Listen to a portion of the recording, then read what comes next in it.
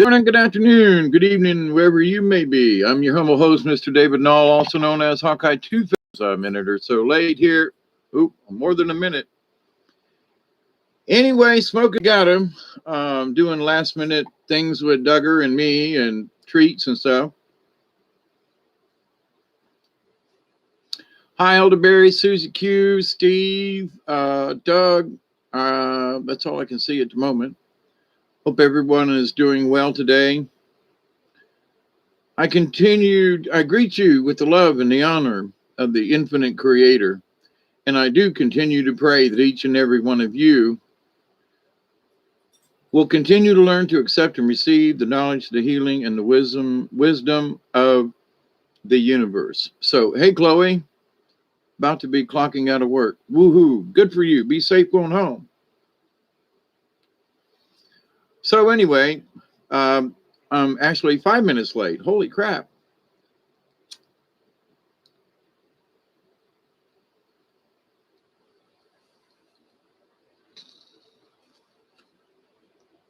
I had a last, ooh, that was a good one. I had to do my last minute pee break and dog break and everything break. And I thought I was only a minute late, but I'm 5 minutes late. But anyway, good evening to you all. This is a Tuesday evening on 5/11/2021 at 11:25 p.m. Eastern Daylight Time. So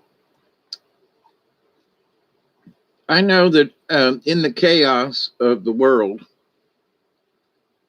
that a lot of people are fed up with just a lot of stuff. Just up to here, fed up, you know. So, hey, Project, how are you? Steve, I think I said hi, but make sure.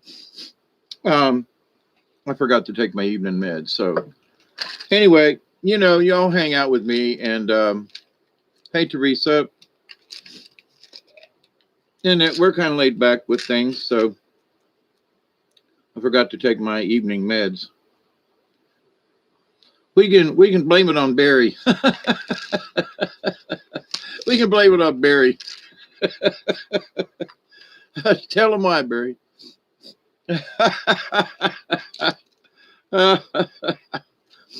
Anyway.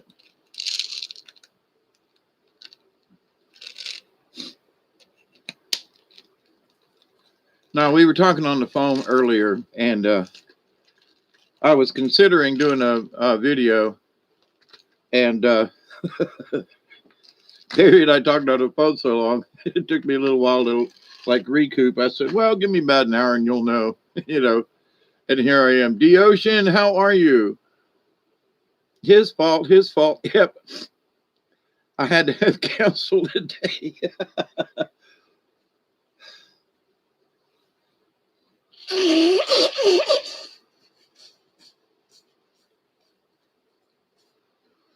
Every 6 or so hours, I have this sinus issue.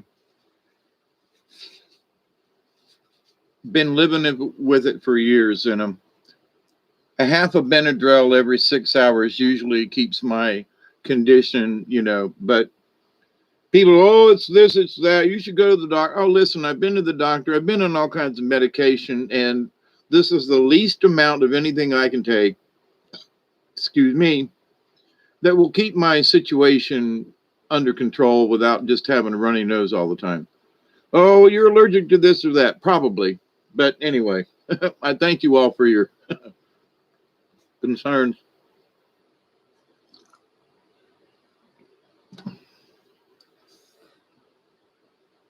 It just is what it is. So, right then, when enough is enough, my nose is dripping, my nose is running, I can't stop it, and I'm blowing every, then that's time to take your Benadryl. When enough is enough, that's it, Such is the topic for tonight's discussion. And so, earlier on, for the last 2 weeks, I've been letting my the dandelions grow up, and the nice little white puffballs just all out in the yard, up across the field some. And but we're everywhere and thick to walk through, and so today was the day that I'd had enough. In other words, I said I was going to wait for them to bloom. Most of them did, and then that was it. That's it. And so I spent an hour with the weed eater and across the yard and in places and around and stuff. And there are still, dandelions up. But for the where I needed to be and in the yard and around here and stuff, the yard's mowed again. Okay. And they're not here. So it's like, well, I didn't mow them all down. That's not the point. It was just like I'd had enough of them being right here by the house, and I'd had enough. That was it. So also with other things, like I was talking to Barry earlier, and I said I realized that I had just given up on my porch because I've been playing with the canoe and the kayaks and the woods, and me and Duggar have been making trails, and I haven't finished my porch. I haven't, I've got wood stacked up in a pile. I got the windows stacked against the house. I've got all this stuff. I don't have enough concrete, but I've got all this stuff, and it's just like today I was outside with the weed eater and all, and I said, I haven't finished the porch. I still have a bunch of the old foundation I need to pound out. That's part of my excuse. So, but it's like actually for the last month or so, I've been, thinking about the river and camping and outdoors and not the porch.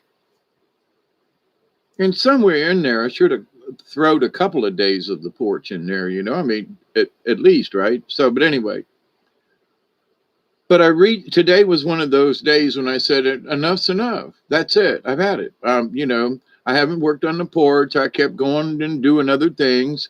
I'm sorry, but the porch is going to get some attention. It doesn't mean I can't go in the kayak. It doesn't mean I can't go. Doesn't mean Duggar and I can't go walking. That ain't it. But I have to include the porch in my, daily activities, if you will. A little time every day, to get it back, so I can finish it by fall. I thought it was going to be done by the spring. Here I am. It's almost summertime, and I ain't done yet. So I've got my excuses, but they're still excuses. But the thing is that when any of us reach that particular point in time where you go, that's it, enough's enough, or enough's enough, that's it. And it could be whatever your issue is. I mean, for me, it was like I've had it. I don't care how bad my back hurts. I want to cut the grass. I want to cut the grass back out to where I've got a pile of brush that needs burned and get it out of the yard kind of thing. And that should have been done. But then one excuse after another, right? It was the mulberries, because all the brushes from underneath the mulberry tree.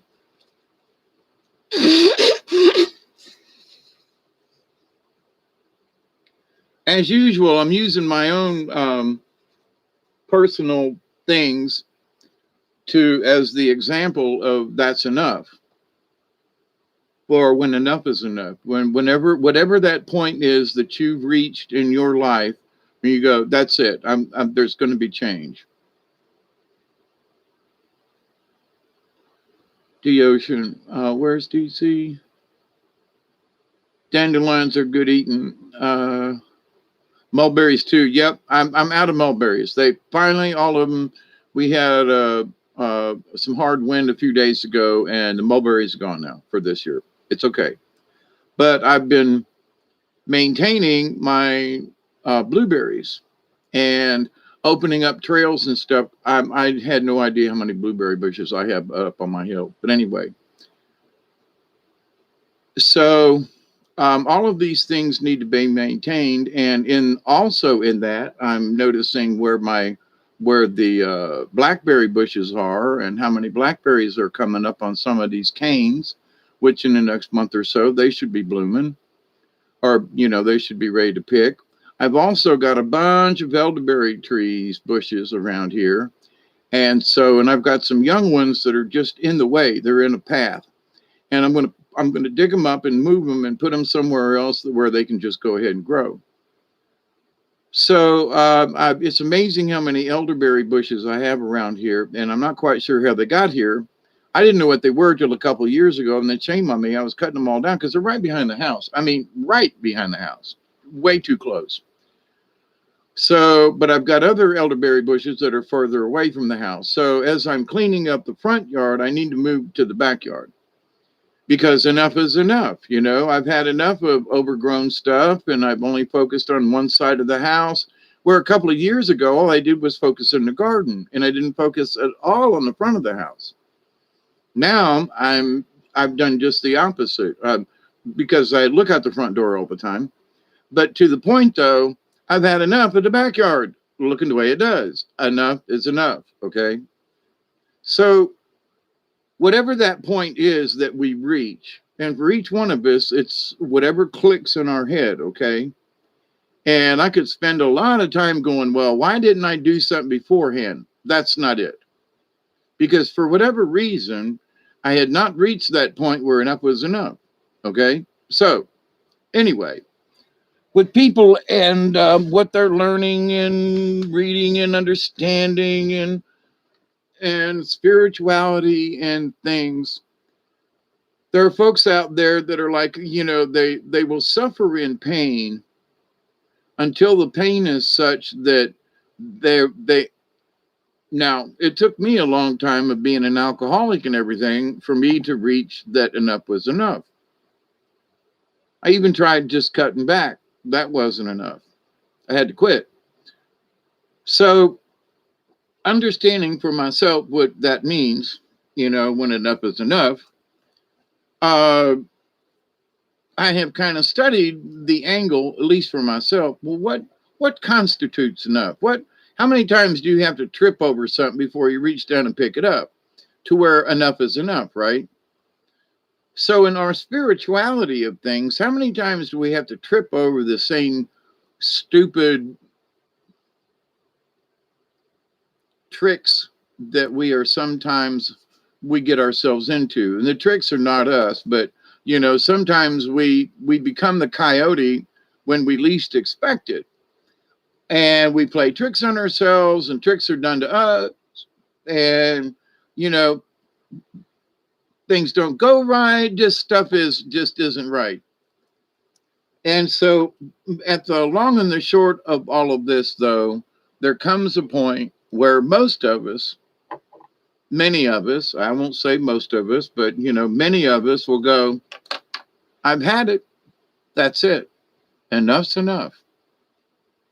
I'm not going to feel this way anymore. I'm not going to keep, for me, it was, I'm not going to keep getting drunk and being stupid, and enough's enough. I'm tired of waking up with a headache every time, even if I drink a beer.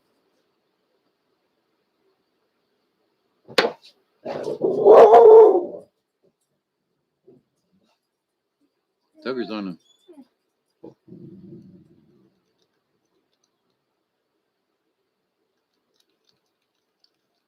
the ocean.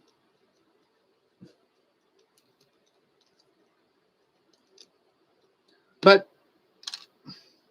so anyway, and I was sitting here thinking, I really need a good 420 bowl, and so enough's enough. I'm going to fill it up. But seriously though, and there are a lot of folks that are having trouble with a lot of different issues, and it's not necessarily the same one every day or whatever, but it sometimes goes down to a couple of points of view or opinion, personal opinion. Well, I don't know, I could put up with this or something. Hey, Michelle, Steve, Gaza's in the house. Hey there, greetings to you as well.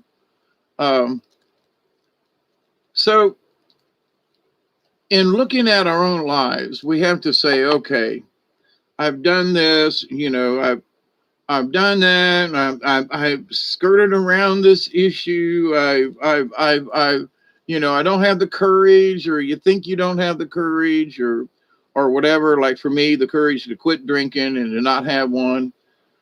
So, or for whatever it is or was, for any of us and for all of us, right? For any habits or whatever or feelings we may have had, we just at some point, many of us will say, "I've had enough of this. It's time for a change." Now, there are some people, unfortunately, and there seems to be a few years back, it seemed like the amount of suicides was at least tapering off. It wasn't as great. And now there are people, offing themselves left and right, one way or the other, uh, crack, this, that. I mean, just they may not be committing suicide with a gun, but they're committing suicide.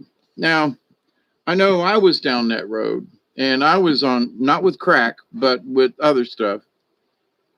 But I realized that I didn't want to die from that.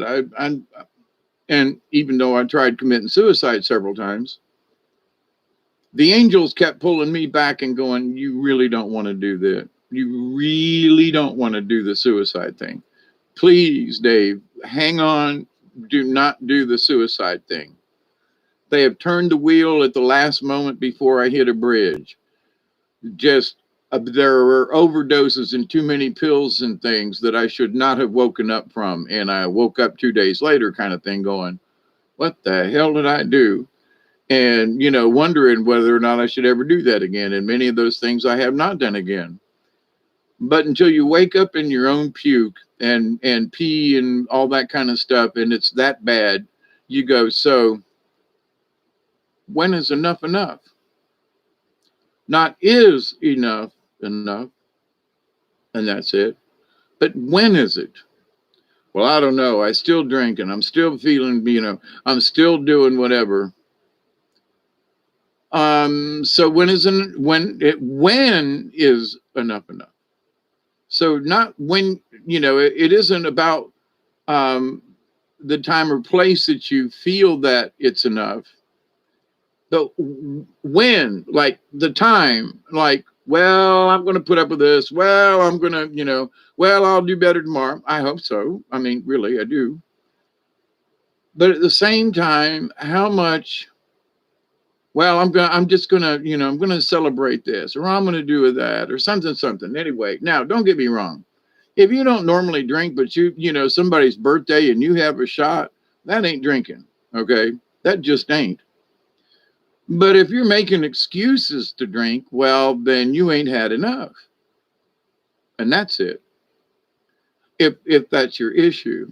Did any of you guys see the harvest I did with my sweet potato? I got 20 of them out of one pot and then gave a message to Scotty Roberts. I was thinking, good for you, Gaza. No, I didn't see it, but having had similar results, good for you. I mean that. Good for you. Sweet potatoes is one of those things that grow a lot of down here in South Georgia.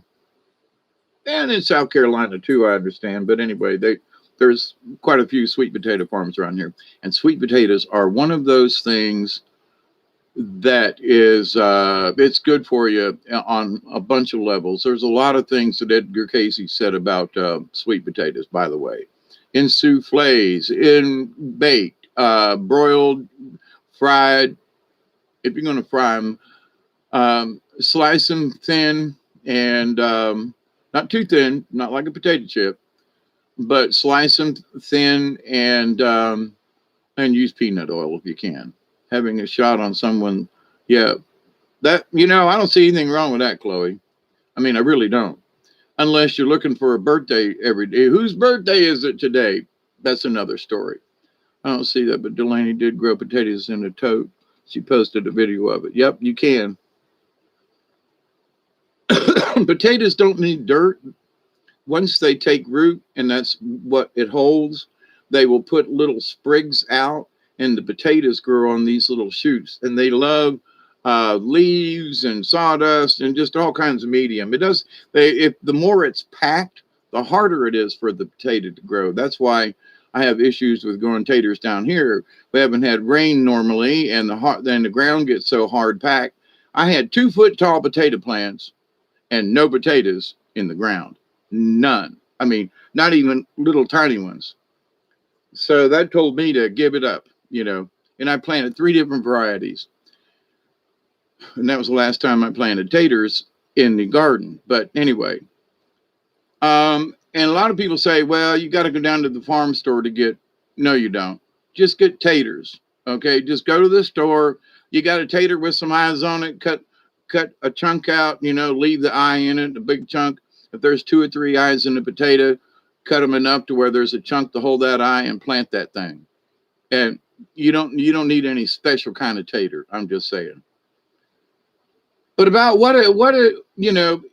I'm not going to ask any of you what is it that you said enough is enough, because there's all kinds of things that happen to us sometimes on a daily basis where you go, nah, I ain't letting that by. Oh no, I'm not, or sometimes like for me, maybe not daily, but every 2 or 3 days ago, that's it. I've had enough of looking at that thing. It's out of here,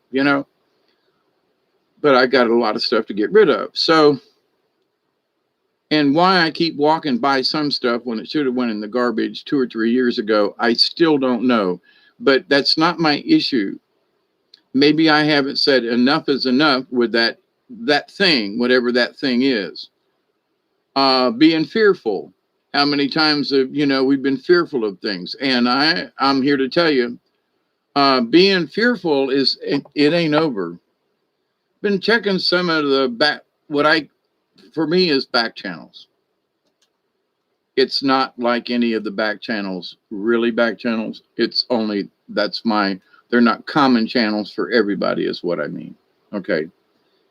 People I've listened to and, I value their opinions and so forth. And in that, there are a lot of folks who are talking about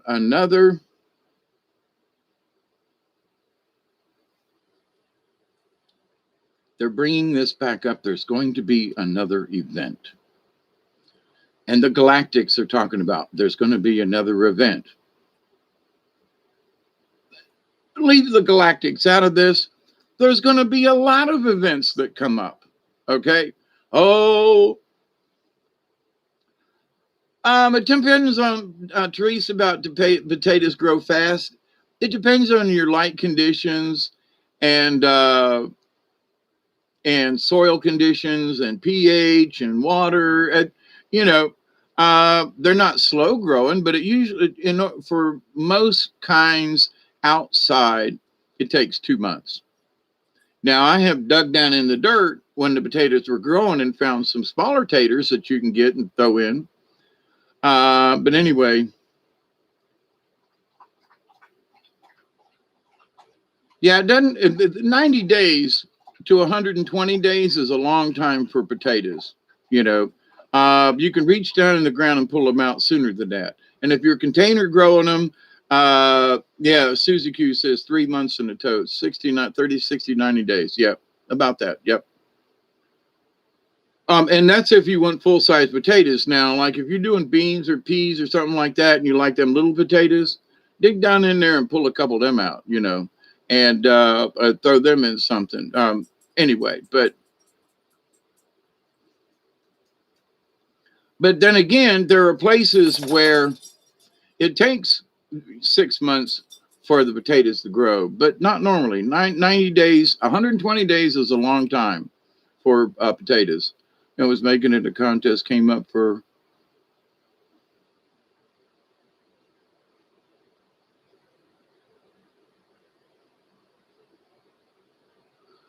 carrots have been a pain in the ass for me to grow. I think it's too hot or something down here. I don't know. I've tried them in different soils, and I just have not been able to grow carrots. I've tried little ones, big ones. I've had zero luck with carrots.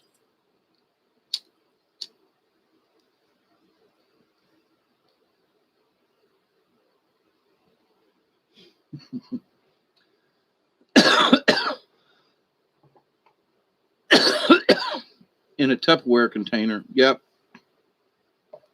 Lettuce, depending on the type, is fairly easy to grow. Strawberries, if they don't have a way to something to we used to have a lot of bees, and I didn't get one strawberry out of 50 strawberry plants this year. There are no bees. So if you can have strawberry plants and they might even put a flower out, but if they don't get pollinated, they ain't going to make a berry. So yeah, sweet potatoes will take longer, guys. So that's true. And for what most farmers do around here, they plant hills of sweet potatoes. So they'll plant a hill, which will vine out in different directions. And 3 or 4 feet away, they'll plant another hill of sweet potatoes. You don't regular potatoes, you plant, every foot there's a tater, right? Not so with sweet potatoes. Keeping partial shade with sand and pot mix. Carrots keep them cool. Yeah, they don't like really hot weather. I've never tried them in a plastic bag with lots of soil, but that's a good thing. People have different ways of doing it. There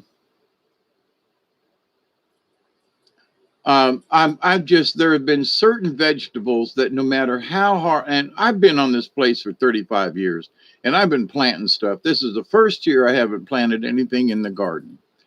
And I ain't going to, I'm going to do it in pots or whatever. But I was trying to wait for my porch to be done, and I haven't done any gardening, and excuse, right? But anyway,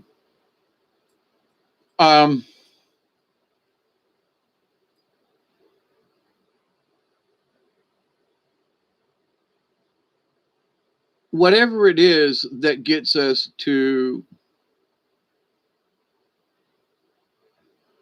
a 3 to 5 gallon pot, Maverick. 3 gallons. Think of a 3 gallon thing. Like cut this much off the top of you can grow them in 5 gallon buckets too if you want. Make sure that the sun gets down into the bottom of the pot till the potatoes grow out. But anyway, so like y'all looking here with some of this, people are going to grow things in whatever they can find because they've had enough. You all have had enough. You're going to be growing stuff for, because you've had enough of this. Not having fresh vegetables or not doing something for yourself. Y'all are proof that, whatever it is, well, I've had enough of this. I'm going to grow my own vegetables. Good for you. And I mean that.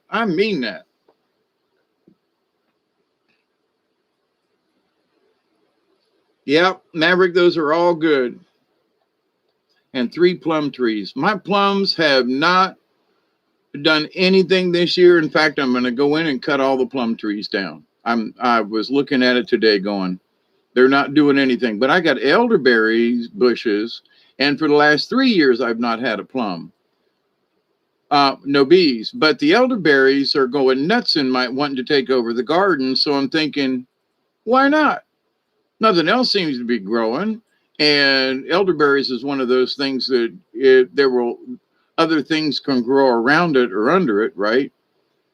So why not have elderberries? So I now have mulberries. They're done. My blueberries are working. Oh, I found another honest to God blueberry bush today in amongst some others. I mean, the blueberries are like this big around. I'm like, holy crap. So now that my attention is off of the mulberries for the moment, I've been focusing more up on the hill and taking the weed eater and making me trails in between these blueberry bushes, because I've noticed that what I thought was like a really, there's not too many on this bush. I went back, 2 or 3 days later, there are fresh green blueberries on the same bush that I thought was done. I had a few of them here and there, now some of these bushes are full with another whole crop of blueberries. Now I'm like, whether or not, Mother Nature's looking out for me, or that's what these berry bushes do, or I just know that what I thought was going to run out, in the next 10 days or so, as they ripen, that was going to be about it. No, there's a whole new crop of several places where, I thought, well, they've all come in, you know what I mean? They've all made berries and they're all turning black, and in a couple more days, that's it. Nope, there's a whole new batch of green ones all over the place on different bushes. So it looks like for me, the blueberries are going to continue. They're not very big, but and the one I've noticed that I've been picking some of them too early. They need to stay when they start. They need to turn, honest to God, purple, not black.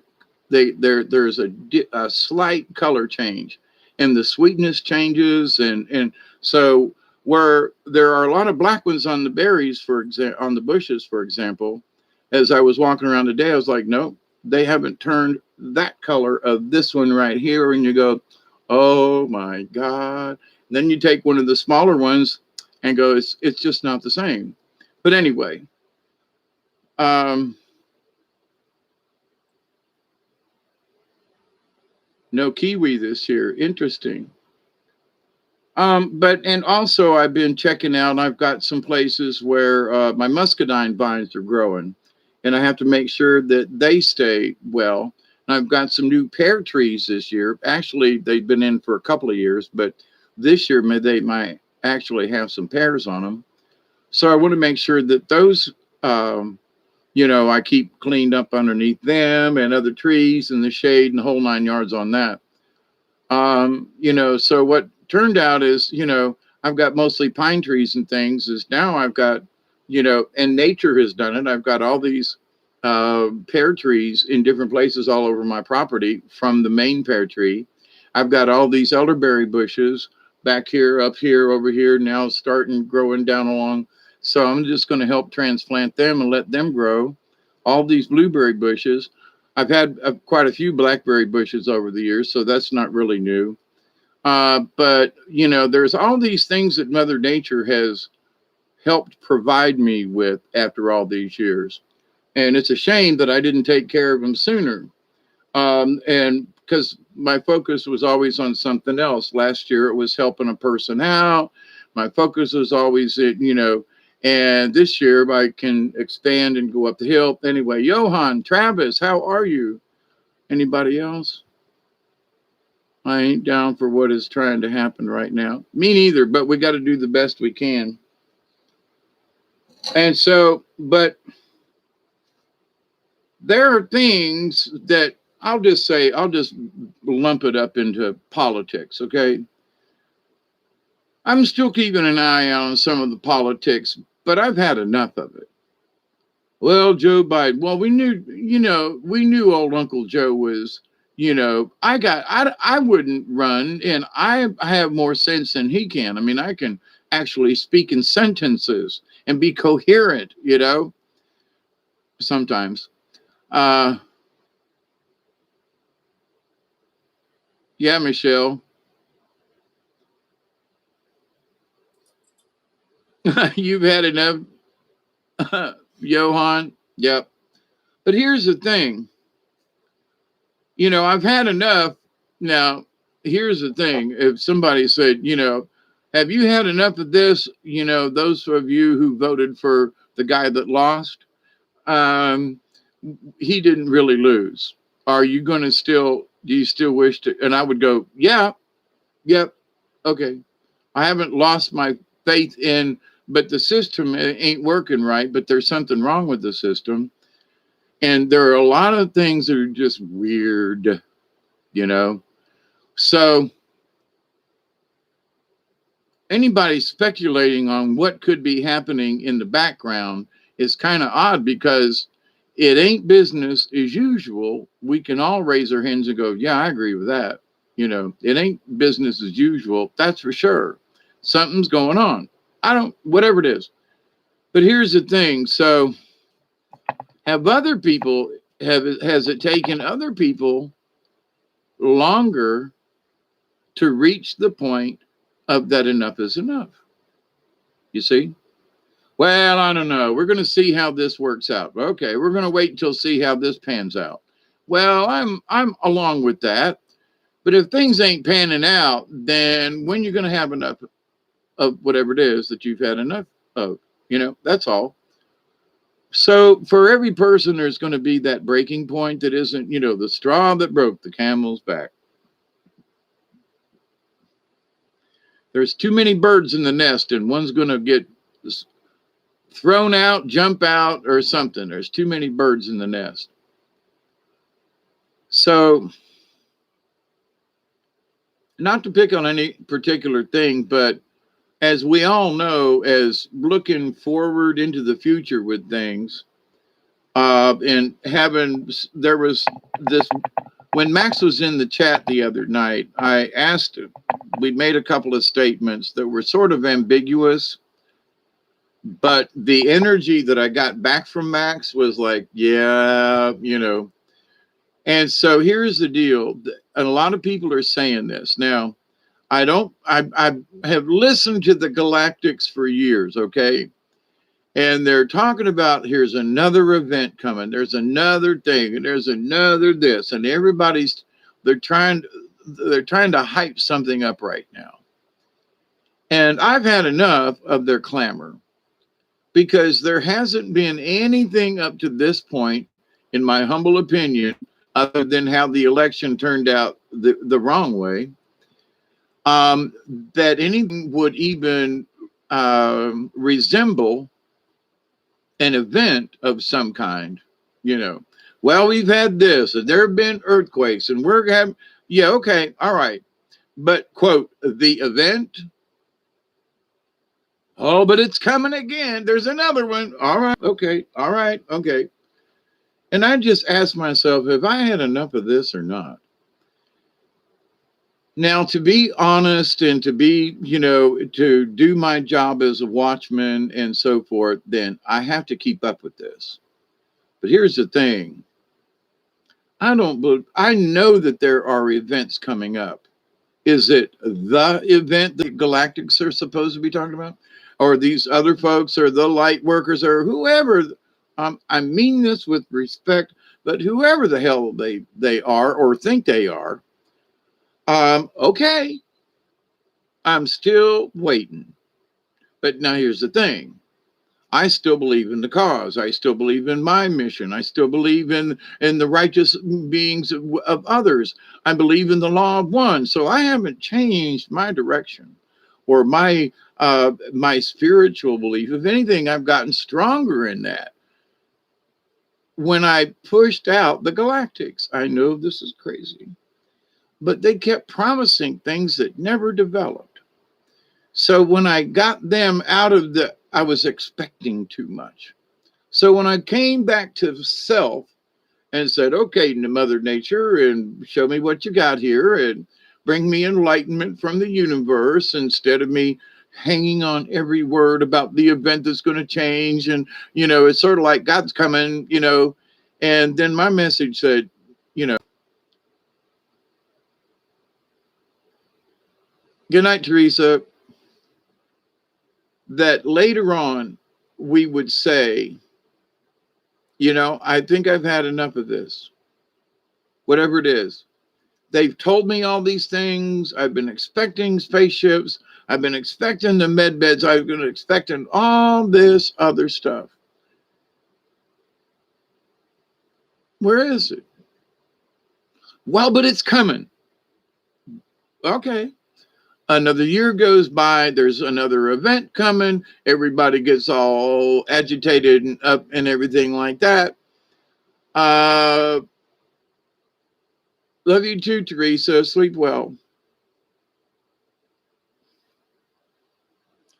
So we were talking the other day and something about the Galactics. And I said, I have to listen. I'm not going to discard this because I know that there's stuff going on in that realm up there. But as far as what, now they're the Silver League or something. I mean, they keep changing their name as to who's doing what and who's in charge. And, well, it's the Pleiadians and it's these people. And it's like, okay. And I watched something the other day and it was like, we're going to do this thing and ET's going to show up. And every ET that ever has come on the planet is benevolent. And I was like, no, we got to stop that shit right now. There have been so many other species of ET that has been coming here that a lot of folks are not of, the essence that they think they may be. You may have Flash or Mater in you, and you go, but I don't feel like a lizard. I don't feel like, well, okay, but then you don't have to be a lizard uh, just because you may have an essence of a lizard in you. That's our free will. So, regardless of the essence you came with, it's what you do in life that makes the difference, period. You know, so I could be happy and go lucky and then all of a sudden sell out at the last moment. I seriously doubt I would ever do that. Anything possible, but I doubt it. Um, I don't know anybody that I could turn in. I don't have any inside information, any inside intel that I'm aware of, because I asked them to not let me remember. But I know that there's some stuff coming. And to some people, they're going to have to say enough is enough of the old belief system. They're going to have to bring in a new paradigm, whether it be that ETs really are real, or whether, that which means that, we're descendant from sky beings, like many native tribes understand, that we are that oh my God, this stuff is real. Yep. Our DNA doesn't start here. It continued here. It started for many of us in different locations. So let's not freak out that there are bad guys on both sides of the quote aisle. Okay. There's some really nasty Dems and some really nasty reps. Okay. Let's just get that straight. It's both sides against the other side. Both sides are against us. That's all there is to it.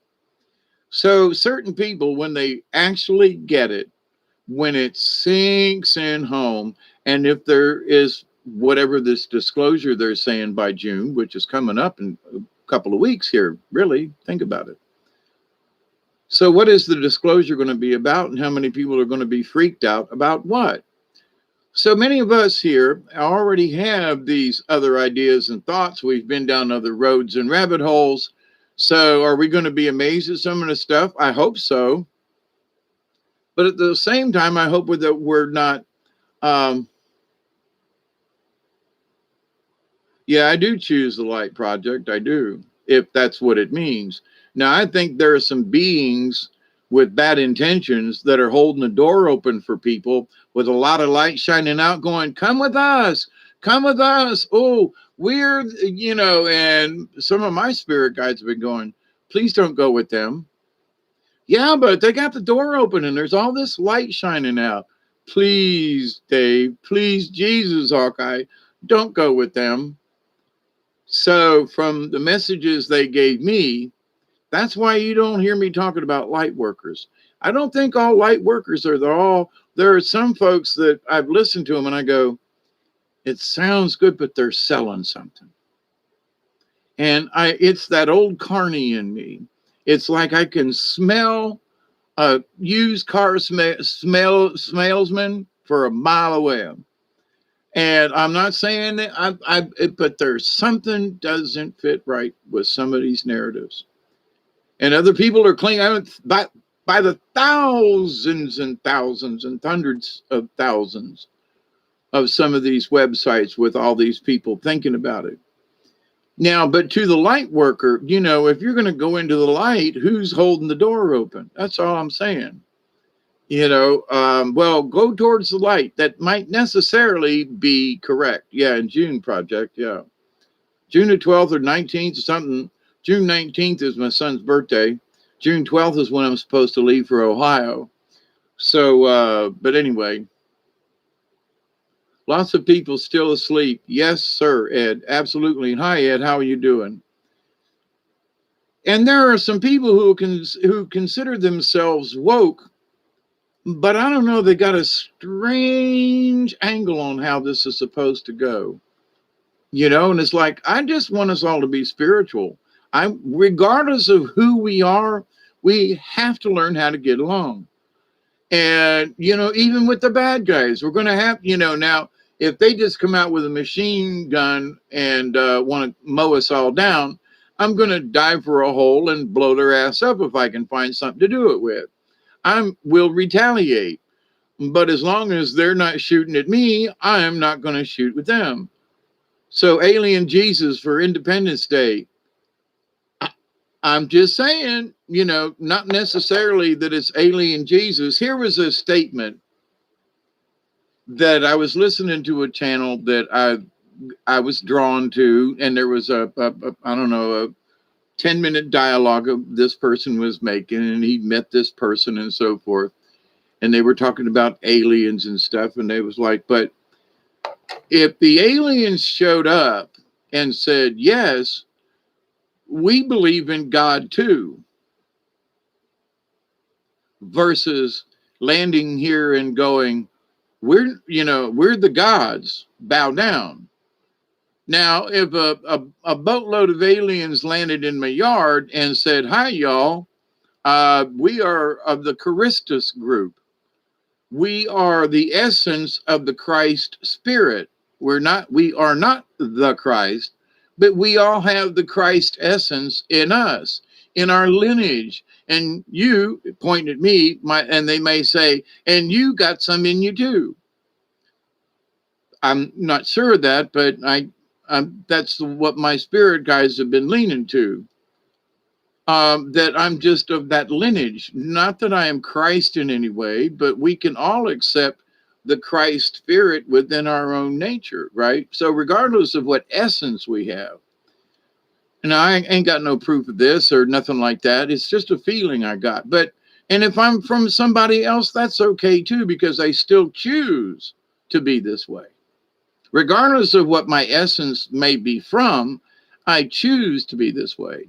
I choose to follow the law of one. I choose, you know what I mean? So, but I think there's going to be some people who are going, what? I'm related to who and how?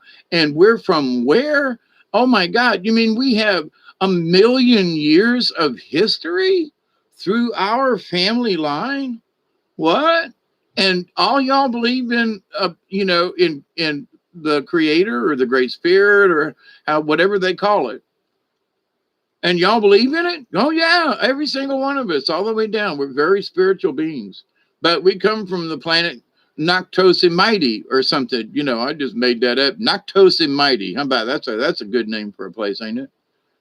Noctosimite. And we've come here to tell you that, yes, you are our long lost cousins and brothers and sisters and ancestors. What? Yeah, but we all, we don't worship anything, but we're all very spiritual. We know about the creator, but just because we're from outer space doesn't mean that we don't believe in the creator. We believe in the feminine and the divine. We believe in all that. Yeah, why would you think we wouldn't? Well, because there are some really nasty beings. Yeah, well, those people, them beings don't even have souls. Let's not even go there, okay? They're so mean, bad, nasty. They don't even have, their essence is so nasty. That creator doesn't want to have anything to do with them, So, but what's that going to do to people that, are Christians? Well, he came from the skies. He said he was going to come back on a cloud. Yeah. So the spaceship comes out of the cloud, and this guy named Jesus walks down the ramp and waves to everybody, goes, I'm the guy. We going to believe him? Her? Them? Or are we going to go, I don't know. But if just a regular old alien dude walks up and goes, well, I believe in an afterlife, and we believe in this, and why wouldn't we? Why would you think otherwise? I would go, okay, they're on my side.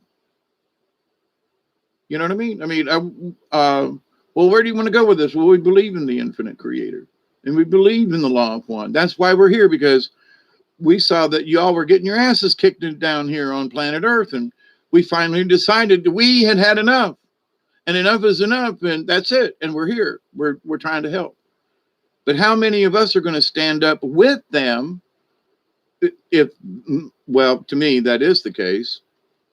How many people are going to stand up and go, you know what? These people, they're not trying to sell me a line. They're telling me that they believe in a creator too. They ain't said nothing about worshiping anything, not even their creator or the creator. They're not trying to sell me a load of hooey. They're saying we're here because of the law of one. We're here because as our creator made us to defend the weak, we are here on a mission to help you. And if you want to say it's a mission from God, then so be it. So how many people are going to go, oh no, they got to be demons. They ain't here to help us. How many people are going to, if this is, and I got this feeling that because there are a lot of beings that are already here, and the many things that I've seen and heard and so forth, they're trying to help us out.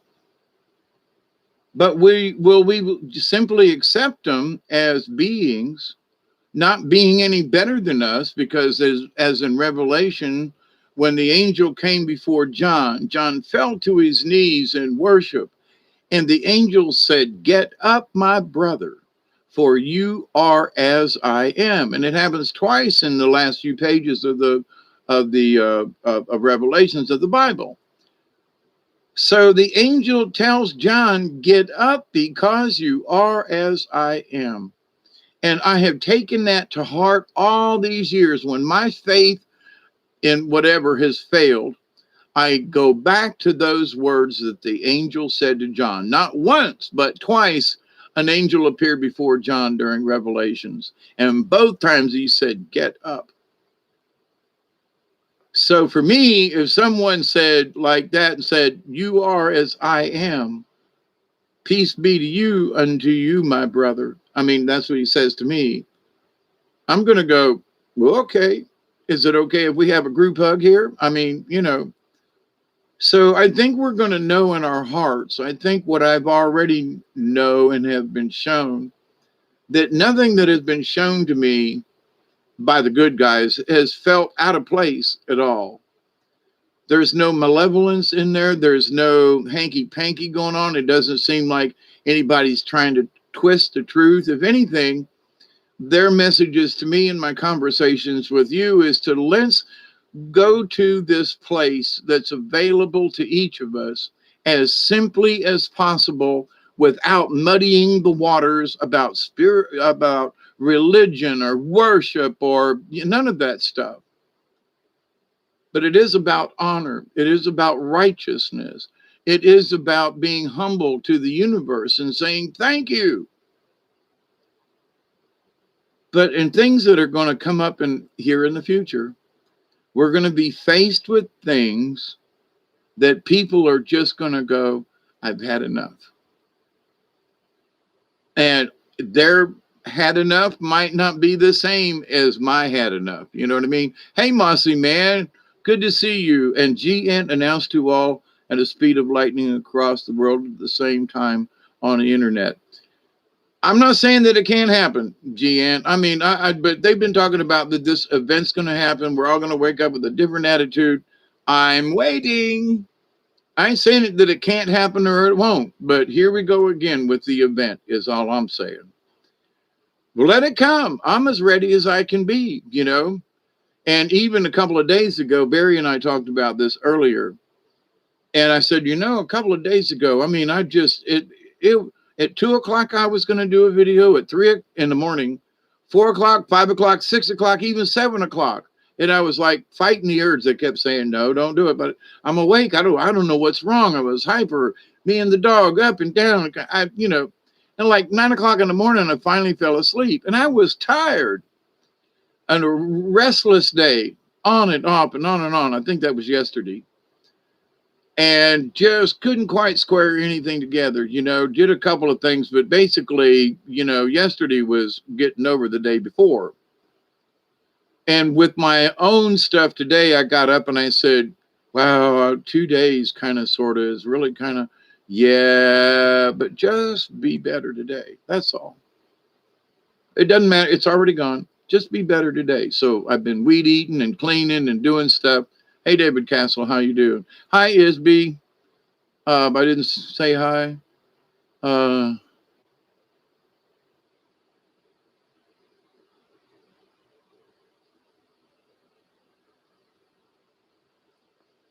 but anyway, we've got a 20 coming up here. It's 12:19, which means it's going to be 4:20 somewhere. So I'm packed and ready to go. So for all of you, we'll take it's 55 minutes in, almost an hour. I'm going to take a hit break, a drink break, and y'all talk amongst yourself for a minute.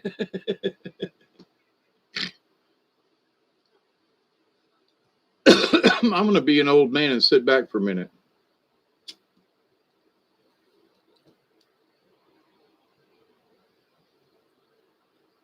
So blessings to all y'all out there.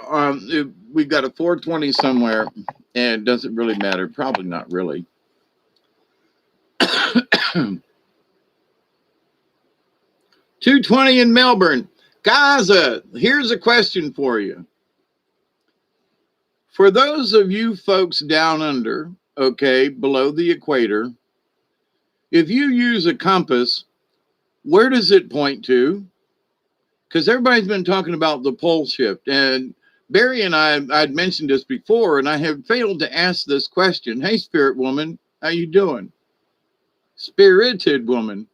Um, so does your compass point south on the compass, or does it point upside down north?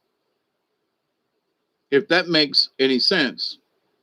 I mean, because if I was at the equator, wouldn't it have a problem going which way it wanted to point?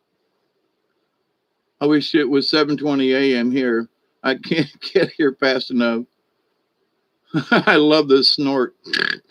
Snort, snort, snork. Snort, snort. But anyway, yeah, let's have fun, right? Um,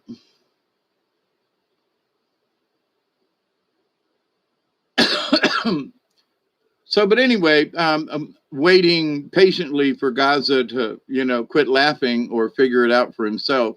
If I was a Boy Scout and crossed the equator, which way would the needle want to point? Would it still want to point north? Is my point, or is the magnetism such that it will point? It'll say north on the compass, but it'll actually be pointing south. Anyway, those are the kinds of questions that, I sit around and ponder.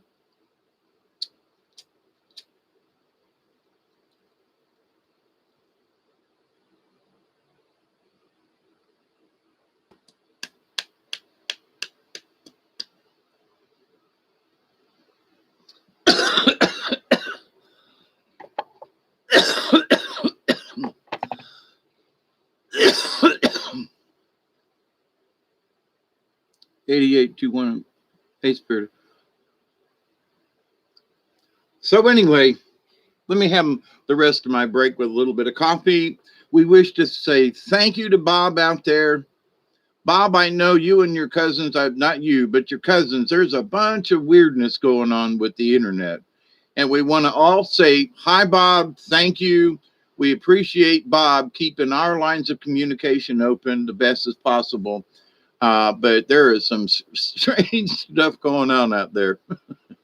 We love you, Bob. Here's some coffee. And I don't have any donuts, but I'd share a cookie.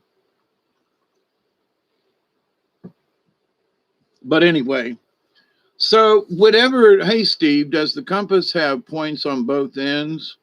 Then we'll still, no, but my question is, if you're on the South Pole, I mean, if you're on the south side of the equator, will it still try to find north above the equator? Or will the magnetics turn to where north is now the South Pole? I have HP.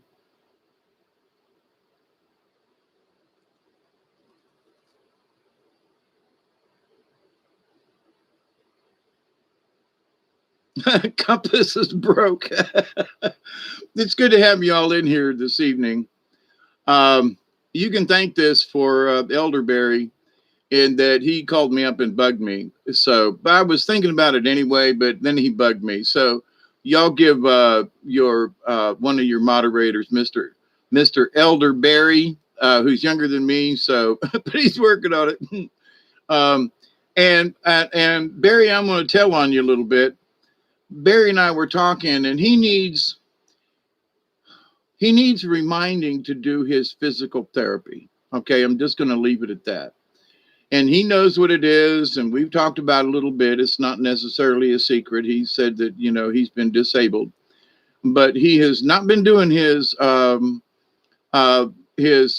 normal kind of therapy. And we should all give him the courage and tell him, we love you, Barry. We would love for you to be able to get out of that wheelchair, but you got to do the work, my friend. I know I brought this out, Barry, into public kind of sort of thing, but we're all friends here. And for whatever reason, he asked me to help him to stay on track with this. And I just want to tell you all, let's give him our support and prayers, and that he will do what needs to be done to practice to walk, to learn how to walk again. I got out of a wheelchair. Now, my back wasn't broken and I didn't have the issues that some other people do. But I know that I'm not in a wheelchair anymore. I've talked about my left knee, that it was broken in high school. I watched my foot go fly past my helmet. It was the nastiest break a lot of people had ever seen. And after all these years, I'm sitting here with my knee bent. Let me show you this. I'm in my shorts, but you see how my knee is bent? All my life, that's as far as I could bend my leg. That's it. I couldn't, and that's not even 90 degrees. So as I got older, it got to 90 degrees, and now I'm 68 degrees, and I can bend it all the way down there. I can almost squat.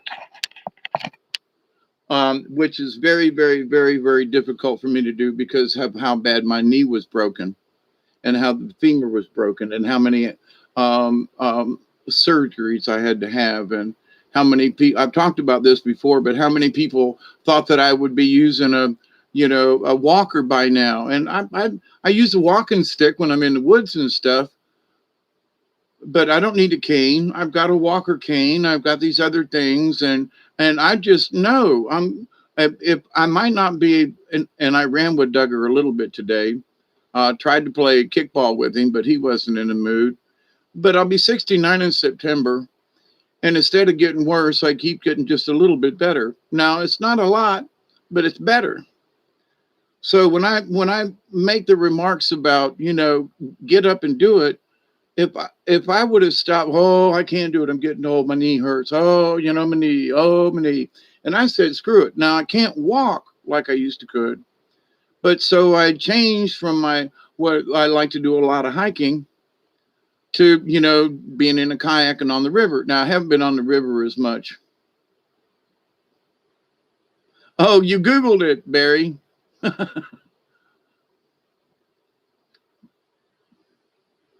Lady Court. Lady Court, did I say hi? If not, I'm getting started is the hardest part. 2 weeks and you will see some progress. Yep. But the point is there are people who are making bets. I mean, in the nursing profession, okay, that would have sworn when I went back to my class reunion, they would have sworn I was going to be limping, walking, and I just walked in like what the hell? He's not even limping. They witnessed it on the football field. They saw some of them helped carry me off, and that was painful. But when I think about how bad it hurt, I mean, it hurt to breathe, and it was my leg. But anyway, I hope no one ever has that kind of pain.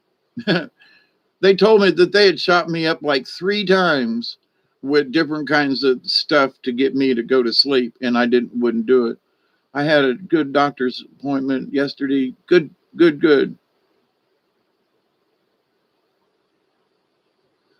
Keep up the good work.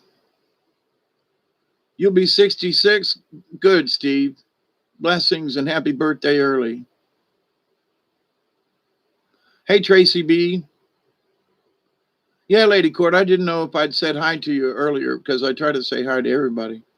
Yes, I don't care how much progress it is. And that's, I sort of did that video the other day about, you know, just be your best. That's all.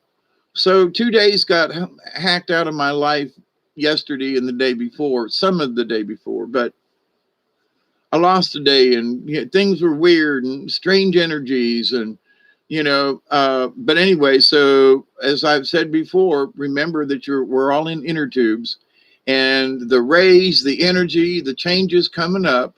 I said this 2 years ago on Brian's show that, there were going to be days that we were going to be up and days that we were going to be between waves. And there were going to be days when we're going to look up at the wave and go, holy shit, what are we going to do? And, it's, I'm not saying that the waves are going to get more bigger. And I said that on purpose, more bigger. That they're going to get more bigger than they already are kind of thing.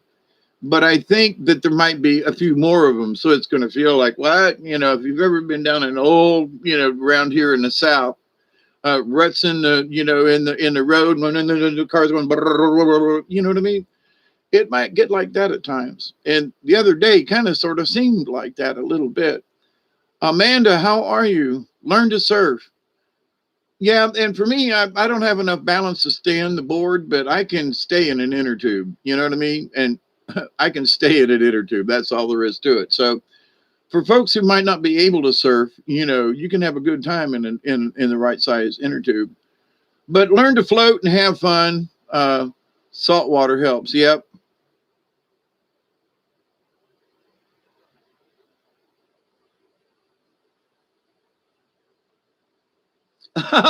Doug says, I'll pour a colony of fire ants in his lap. That might not be the bestest thing, Barry, but I'm sorry, Doug, for Barry. But and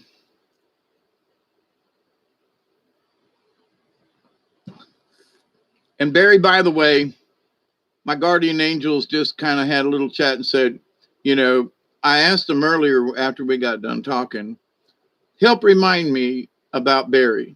Just, lots of stuff to think about, but the thought about Barry, working on his legs and muscles and so forth and getting up out of that wheelchair.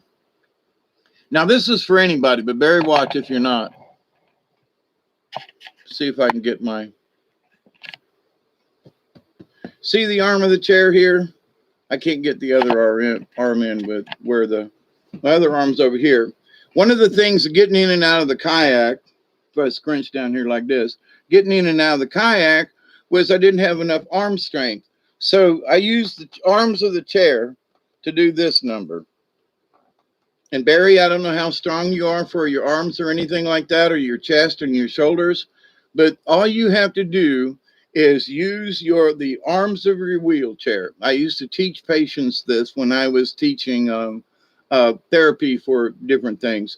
But in order to keep up my strength, I don't need a gym to do it. All I have to do, and I have my Milky Way shirt on too, by the way. And somebody help remind me. I don't know who to send a check to or whatever about the Milky Way, the deck cards. So if anybody has that information, but anyway, but going back to the exercising, so you lean forward and you push. If you can't push yourself out of the chair, it doesn't matter. It's an isometric. You push, you move your shoulder blades in and out. See my shoulder moving?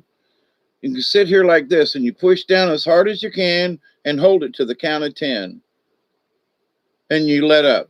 And then you take your arms and you hold them over your head like this because you want one way pushing down and then you want to pull the other way.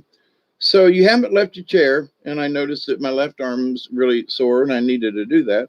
If it hurts, if it ain't broke and it's just sore, then work it out. Okay. So, but use your chair to its advantage. Use your arms and what's called isometrics. Years ago, there was some articles about isometrics. Now, isometrics is pulling as hard as you can and pushing as hard as you can. So you can do it with your legs, you can do it with your feet, you can do it with your toes, you can do it with your shoulders. But you pull for the count of 10 as hard and do it. Pull hard as you can. And then give yourself I don't know, count to 10, be leisurely about it, and then push as hard as you can to the count of 10. And when done appropriately, it's the same as working out at a gym. You don't even have to get out of your chair. I'm doing it to stretch and pop. Yeah, yeah, yeah, yeah.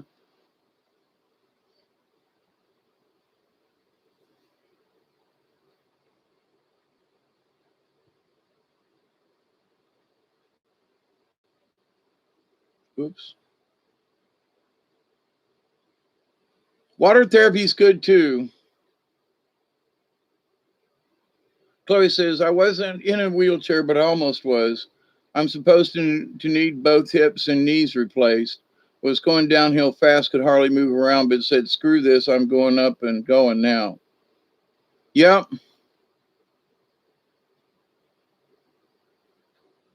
Al C. I got you. Al, Big Al. All right, I'll have to find him and send him an email. Thank you, Chloe. If especially with summer coming up, for those of you who can, the next other, I mean, it was the middle of winter in Tampa, and they had me swimming in a pool outside because my mother was so cheap. She wouldn't let me go. She wouldn't pay the cost for me to go to an inside pool at the YMCA. That's how nasty she was. But I braved freezing cold weather, and the water was horrible. Even though it was Tampa, it was the middle of winter, but it was so that I could do water therapy. So been there, done that. And I can absolutely say that if you have the opportunity to have water therapy, do so. If you got to join the Y, and you know, if you can't, if you're in a wheelchair, some of those places have, you know, they have the crane to let you in and out of the pool. And so, you know, if you're not doing it, put it on your list because it can change your life as it has many people. So floating gives you that, you know, on the, you know, where you have to bounce up and down on your toes kind of thing, you know, with water up to your chest. It's having your arms out like this and it's splashing and it's moving your arms back and forth in a swimming motion where, you know, when you're on dry land, it feels stupid doing that.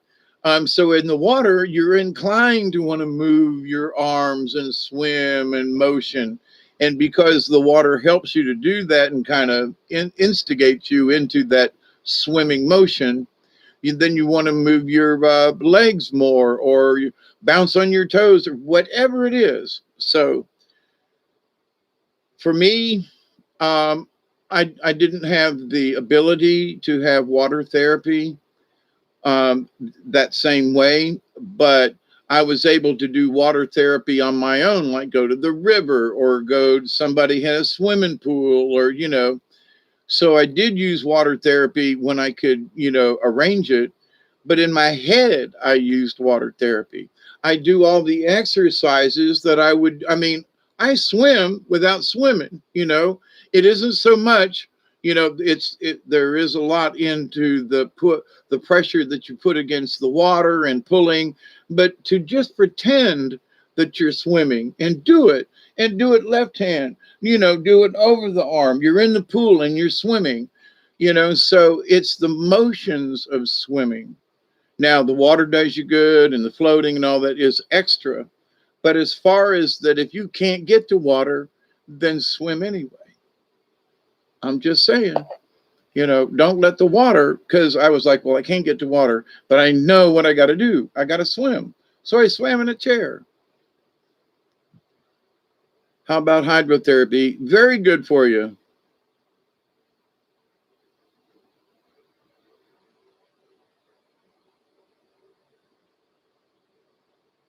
Barry, you can cuss me out later if you are or will, but you know, my angel was poking me with a big stick going, mention this. So you can blame my higher self for that. But here's something else, though, and catching up with some news and stuff and keeping an eye on things. It was said that, those of us who come together for whatever the need that we come together. Now, to me, I think we've all become friends. That's how I look at it. Now, y'all have, but to me, that's what I feel like. I've got 500 plus friends, and it ain't about Facebook, but you all can come in, share, lurk in the background. We don't care. We love you. And we mean it. We do. We really mean it. There are some people that have sort of been in and out of here that I think a lot of us knew were like, I think they mean it. Well,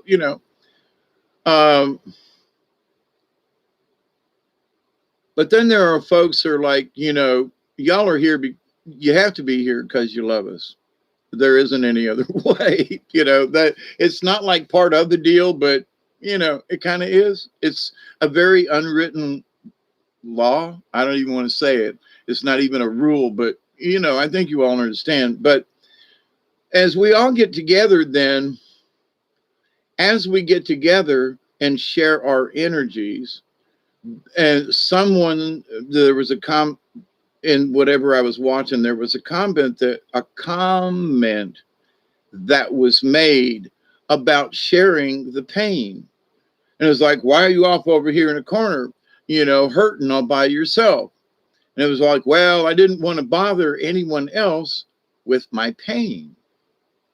Now, it's one thing to always, oh, I'm hurting all the time. And now it's okay to say it, how you doing today? Well, I'm still hurting. But none of us go into the, this, oh my gosh, it ain't a pity party.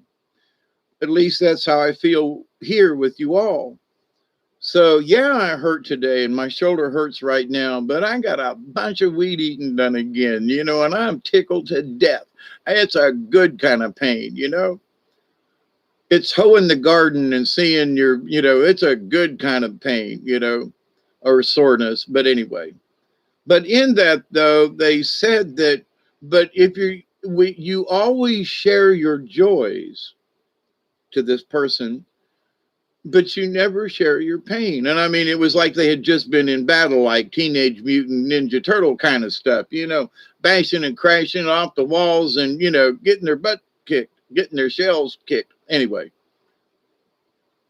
but it was that, and they said that, but as a family, as a team member, as a part of our group, we're all hurting but we're still sharing. And to share helps to ease the pain when you share the pain. So, many of us are hurting, but I'm sending my prayers out to you. And I want to, send out in my prayer is for strength to be there for you.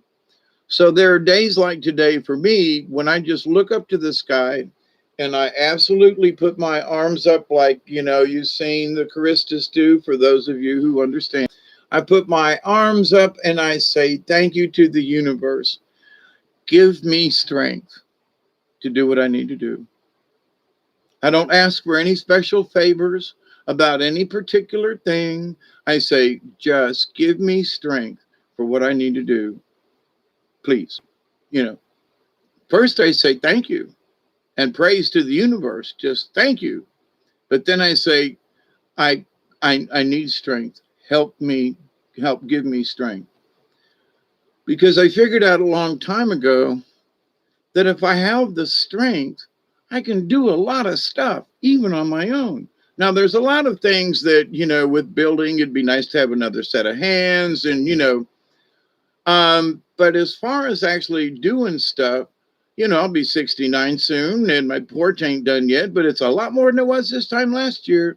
And there's a lot more done and things are more progressed. And, I've changed direction a few times, but I'm still kind of on track in that I'm still working on it. I worked on it again today. So I haven't lost focus, just, didn't do that for a while. But in that, I said today, I said, I got some really big pieces of concrete that I need the strength to pick these some bitches up. That's why they're still over there beside the house. I reached down to pick one up and I was like, maybe not right now. So I looked up at the sky and I said, y'all gonna have to give me strength to move these big rocks out of here, which are big pieces that I broke off from the foundation, right? So, and I don't want to beat them up into smaller pieces because then I got all this shit around and they're really hard to break up into smaller anyway. So, but I need the strength to move these things, right? So if I've got the strength, I can do it. Everything else is immaterial. Whether my mind's in a big place, it's a rock. Move it from here to over there. I don't need a lot of brain power. It's not like doing a computer thing or something, it's moving a rock, you know. So, but the issue for me is that, okay, then I just need strength. That's all. For whatever it is. It can be emotional, it can be spiritual, it can be the physical. If you're whatever, don't ask now. It might be that I need to go to the store tomorrow. I'm saying this for real. I need to go to the store tomorrow. I've been feeding the kitty cats extra milk and stuff, and I'm out of milk. And so the kitty cats are coming out. They're running across the yard. Oh my gosh, there's a couple of them that are just adorable. But I got to get some more of their kind of food because the kittens are having issues with the shared dog food that I've been doing with the mama cats. And so, I got to be nice to the kitties. So I got to go get some honest to God real cat food for the kittens. But I'm out of milk. I can get by, but the kittens need milk. So depending on how I feel tomorrow, I'm going to ask before I go to sleep tonight or early this morning. Is 12:45 a.m. here. I'm going to ask just for strength to tomorrow. Just give me the strength to ride over into town to pick up some milk and a couple of items. I'm pretty well stocked on everything. I even got a couple of packs of cigarettes left, and I got tobacco, and but I could some fresh milk for the kitty cats is like I'll go to the store for that, and I'll go to the store for the kittens to get some decent feed because I was not planning on feeding them. You see, they hadn't come out the last time I went to the store, kind of thing. So now I need to go back to the store after it's been about 10 days or so and pick up something for the kitties because it's a new item that I need to help take care of, right? So, but anyway, so in the long and the short of it is give me strength because I really want to be able to have the strength to just ride over to town and do that thing and make sure that I'm conscious enough to be able to drive the truck, make sure the truck will start, give me the strength so I can go to town tomorrow and do these little things. It's not much, but pick up these few items, give me the strength. Because if I got the strength, then I'll take care of it. So regardless of what the details are of what I need to do, if I have the strength, that simple prayer, just give me strength, I'll take care of the rest. And so that's when, in understanding, that's where you put your faith in my belief in this.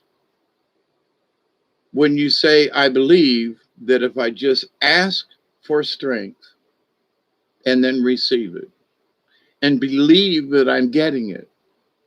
So you go ahead and I'm asking for strength and don't beat it up. Don't be like mouse and chew things to shreds. But you have to be in such that you say, and it takes a little practice because every time I ask, which is not very often. Now, I might mention, like, Lord, give me strength to get, to last 5 more minutes with this weed eater. But that's not like asking for the strength to be able to get something in a day. Lord, help me, give me 5 more minutes on this thing. And I thank you. Thank you, Jesus. I still say that. But in my mind, I know what I mean, but to other people, anyway. So if we ask for strength and be confident that with the strength we'll take care of it, the rest is up to us. So the thing becomes then it almost I'm gonna say it anyway, but you'll know what I mean. If you've got the strength and you don't get done what then it's your fault, sort of.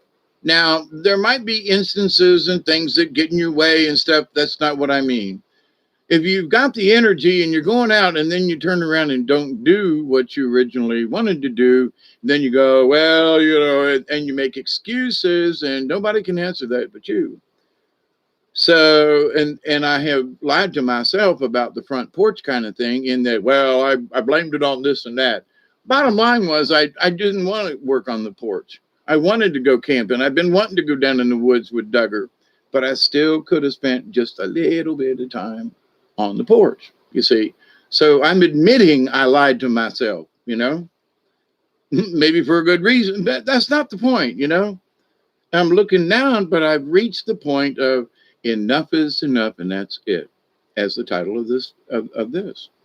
So, but whatever it is that comes in our life, and there are going to be little things that come in like that's enough, and there are going to be even bigger things. We're going to go, oh, I've had enough of that. But at the same point, whatever that is,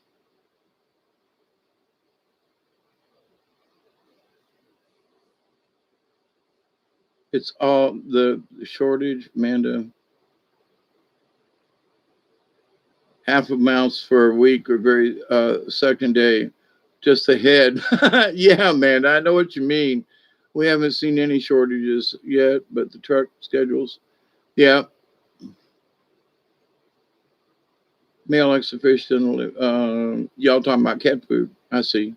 Wait for the grocery store shelves to get bare. No fuel, no trucks. Hey, Trace B, Trace EB, Trace, but yep. Um, and I've got enough stuff here. I mean, I honestly do. I got a bunch of canned milk that I could break into. But for what I've been giving the cats, so there's 5 new kittens plus the 2 mamas. So I went from 2 cats to 7. All right. And the kittens are too big to be sucking off mama. Mama ain't got enough for what these kids are. Oh, they're fat and healthy. Oh my God. But it's time that they get off the nipple and get onto their own. And for what I say these little puppies, what these little kitties are consuming, I'm like, I got to go get some more supplies. I didn't plan on that 2 weeks ago. But I've got lots of stuff that I could get by with here. I would like to go get some extra gas. I say extra for my weed eater and a couple other things. But I got 3/4 of a tank in my truck. And unless I'm deciding on going over 200 miles, I can go roughly 200 miles on that, 3/4 tanks of gas, roughly. So it's like I'm not going anywhere anytime soon, and I don't want to put a strain on the rush. Now, locally, people around here, we don't really fall into that. Now, folks down in Thomasville and people going through and stuff, maybe. But those of us here around in the country, we go, well, I got a half a tank of gas. I'm not going anywhere in the next week or two. So, and everybody else look at the other guy. Well, if I'm running gas, can you come by and pick me up? Yeah. So there's sort of a network of folk that not everybody's like, I'm going to rush right down and get gas. Not as bad as a lot of other places. It does happen. Don't get me wrong. There are those people who are fearful all the time.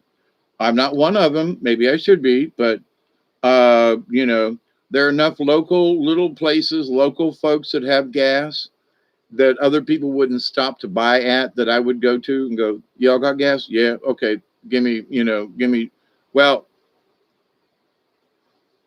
2, 4, 6, 8, $10 would almost fill me up, you know, or would fill me up depending on what the price is. But $10 would almost fill my tank at where it's at right now. So, okay, I got $10. I'll go fill it up. But do I need to? No.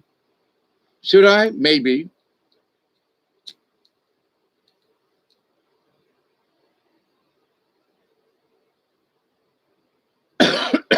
I've always said it's easier to drive around with a full tank of gas and know that I can go, 250 miles at least on a tank of gas back then. And that if I'm only, back when I was just going to Moultrie and back, it was 30, 35 miles a day. So, and I wasn't going every day. So, 35, 60, 70, 140, through a month, right?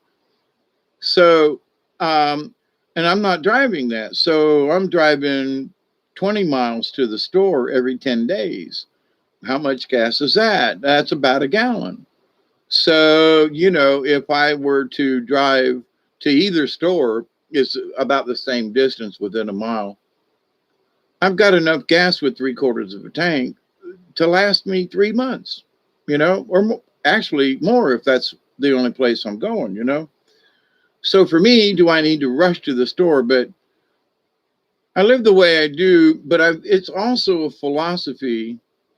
It's $3 a gallon. It's roughly 250 at the last time I checked here. Yeah, it's 1253. It's 420 somewhere. I got it.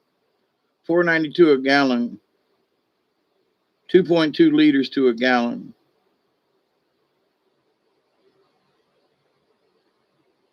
Yeah, I thought it was almost 4. It's not quite like a quart. A liter is not quite a quart. So there's 4 quarts in a gallon. So yeah, Doug, that's all. I didn't know it was 7.7. But anyway, 3.75, just as an easy rounding number. Gets you in the ballpark. Um, but so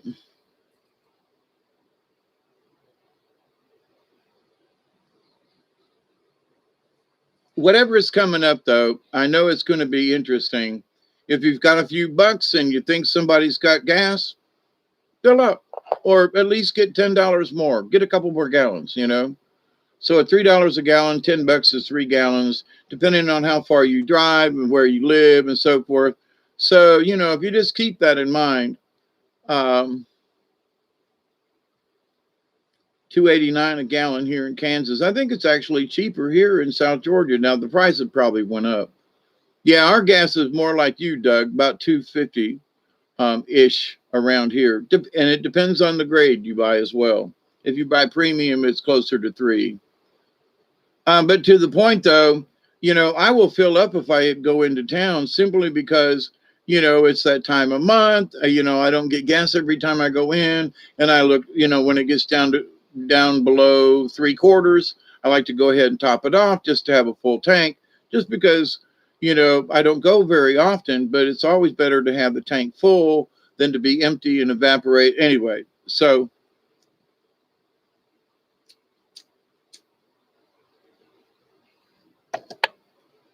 it's harder for gas to evaporate when the tank is the fuller the tank is. Just saying.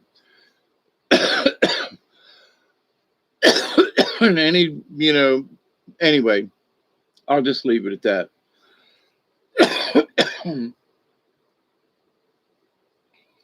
So, but yeah, we do it in pounds and footses. Yeah. I do have a bike. I wish I got a lock and gas cap now. Yep.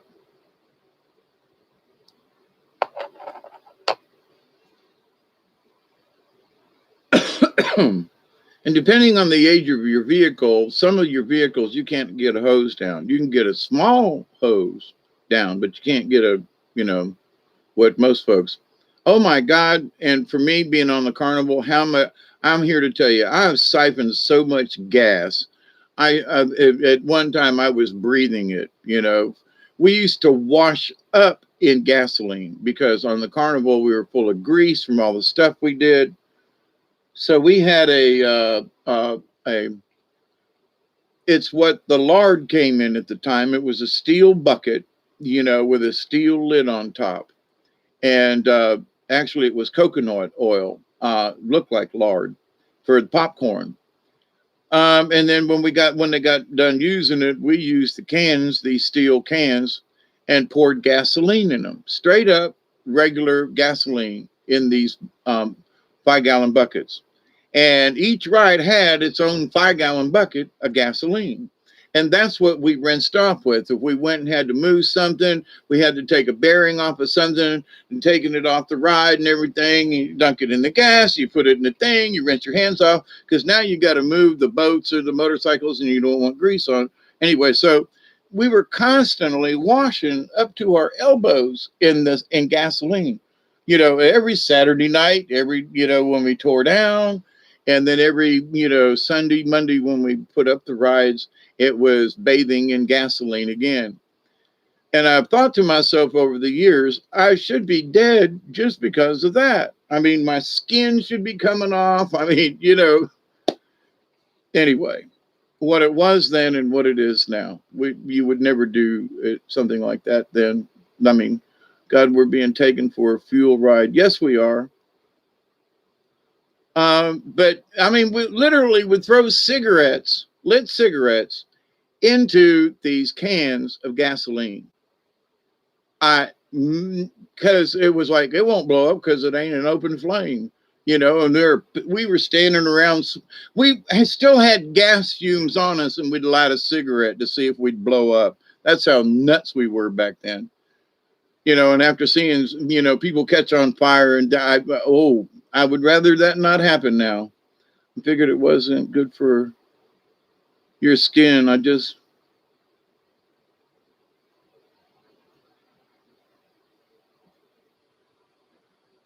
Yeah, now I still what I've learned is gasoline. So what we've learned over the many years is that there are certain things that when I'm working in the shop and around, I keep kerosene. And also diesel's easier to get, and kerosene around here is $5 a gallon.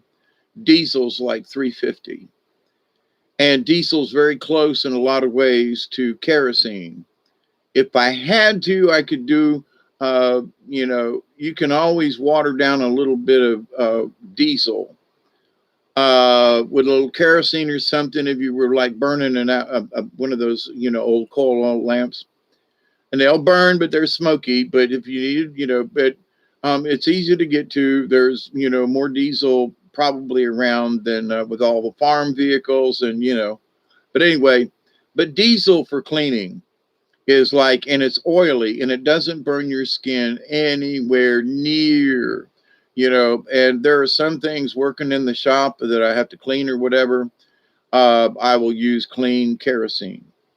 Uh, and it doesn't bother the skin near as much as gasoline does, and it will do the same thing without what gasoline, how volatile and so forth. Was that Amanda that said that, or Chloe?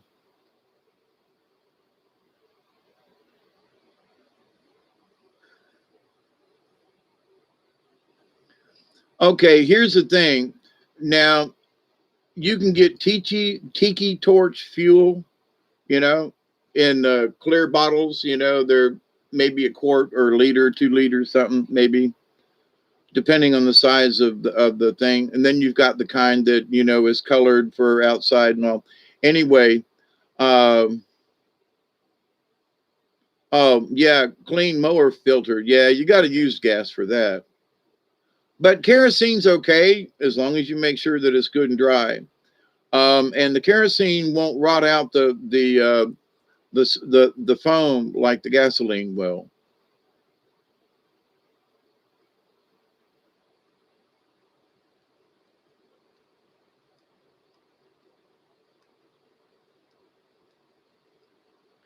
Get some used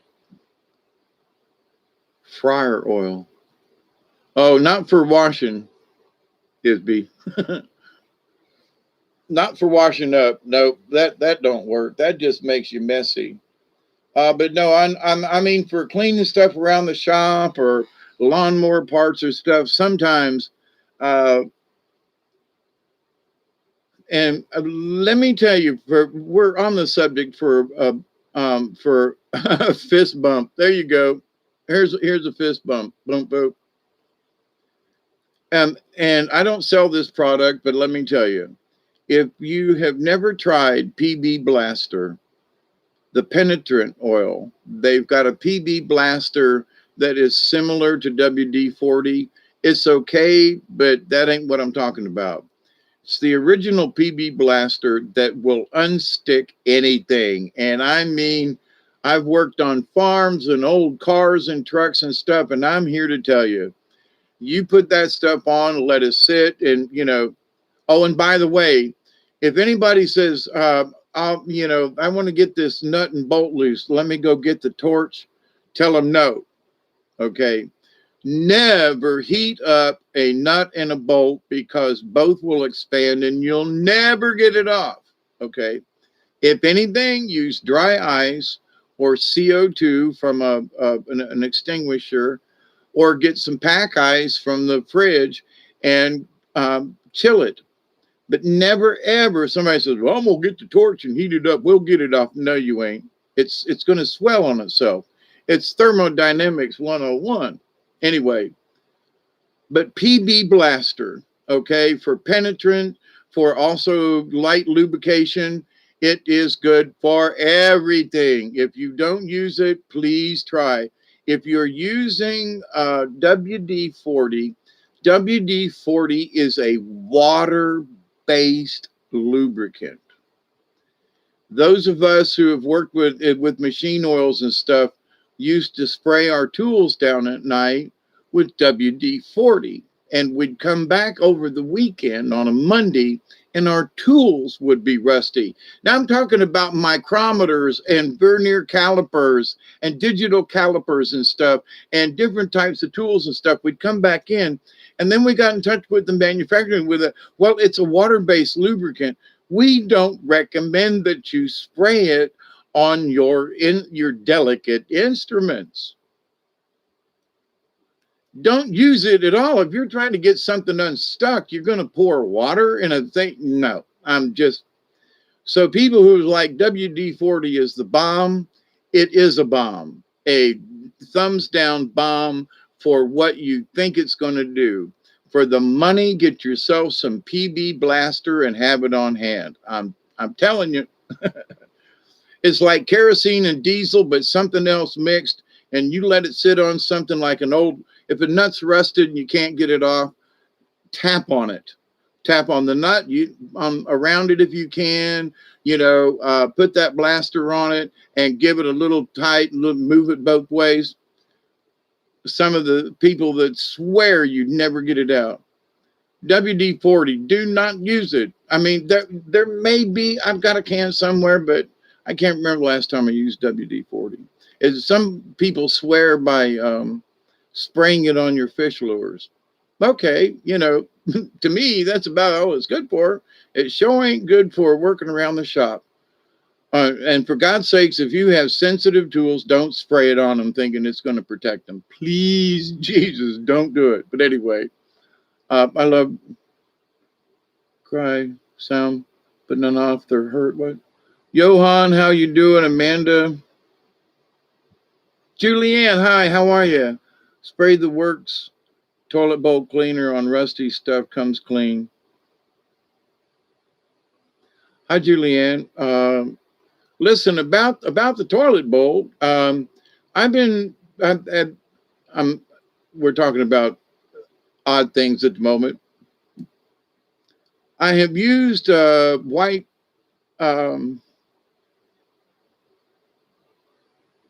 vinegar in my toilet bowl, because I got a lot of clay that comes out and it stains the porcelain quickly. And for years, there's been stuff on there, and I've tried all kinds of cleansers short of bleach, because of what bleach does to the bleach will kill my septic tank, and it'll knock me out at the same time. So I've tried different other things, but nothing ever really got to the porcelain until I saw this thing on YouTube about vinegar, and I'm here to tell you. So Now I wash clothes or something before I flush the commode.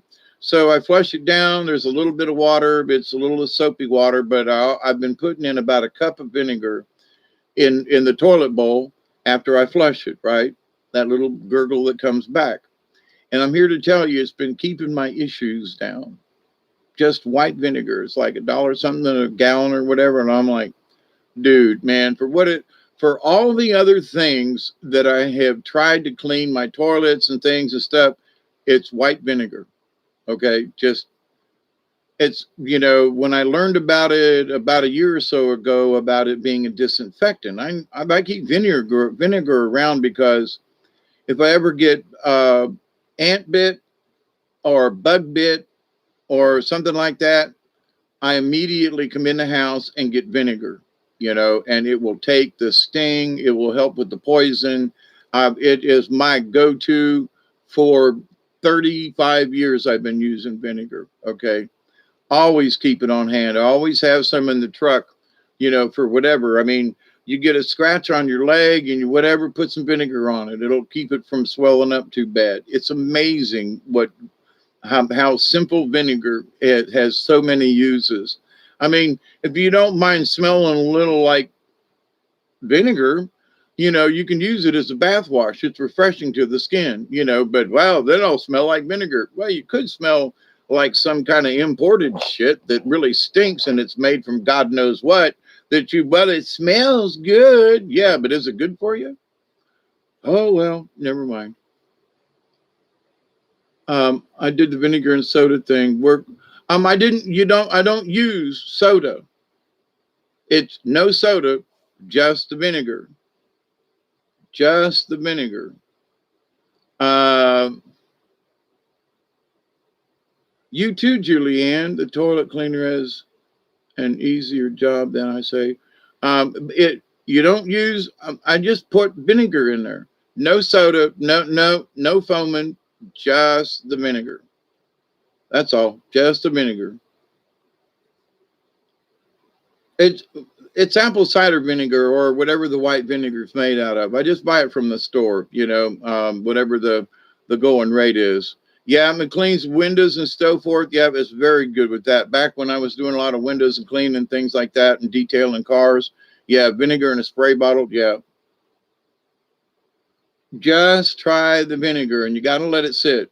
And the more vinegar, like if you got this much water in there and a stain on the bottom that you're having trouble with, then for me, what's the cost of a half a gallon of vinegar if it'll get it out without really scrubbing? So I put it in there. And because what was on my toilet was so caked up and embarrassing, I went around and sloshed the vinegar around and made sure it was on there. And I'd go back, 10 minutes later and slosh it around, rub a little and it just started coming off without really any kind of scrubbing that I had done before. I mean, it just came off, and I will admit it was nasty, but most of it was always clean water and everything. But because of the clay stains in that I've got on everything around here because of my well, which I've just gotten used to, but it's like looking down at that toilet and going, man, I've tried everything to get it out. And the vinegar just won hands down. Anyway, yeah,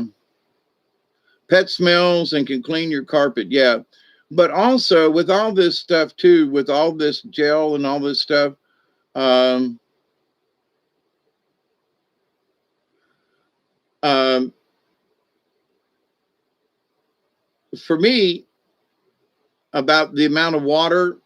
So depending on the water, I would add 2 cups, or depending on how bad the stain is, pour the freaking gallon in, just go ahead and dump it in, let it sit, let it sit. Somebody's got to go, they got to go to the other bathroom. You got to let it sit, pick a time when you could let it sit. But anyway, and for the cost of, I've spent, $5-6 on a little bottle of squirt stuff, right? That never worked, and $2 for a gallon of vinegar. Once, and I bought a gallon and it's not even down halfway yet. But every time I flush, I just, dash of vinegar in with the water, and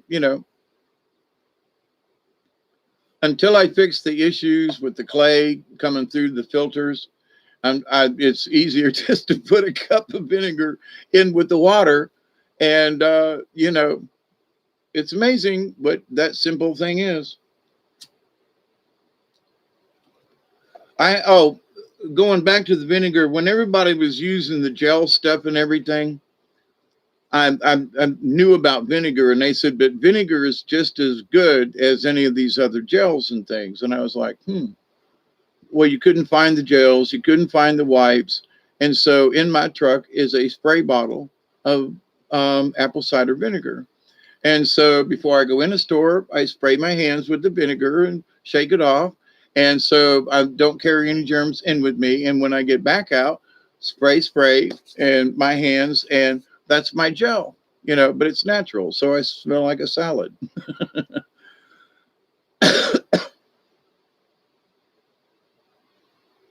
You going to be a granny? Well, good for you too, Leanne. Honestly.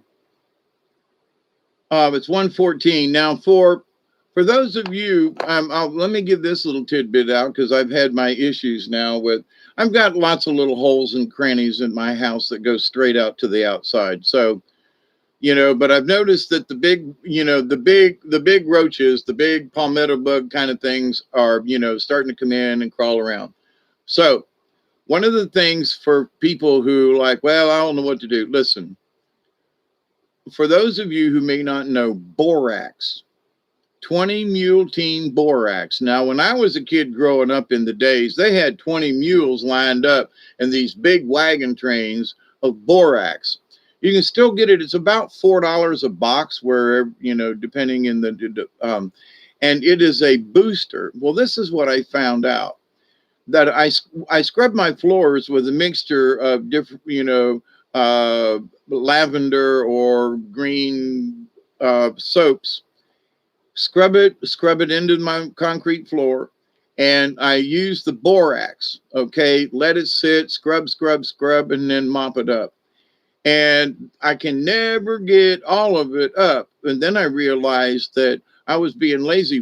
Actually, my back gave out, and I couldn't finish. And I left a little residue over here and a little residue there. But anywhere where I had left some borax on the ground.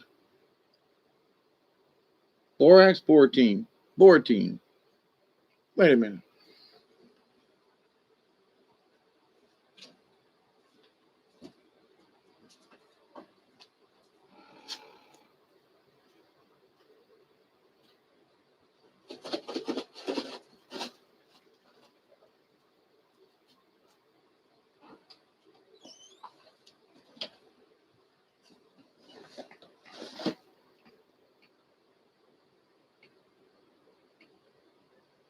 This is what I'm talking about. It's a detergent booster and multi-purpose household cleaner. Here's the thing. Borax. Now, for those of you who know what roach poison is, it's boric acid, okay? Borax, boric acid, it's a very similar. So that, and this stuff, you can just about eat it and it ain't going to kill you. But it is I don't even, well, I do use another soap with this, but this stuff helps get grimes and stuff up that gets on the floor.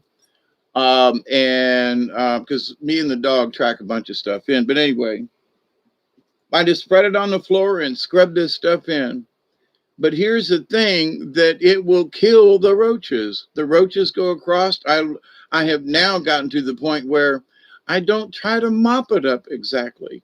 I leave a little residue here and there. So if any little bugs go running across my floor, they pick up the borax.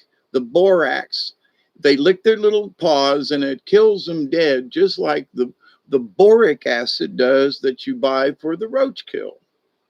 And I was like, now that was just an unintended consequence. I was like, what? This stuff kills roaches? I haven't tried putting it in a spray bottle yet or anything, but so I can leave a little residue around the sink and leave a little residue around the bottom over here and leave a little residue there. and go ahead, come on out, you little buggers, crawl around all you want to, and then you find dead ones all over the place. It's 118 here. um, Used to make his laundry detergent from borax. Not sure what else to use, but that's all you have to use, Maverick, is just borax. It is a detergent of itself. It doesn't really it it doesn't suds and couldn't foam. Oh, let us all sing right out for Grandma's life. So okay, that's enough. But to the point though, it's an enhancer. So I have these other liquid, $1.50 kind of different flavors of the light liquid soaps, and I find them very effective. And I've got two favorites at the moment. One is a green apple smell. I washed my hair with it the other day, and it was like, oh my God, it's the best. My hair hasn't felt this nice in a long time, nor my scalp. It's not a heavy soap, but man, it cleaned my hair right up, and it smells like green apples, like that candy green apple. Anyway, and the other one's lavender. So I got several containers of lavender, and I just, put the borax in, scrub it in a little bit, and then just sprinkle, out of the bottle, the lavender on top, and then scrub it in and let it sit. And it's amazing, the stains that have come up on the floor. That there are times when I don't know how the stains got there, but anyway, I have 45 mules, and the front leader has a red nose. He was making liquid soap with it. Yeah, you can do that too, Maverick. Yep. I think so. There's some way that if you heat it really slow to kind of help it not emulsify, that's the wrong word, to help it, get into the water or whatever. Yeah, no such thing as a coincidence. Boron also, yeah. Bugs don't like oil. It drags them out and kills them quick. Let me tell you, skeeters are out big time bad around here, even up on the hill where there is no water. It's really strange. And I mean some big and hungry mothers. Now, I've been using this since we're discussing soap, and it's 1:20 in the morning, so y'all hit up. Synchronicity becomes confirmation. Thank you, Maverick. I would agree with that 100%.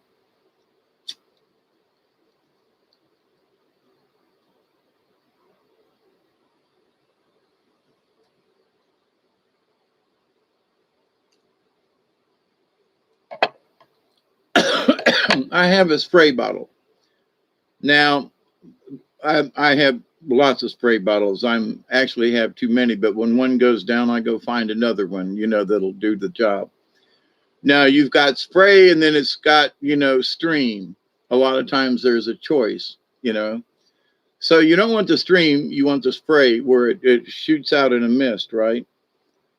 Like if you're going to wash windows. Now, so I make a soap solution, and depending on the type of soap you use, and water, and I refilled one of my containers up. And so I'm standing outside looking at the porch, and there's skeeters all around me. So, I can spray myself, but the skeeters are still there. I want to get rid of the skeeters. So I pick up my, my soap jug, my container, and spray around me where the skeeters are flying and I can see them. I just take the spray and just spray around, aim it at a couple, and you watch them drop, because the soap gets on their wings and they can't fly. It's not that it makes them heavy. It's what soap is. The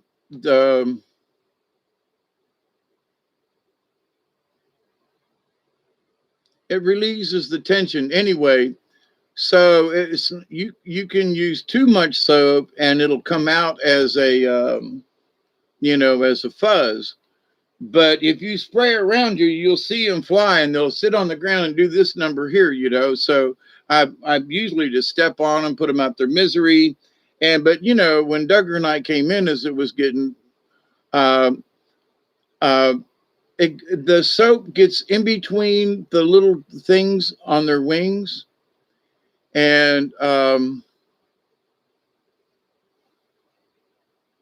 Yeah, anyway, it keeps it doesn't dry them out. Now, if you let them alone, but once the soap does it, it spreads out. The soap spreads it out, and it anyway. But it'll drop them right out of the sky. Yeah, and the soap is it suffocates them. Yep, absolutely. Before it dries them out, Susie Q. It may dry them out, but they'll suffocate them long before they dry out. Anyway, um, some airborne viruses probably do alter some people's genes, to be quite honest. Anyway, but so my bug solution, uh, yeah, I agree, Chloe. They already have, let's put it like that. But anyway, you spray your plants with soap and water? Yep. Um, soap with water decreases the surface temperature. In other words, if you were going to dive from a high area, you'd want soap on the water because you'd be able to enter the water and go right in. Anyway, you can see it and then it goes boing when you put it on the surface of the water. Okay. So, but when it does that to an insect's wings, and it works on all kinds of insects. So if you're sitting around and swatting flies and gnats and stuff like that, pick up, here, since we're chatting, load that bowl and I'll have another one with you in a minute.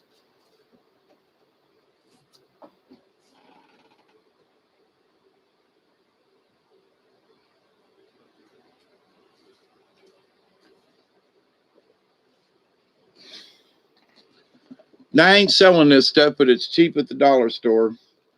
This one is Fabuloso, dollars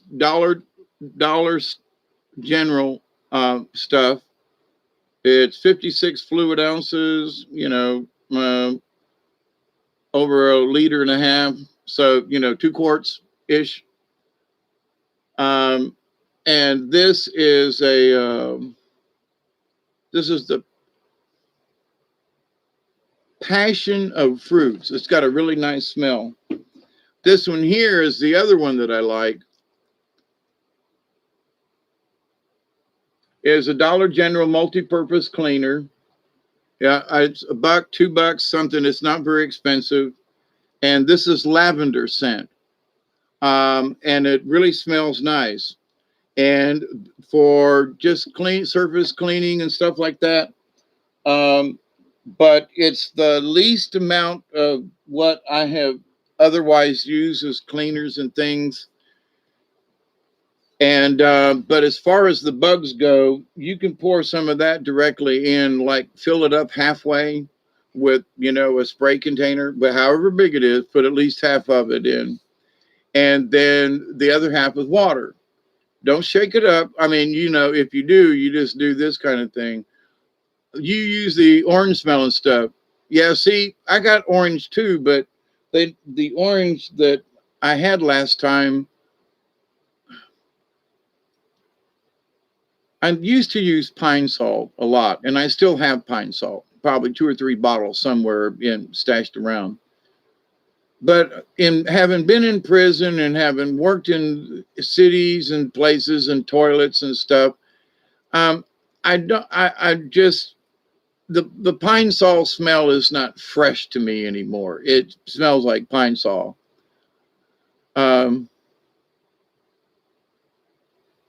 Tracy B, you're in Mississippi, and I'm in Georgia. Who's in Alabama or Louise? Who's You need to buy an awesome method in spray bottle and cheap. Yep, I use that too. But I found out that there are other. That's one. In fact, when those run dry, my awesome bottles from Dollar General, I fill them up with some of this stuff. But anyway, Doug is in Louisiana, right?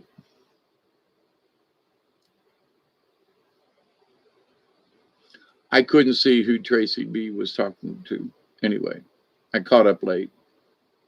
But anyway, I don't use it because you know, I don't like overpowering smells. I don't. Um, Pine Sol and Mr. Clean. Yep.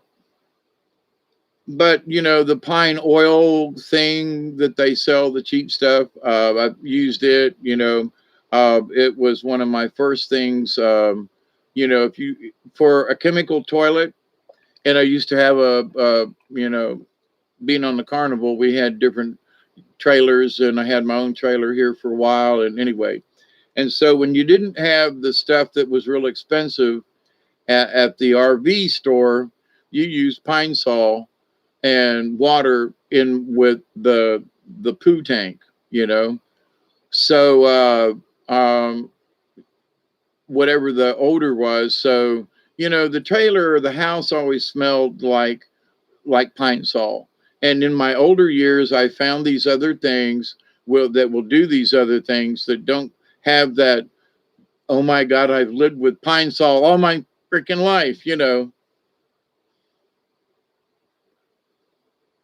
Yeah, bleach and ammonia. Now let me give my 10 cents about the ammonia. I haven't used bleach in so long but ammonia, now I mean ammonia without any soap in it. Okay. They're different. There is an ammonia soap and then there's ammonia. You can mix a dash of ammonia in with a glass of water and it will cure a headache. Okay. Smelling salts is made from ammonia. Ammonia won't kill you like one drop of chlorine would. Okay. Just saying.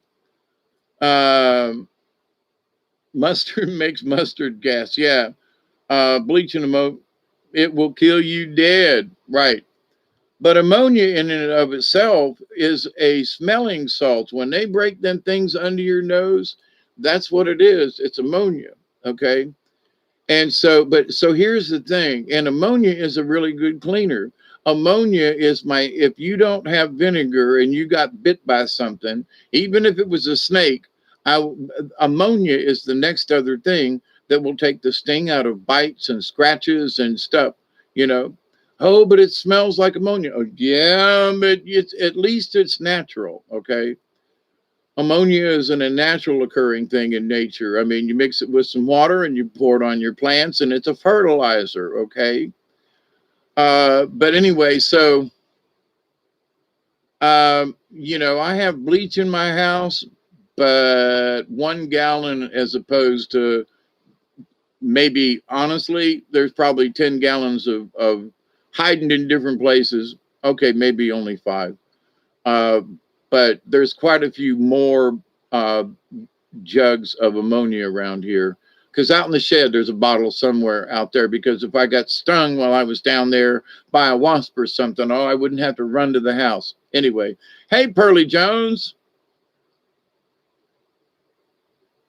make you worked at a carnival?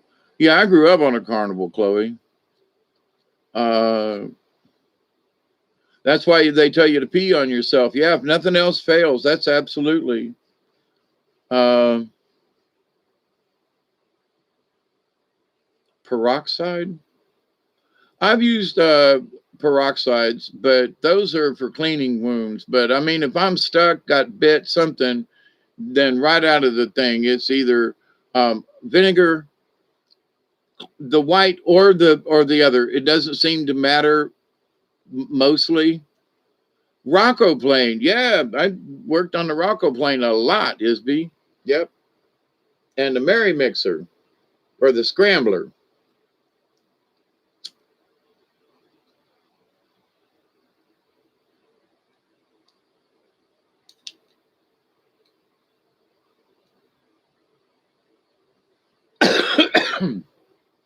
So anyway, and now to the other side. I didn't know if you knew or not, but anyway, I've mentioned it a few times in all my discussions. You know, smoke if you got them, my friends. It's 1:33. I missed the fire and all. Yeah, and that's one of the things that I thought I would be able to retire on is that with the carnival that used to travel here through the South, I got me a joint trailer. I got cotton candy. machine. I got popcorn machine. I had, games that could be played and so forth. And I figured I would retire on the carnival with some kind of like pitch till you win game or something like that. Something simple, Um, but it'd give me something to do. I'd go out like the old carnies that I grew up with, but it just isn't like that anymore. It's a whole gypsy kind of thing that's gone now. It's a shame, actually. It's a shame.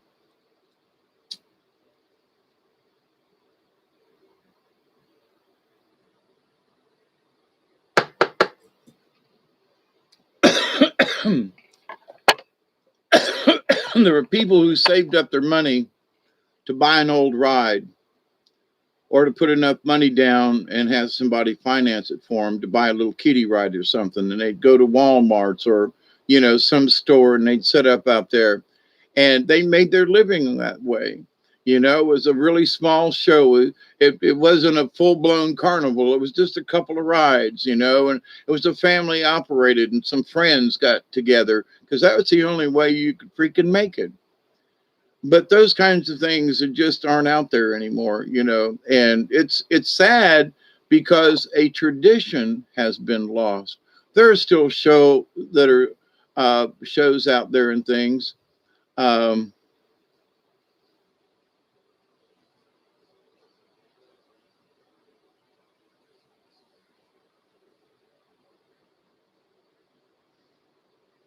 yeah, and there was something, talking about that, Tracy B.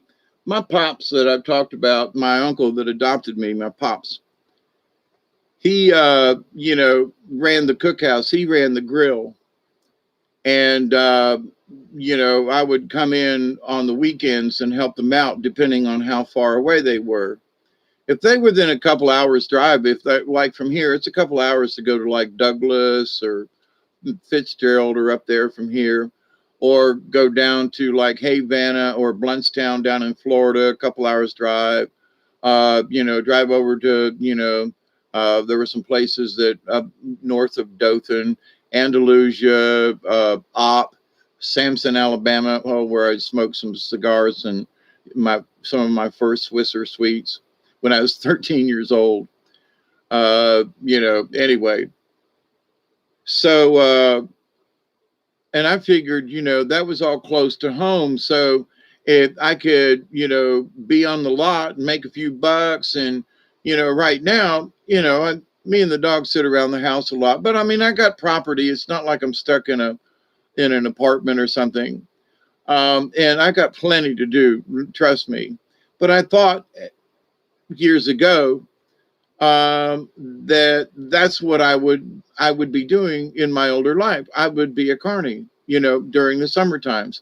I'd go out and help out. I'd do this thing. There'd be the family thing. I could be around other people, maybe make some money, not really worried because I'm on a pension kind of thing. So, but it would be something to do as I'm a retiree, like all the people that I knew growing up, and it's just all gone. So, my next other thing, and part of me being a night owl, as somebody said up there, yeah, we shall sleep after the void comes for us. Yep. Hey, FR, uh, listen, I meant to get back in touch with you, and somehow I lost it. So if you still have my phone number, uh, call me back or send me another email or something. Okay. It kind of got lost in the mail. I didn't mean to not respond. Okay, get back in touch with me, please. I can't do it right now. I'm too stoned, but I just want to remind you, get back in touch with me. Uh,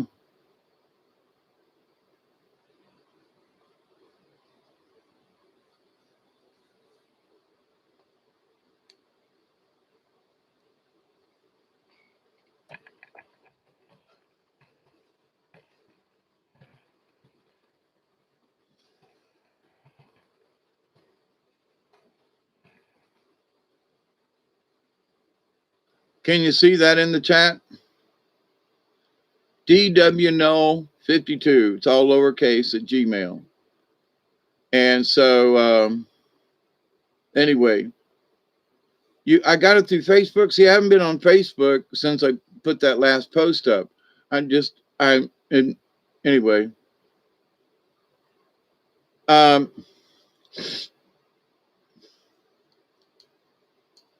But so anyway, with the same to you, Delaney. It's always good to see you and hear from you. Quite frankly, I don't know if any of y'all are having the same issue. This is a Lenovo laptop that has Windows 10, and it just upgraded itself here recently. Nothing really special on it. There's a Norton that isn't really working. It's just kind of hanging out. It wants to update. But these last 2 or 3 months, and I can tell because if I'm listening to something, the audio will go out. And I'll go, now what's wrong with the video? There's something, and I'll stop and restart it. And sometimes it gets really squawk boxy. And then the computer just goes blank. And it says, oops, we're sorry. Your computer encountered some information and we need to send the data home and your computer will reboot momentarily, which it did earlier today. Now, I was a little leery about doing any kind of live stream or anything because, the other night I was doing a live stream and the audio quit out of nowhere. So I'm wondering, if it's the computer and also I was talking about some really hairy kind of ET stuff at the end of my last video that I did. And I felt like somebody was standing on my chest. I've never felt I was having trouble breathing. I was like, what the fuck? And later on, I had this sense that I was talking about stuff I had no business talking about. And if you want to call it directed energy, I was scratching my head going, I don't know what this is, but I don't never think I've ever experienced it. And it didn't feel like a heart attack, but it hurt. And I was like, now that's just plumb weird. But anyway, so do I believe there's strange stuff going on? Absolutely. Are we getting hit with strange energies? Yes, we are. Are we getting hit with energies through our computers or whatever? I think maybe some of us are. It's a vehicle. Or at least it gives us like, well, he's sitting in his chair, he's right down there. Ain't that little beaming just to zap him one good time, and off I go. But anyway, anybody sending abundant? Yep. Okay. So, Chloe and all y'all, I really don't know, but there's some times that I just wonder. But here's the thing. I do not dwell on it. I mentioned it and kind of sort of was not, but I thought, well, what the hell?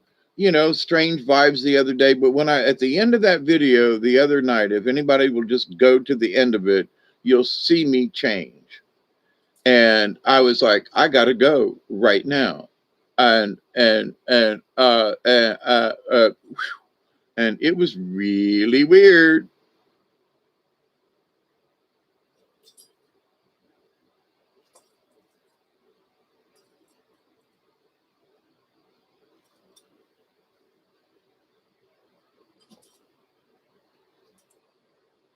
Personally, what I was talking about, I was kind of pushing some of the internal intel and let's just say possibilities, like somebody said something about, July the 4th, Jesus comes to earth on July the 4th, of this year. And in a lot of ways, that is very possibly kind of sort of how it might be. But I've not heard anybody talk about what I was talking about the other night. But I've had all these like intuitions, and I'm like, so I shared it with y'all, for whatever it was worth. And but for all the other people out there talking about stuff, if a spaceship lands on the White House lawn and with all the fences around it, I remember we talked about it first. I'm just saying. I haven't heard anybody else talk about it. Or, wow, that's interesting. I'm getting light from the bathroom. It keeps the shadow off my face in certain spots. That's interesting.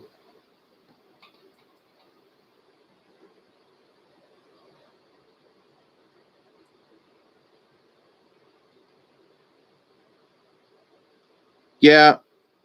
Well, here's the thing. The other night or the other morning, Chloe, it was early in the morning and I was stoned, and I was tired and I was, you know, out of my normal realm of talking about certain things. And I was like, here's some stuff. What if?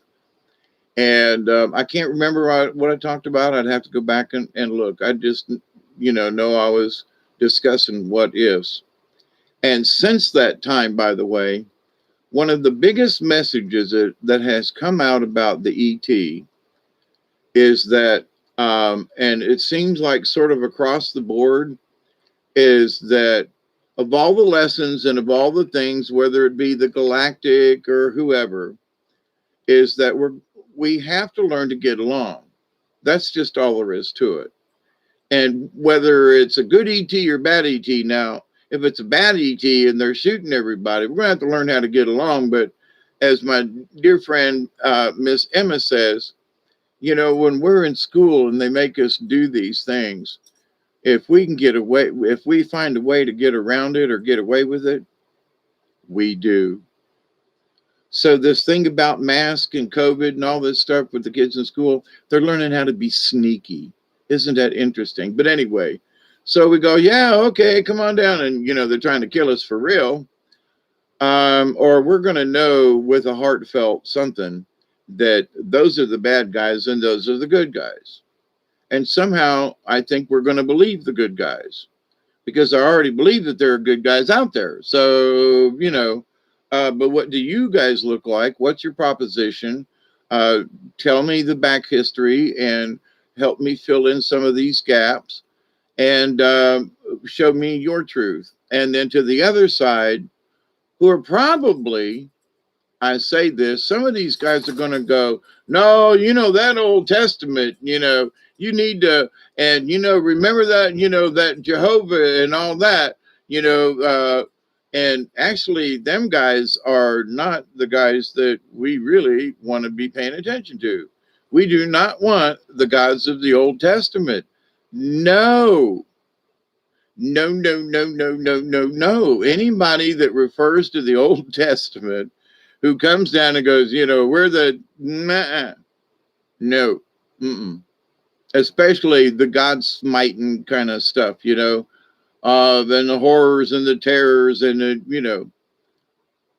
some of that stuff is just no, no, we are the gods of old. No, not the ones we want because the gods of old wanted to be worshiped.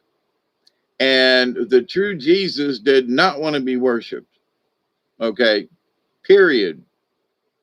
He would, he's probably rolled over in his grave several times, pun intended, to see what, quote, his name has been brought to the Christian churches, like he probably like, wants to throw up every time. And I made, I'm all for, Christ, And so thinking about the angels and the folks who have been benevolent to mankind for many years and who have tried to lead the good to stay good, you know what I mean? And it's not about the 10 commandments, it's about the law of one that is more strict than the 10 commandments. And the 10 commandments tells you to only worship one God and have no other gods before me. Sorry, we ain't going there, thou shalt, obey and, the Sabbath. Okay, where does that have to be in a commandment? The spirit that I know knows that all I have to do is go, thank you to the universe, and I'm already in church. I don't have to go on a particular day. My day is every day that I visit the Creator. You know, I'm always in touch. I'm always saying thank you. And I try not to beg too much for, you know, for what I need here.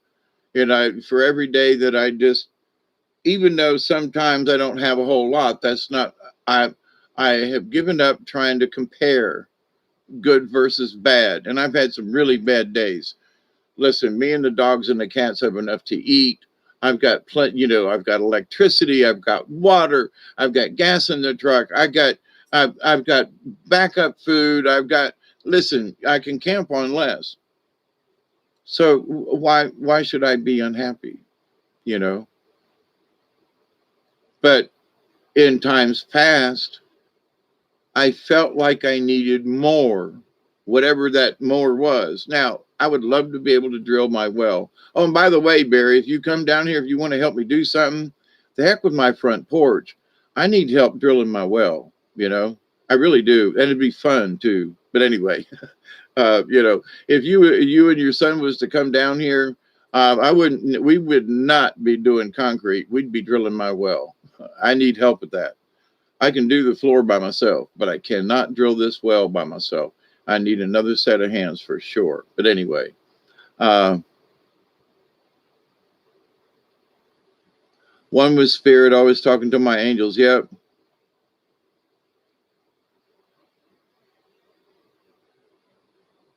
You know, there were times when I was out camping and stepping, there would be these preachers who would come to the scouts camp, and we'd be sitting on logs, and there'd be this little podium kind of thing, and they'd go up there and they would talk about God, and they'd talk about Jesus out there, how he spoke to the many peoples, you know, out in the countryside. And here we'd be in this clearing in the middle of the woods, people sitting on benches and stuff, you know, and he'd read a passage out of the Bible and how Jesus loved nature and how, you know, and I was like, yeah, why, you know, I've always been against big ass, you know, dumbass churches that cost millions to build and then hundreds of thousands, if not millions, to upkeep the damn things. And, you know, you want to help society out, but you've got this great big monument for what?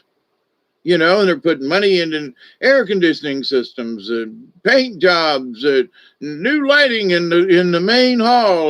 There are people literally a block away that are, you know, homeless and halfway starving on the street, literally in Thomasville. And so all this money and all this focus, but them big churches have got to have, they've got their importance.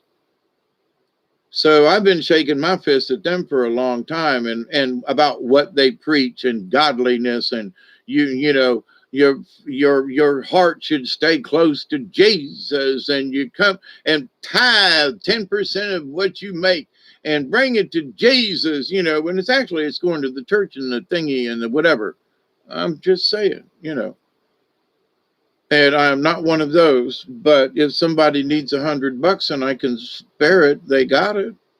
I mean, that's how it goes, you know. So, and I've done it in the past, and at some time in the future, probably do it again, you know. But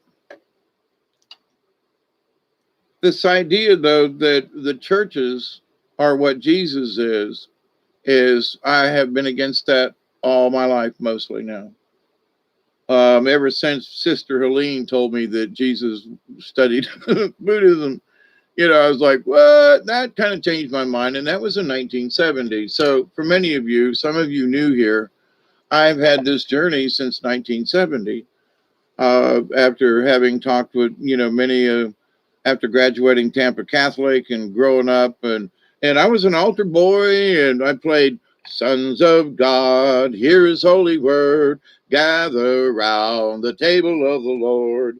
Eat his body, drink his blood, and we'll sing a song of love. Hallelujah, hallelujah, hallelujah, hallelujah. One of the first folk masses in Tampa we did.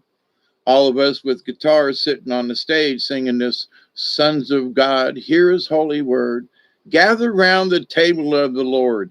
eat his body and drink his blood. And later on, when I left, I was like, I do not think that's what he had in mind as far as the song. Well, he transmogrified, the bread into, but why would we want it to be his body? In the philosophy of Jesus and what he was teaching, it does not seem to me that he meant for them to eat him, figuratively or otherwise. The body of Christ is in the bread, is it? I think he meant that there was life in his body and there was life in the bread to nourish people. Ooh, the wine is his blood. You get it? So really easy to be listening and not really hear what the fuck he's saying. You know what I'm saying? So all these years I've looked at it and was like, I really don't think this is what he intended. I really don't, you know. There, so many songs that I sang with different groups and choirs, and when we did Smoke on the Mountain, the play, there's a lot of Appalachian music and old, I am washed in the blood of the Lamb, of the Lamb. I am washed, and the power of the blood. I mean, it's like everything was about power, blood, lambs, slaughters, and I'm like, and that's the old songs, that we were singing. And then I was thinking about the songs that we sang in the Catholic Church, it's all about blood and eating God and like Jesus, and I really, and even if you're going, well, where really isn't his body, but that's what you're saying. You're promoting cannibalism. You really, I mean, I'm sorry, I grew up a Catholic. I was going to become a priest. And then when I looked at this from a really, let's put this out here. I think Jesus was having the point of view like, hey, let's all get together out in the field and have a picnic. Bring some loaves and fishes and I'll help feed everybody. That's the miracle, right? So that to eat his body and drink his blood, it is to me, and so much is devoted to that. So we are all anointed ones. We are all the Christos. I believe it. Yeah, if we chose to live, that's right. Fr. He always greeted the thing that was always, it was peace be unto you, my brothers and sisters. Friends don't eat other friends unless you're, in Donner Pass, which I've been to, by the way. As they sing that, it gives power to the mantis beings that control all religions.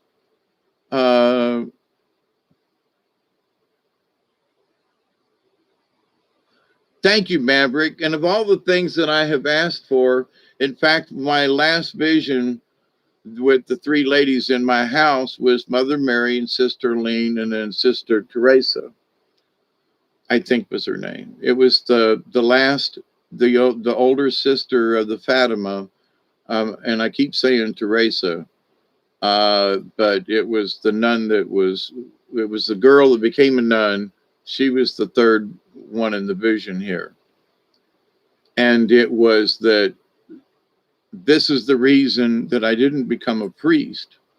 It's because this mission that I'm on is spiritual, like a priest, but not a priest without offering any kind of communion. Now, we talk about ceremonies and things, and there ain't nothing wrong with a good ceremony now, especially with intention.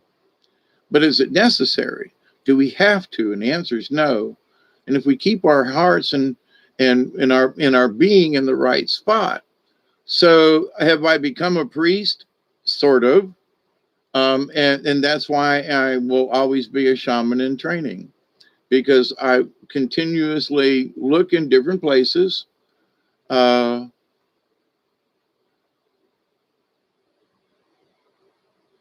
so much is missing from the Bible. And There's so many just mistakes.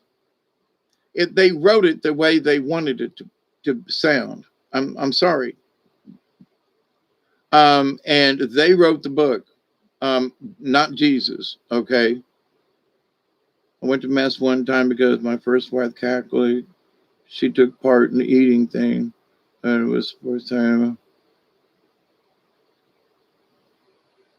Yeah, nobody does laugh. The Catholics don't laugh about that. They consider it, yeah, see, now for me to go to church, which some of these Southern Baptists and these old churches still do it, and they'll all get together, primitive Baptists. Sometimes they might not have a mass. They might not have a service every Sunday, but once a month they'll have a service for an hour, hour and a half, and then they'll all get together and they'll all have bring potluck. So they'll spread out tables, and if it's nice outside, they'll bring the pews and chairs and stuff and be sitting outside. You can drive by on a Sunday on some of these old churches and people be sitting around eating and stuff. And you could drop in and go, hey, y'all got an extra plate, and they'd love to have you, because they love the fellowship of other people. And there's a black church about 3 miles south of me, literally.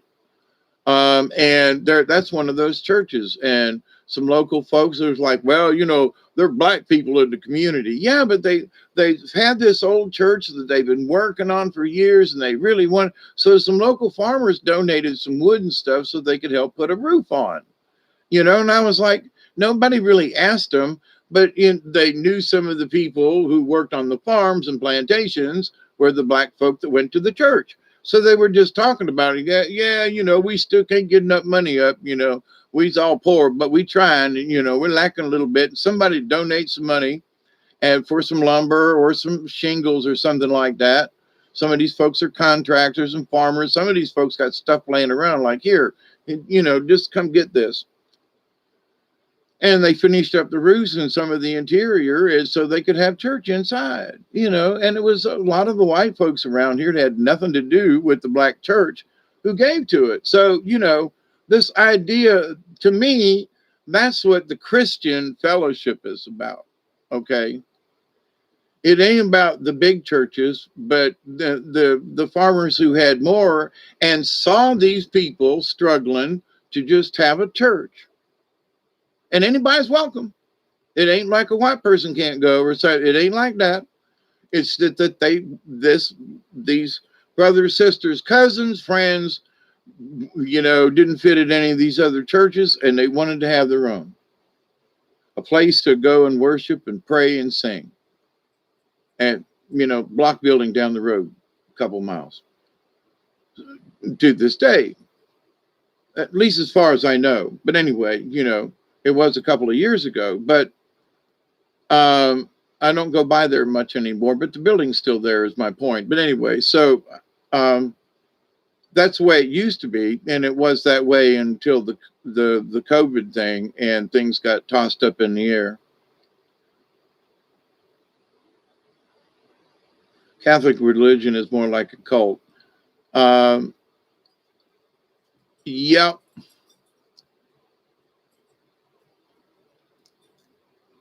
The internal things that you have to know as an altar boy that most Catholics don't know, the inner kind of things, how the priest gets dressed, the prayers that are said, and how he puts his vestments on. Cinctor, stole, amical, chasuble, man, and there's an order in how they go, how the chalice is set on on the altar. And also, let me toss this bit in. And at Most Holy Redeemer and other churches that I served as an altar boy with on there was a hole there was a square in the middle of the altar. And actually, it was in the middle this way, but not front to back. Anyway. And in it was this piece of rock or something. But it was always covered up. So back then, I was like, so what is this?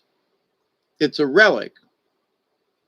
Now, as a little kid and a teenager growing up, you go, oh, it's a relic. Yeah, okay. And you just kind of flip it off. And then as you get older, now for me, I was, uh, I went through confirmation, which is one of the Catholic sacraments, right? Of course, I had to go through these other crazy things and all the catechism and all the rules of the church. Oh my God. And the rules of the church had nothing to do with Jesus. I was like, why are you telling me all this? Wasn't Jesus just a simple man? Well, yeah, and all this stuff that people built up around him. He had nothing to do with this shit.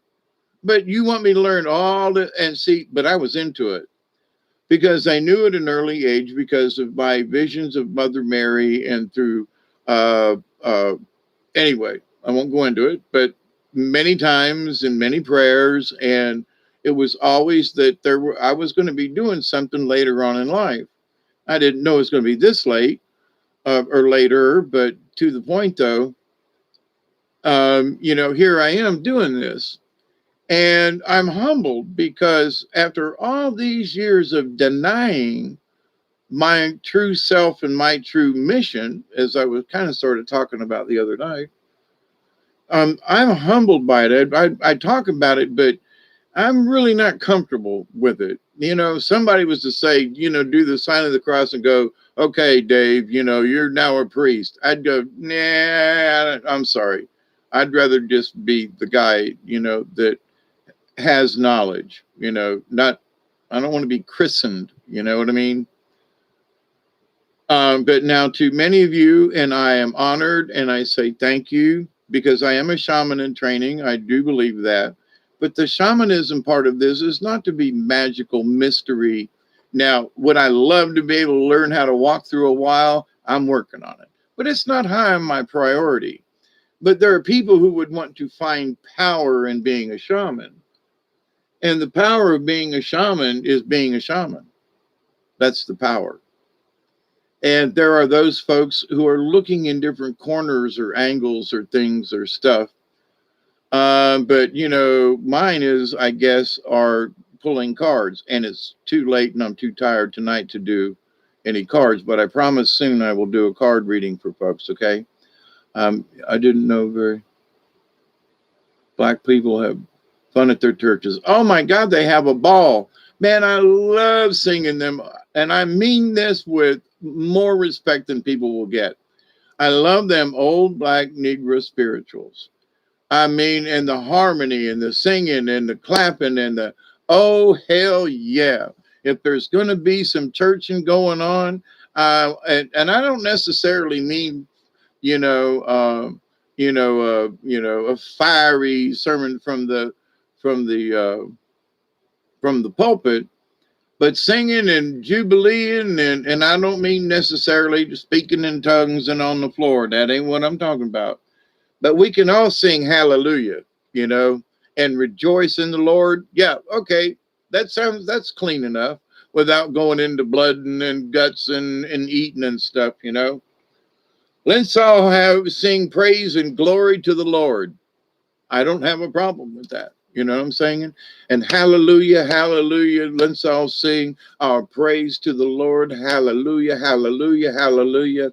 Ain't nothing wrong with that.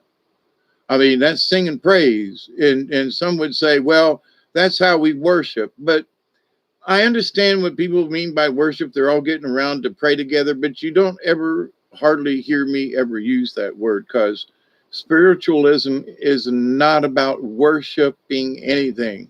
It's giving thanks and gratitude and honor to the universe.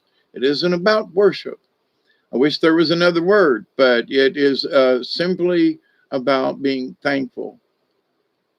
And so, and joyous singing, singing praises to the universe, to the Lord. Okay, they may be thinking this God in a gated heaven.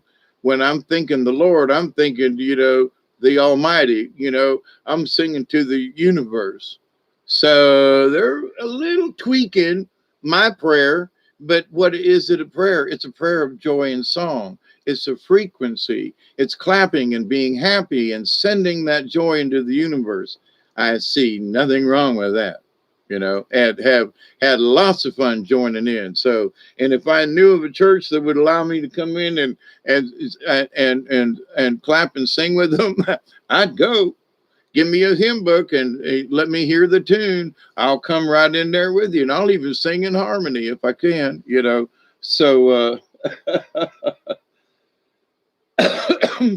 very few white churches get along that way, but to the black churches I have been with, and to them people that I have been around down here in the South, Give me, give me that old time religion. Give me that old time religion. Give me that old time religion. It's good enough for me. Give me that old time religion. Sing along. Give me that old time religion. Give me that old time religion. It's good enough for me. Anyway, the lady, Turner was killed because he got hip to game and said, "No, I ain't pacifying no slave again." There you go. I'm going to give thanks to the creator for this fabulous plant he gave me to puff on. I feel like the magic, Puff the Magic Dragon. Yeah. Puff the Magic Dragon lived by the sea and frolicked in the autumn mist in the land called Otterly. Puff the Magic Dragon sang for you and me. In the autumn mist in the land called Otter. I forget the words.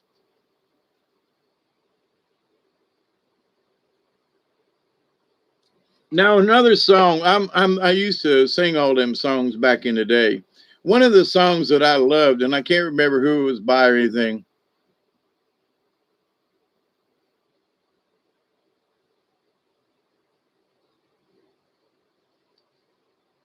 Yeah, but remember Peter, Paul, and Mary. That's right. He used to be Jesus turned the water into wine back when he was 12 or 13 or something at a party or something like that. Later on, I think he learned, um, that wasn't necessarily a good thing. FR 33, blessings to you. Preachers of today use that style preaching because it keeps the black folks in line. Gotcha, Pearly. Yeah, them old songs, but see, if you come to my house and we're sitting around, might have to put up with a couple of them. If we're doing a sing along, might have to just, ever read the mushroom and the cross? Jesus did a little more than just drink wine. Yes, he did. And there's also in some of the incense that was burned back then, and is today, by the way, that a lot of folks around here don't know about.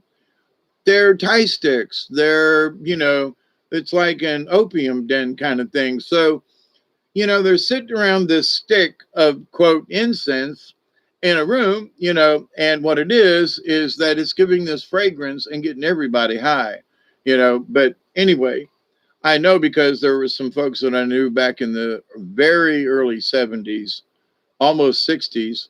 Um, that had tie sticks that came in from Vietnam. I'm living in Tampa and MacDill Air Force Base. It was amazing. If you knew somebody from the base that smoked weed, oh man, they knew all kinds of people who were bringing stuff in and when the next shipment was coming in and whose body it was going to be, what coffin it was going to be in.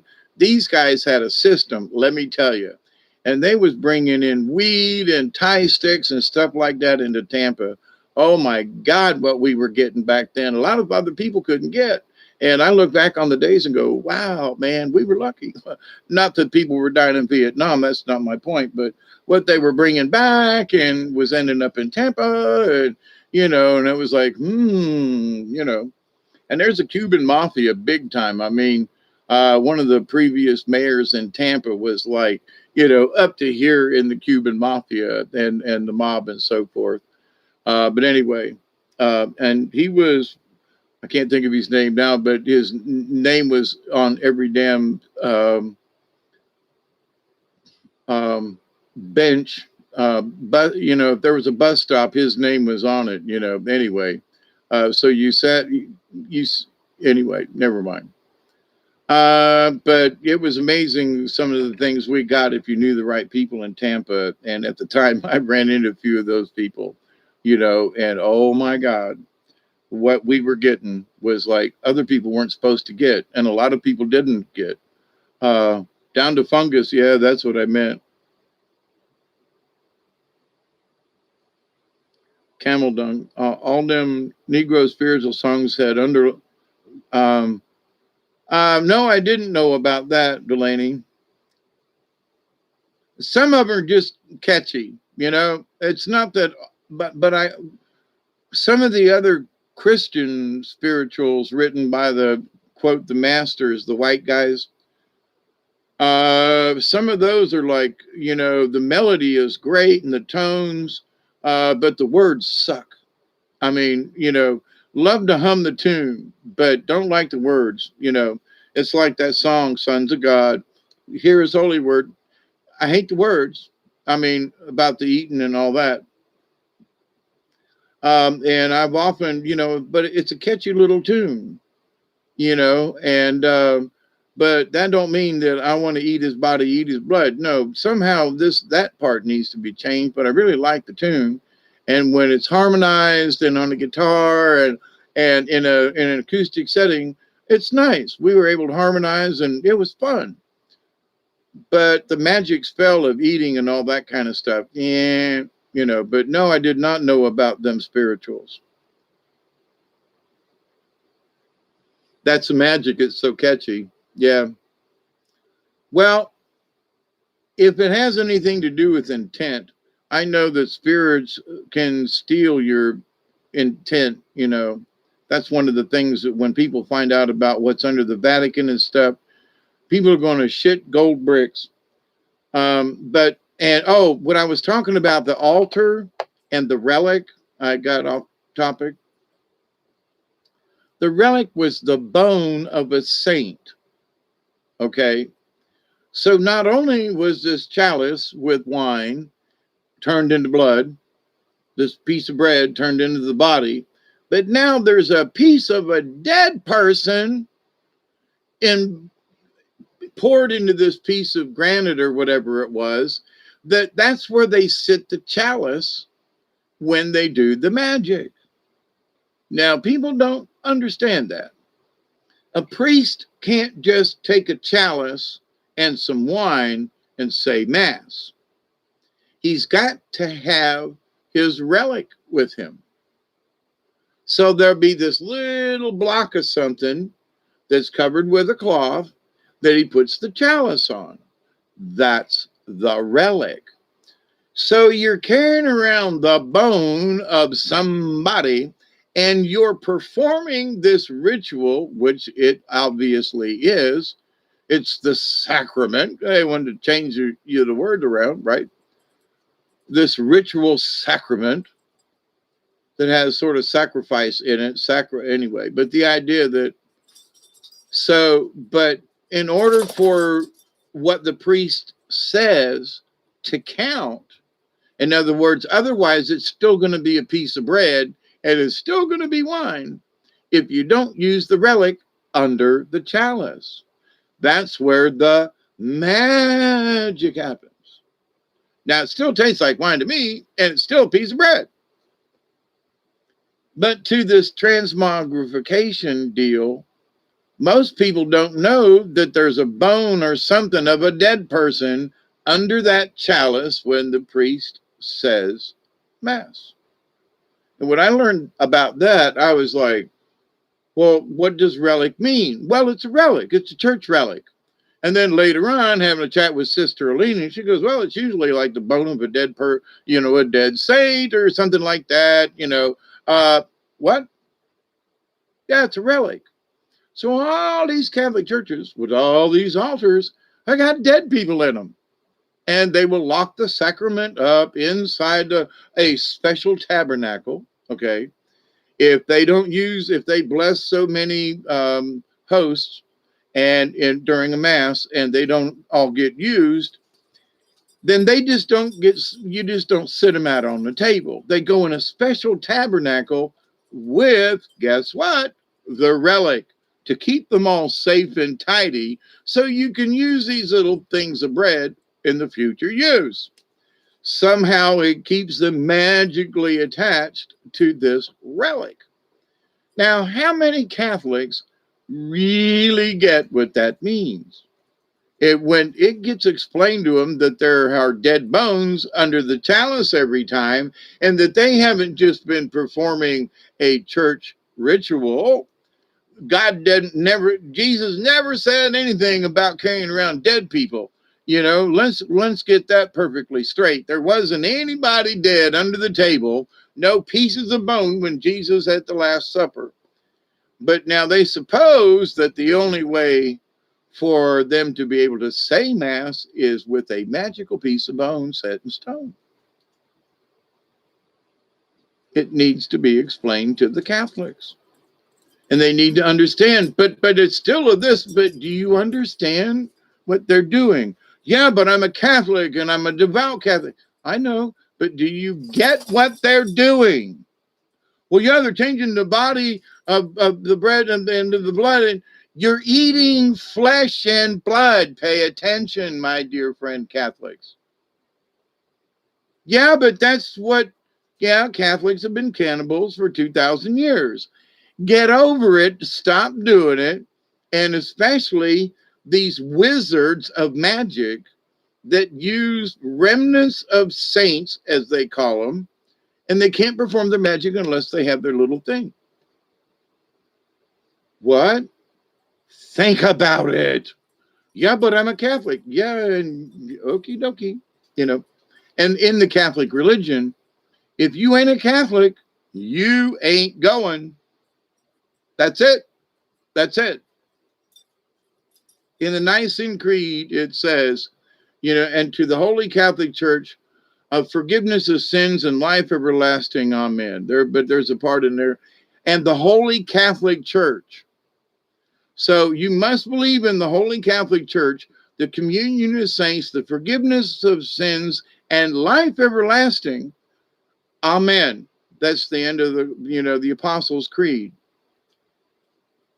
And so what does it, go ahead, Duggar. What does, this have to do with Jesus? And, because if you don't believe in the Holy Catholic Church, you ain't going. So to all them Catholics, they're going to see all their Baptist friends sitting in the same pew with them up there in heaven. I'm going to be laughing my, natural born angel ass off, going, man. Now, the Baptists had it a little bit more right, because, you didn't have to be a Baptist to go to heaven, but you had to believe in Jesus, So if you believe in Jesus and God Almighty, then then your soul is saved. Okay, but they didn't say anything about being a Catholic who believed in Jesus, right? So, but this idea, so for Catholics who, don't get this, when they get to heaven and see all their Protestant friends are right next to them, in fact, the Catholics might be a little further back in line. They're going to go, oh, fuck, they told me a bad story. Excuse my French, but anyway, it's like, can you imagine going, oh, wait a minute now. They told me we were going to get first in line. They was going to open up for us Catholics first. It's like opening up the gates of Walmart, They said we could get there first. And then when you get there, there's all these, I'm going to say this so that it'll look like, rich folks with their, you said we could come first. And then there's all these hillbillies and folks like me in line going, yeah, okay. You got your ticket there, Joe? Yeah, I got mine. You got yours? Yeah. Mm-hmm. And what does it say? First come, first serve. We all spent the night here last night because you know how it is. We don't like to get here we want to get here before the rush. So all these other people think they're going to, anyway, that I don't want to go to that heaven because it's just another prison, by the way, as I'm discussing this. I absolutely believe that the pearly gates and everything is nothing more than a high-end jail for souls. I'm not going to that heaven, okay? I'm going back to the universe. For people who have wished themselves to go to this heaven and it's the pearly gates and stuff, I ain't going to that one. You will not see me there, at least not on purpose. I might have to go there. Maybe my mission extends to that, but I do not believe in that heaven. I believe in the heaven of the universe, the whole universe. I want to go to another galaxy. I want to go floating around and see some other stuff. You know, this is just but one of the trips on we get to go on. So, for example, uh, somebody was asking me about walking sticks and stuff. And I've had a staff, I've got several walking sticks, and one could say that they're my shaman staff because there's a power that I do feel in these sticks. And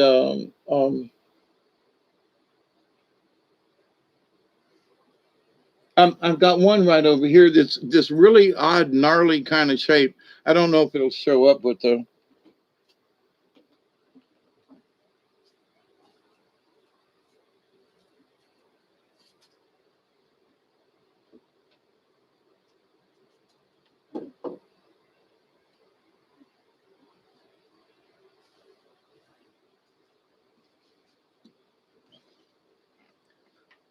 I don't know if this is going to do much good. I'm going to show you this walking stick, and it's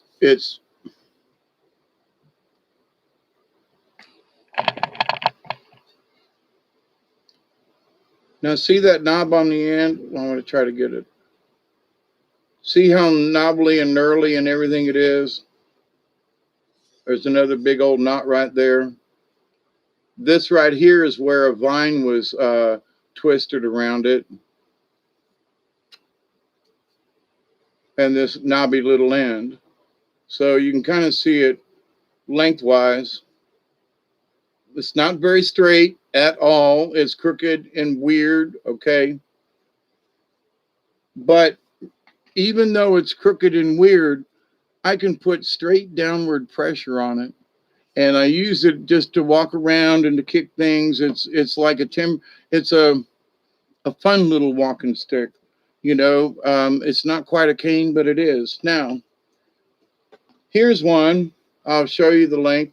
I put a rubber tip on it because I use this for a cane, and there are times when I'm out and about that the floor or something is slickery.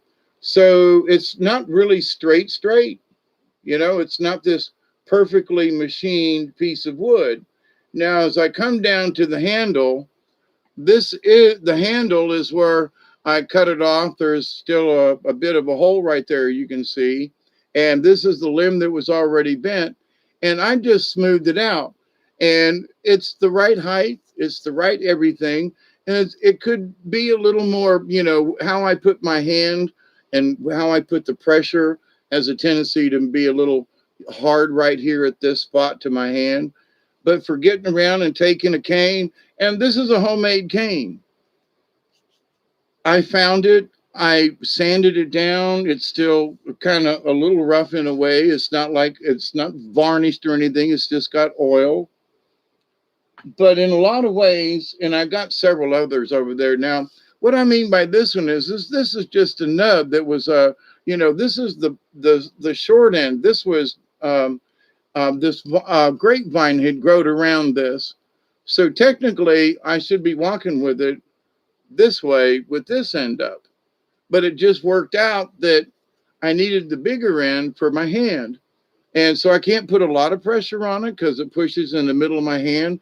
But as far as walking around and having a little bit of support and help keep balance, it's light. But I got to say, there's magic in each one of these sticks. They're different types of wood, how they grew, what the vine that grew around. And I cannot tell you what this stick is made out of. I honestly can't. But I've got a lot of young oak trees that need to be cut down, and they're going to end up being walking sticks. because I can't let them grow where they're at. They're underneath a power line, so they got to be cut this year, like before fall, and cut them down. And I can just burn them in the wood as sticks, but I will take some of them, and I'm kind of been keeping an eye on them, so that when I do cut them, they might have this little twisty stuff, but they're going to make great oak walking sticks. Some of them are cherry, some of them are maple, the young maple trees. Um,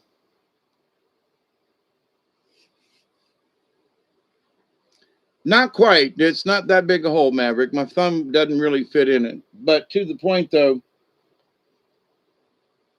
I find that there is magic in nature. And so, but these priests who use relics in a way that seems to me to be unnatural. So, as a shaman, I use a walking stick, and some days my body says, "Not that one, go get that one." So, whatever energy is in that staff or walking stick, I got several others over there that are really odd looking. Over my head, I would look like Gandalf if I had a pointy hat. Okay, I'm telling you. They're that weird and that strange, big, tall, bowed thing.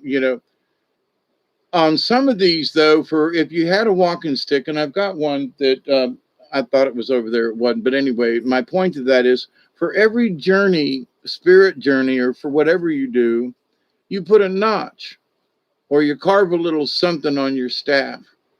If you're just walking to the river and back, that's sort of a common thing. So you might do a little scene with the river or something that represents the river. But then if you go to the mountains, or you go hiking somewhere that's new, then so that you would mark your staff with something, you might actually find a bead or a rock that you tie to your staff, and that becomes your quote power staff. Now, why is it powerful? It holds the memories, and it holds an essence from those spiritual places that you have been. Doesn't matter about anybody else. So the staff to somebody else ain't gonna mean squat. I got a couple around here that are carved and stuff, and people, when I die, they're gonna look at them and go, "Well, that's sort of neat. What's this for?" They will never know the story that I carved on this thing on my journey. And Unfortunately, the damn thing broke. I glued it back together again, but I'm going to have to do some. Now it's more of a, I can't use it as a walking stick anymore, but it is more of a stick I take with me as a journey stick. Okay. So, but what gives it power? Well, the power is that I have it. The power is that I carved it. The power is the memories that I carved into the stick. So you say, well, what power is that? Well, as a story stick, as memories, as the strength and but am I going to take my staff and do some kind of magic spell with it? I don't think so. But I would take it to a ceremony with it because of how I feel about the staff and the tree and the energy and the flow and the connection. So to me, there is a magic in that. But is the staff in itself magical? Do you follow where I'm coming? Now, I do believe there are some staffs that are magical, okay? But to me, each one of these sticks, staffs, canes, whatever, they each one has their own little kind of sort of magic with them. Okay, their own feeling, their own vibration. Okay, so and I think it was Jody who asked this question. I don't think he would mind me talking about it. In fact, I was going to do a video just about staffs, walking sticks, and so forth from a nature person's kind of sort of point of view, not from any kind of. I missed the 20 mark. Damn it, man! I knew it was coming up. Who's seen the spirits flying out of my stick when I've been talking? I freak out every time. Yeah, I'm going to start making wands. No idea why, but I feel there is a need for such things. You know, Maverick, I won't say no, but somehow in my journey, wands don't um, aren't in it. But I'm in a totally different area where they just didn't use wands per se. Now there were talking sticks, there were things, there were wooden things, sort of like pipes, pipe stems. There were talking sticks and different things like that, of spirit sticks, but they weren't used as wands like wands are normally used. I mean, the word wand suggests you're going to do some kind of something with it, right? For natives, the power was just in having it. It wasn't in using it in any particular way. The power was that you had it, you know? So, but anyway, but I'm seriously, you know, I've got a bunch of walking sticks, but I've got some out here to where I'm going to have to cut down 50 small trees. I mean, seriously, they have to go. There is no, they're too close together. They're under the power line. There's 20 of them growing in a 10-foot area. They can't all come up, and they're getting too big now, and I need to turn them into walking sticks. So between now and the fall or into the fall, I'm going to have a bunch of walking sticks because I got to cut these things. They have to come down. They got to be cut.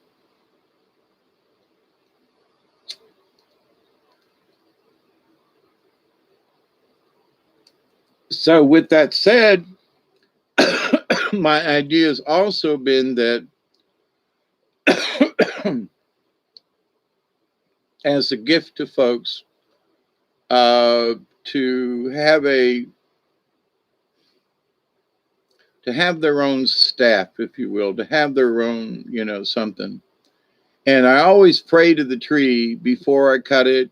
I always give it the respect that it needs. And here's something also, by the way, and I did an experiment.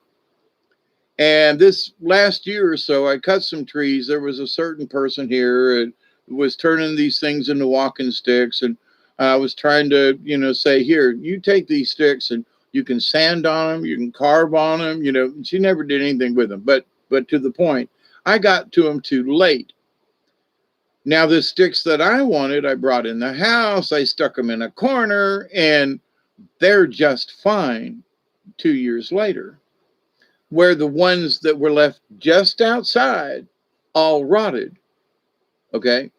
So, and I don't, they weren't in the weather, they were just outside. Now, I say this in that I've cut many sticks and have pulled what we call beaver chews. You go down on the river where the beavers are, and you find these sticks that are six, some of them are 4, 5, 6 feet long, usually not much longer than that. And the beavers will chew both ends. And you can see where they've literally chewed it like a piece of corn and gnawed it and all the way around, all the way down the stick. We call them beaver chews. And I go down on the river, and there'll be a beaver chew along the bank. And I go, oh, look, there's a good walking stick. Every single beaver chew I've ever picked up, many of them are still viable walking sticks after 20 years, okay? I've got some others that I didn't keep.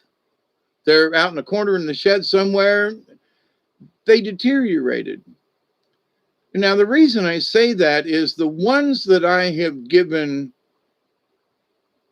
a home to stay alive. They stay as the stick. If you put them outside, now I still love them. It's not, I got too many over here in the corner, right? I can't bring them all in. But for everyone that I've said, nah, I got to bring this in. I got to stand it over here in this corner. I'll take it in the bathroom. I'll put it somewhere in the corner. It needs to be in the house because I don't want it to deteriorate after all these years of having one outside under the cover in the shed. It's not like it's been forgotten, but it does not last like one 10 feet away in the house. They just don't. So there's something magical to me, obviously, in bringing them in and being, it doesn't have to be in the house, but I mean, if I was out in the shed more often and there's some in my other shed that are still fine. It's sort of like my mini house out there, right? So those are okay, but just outside leaning up against, they're not okay. Yes, they've been exposed to the wind and all that, but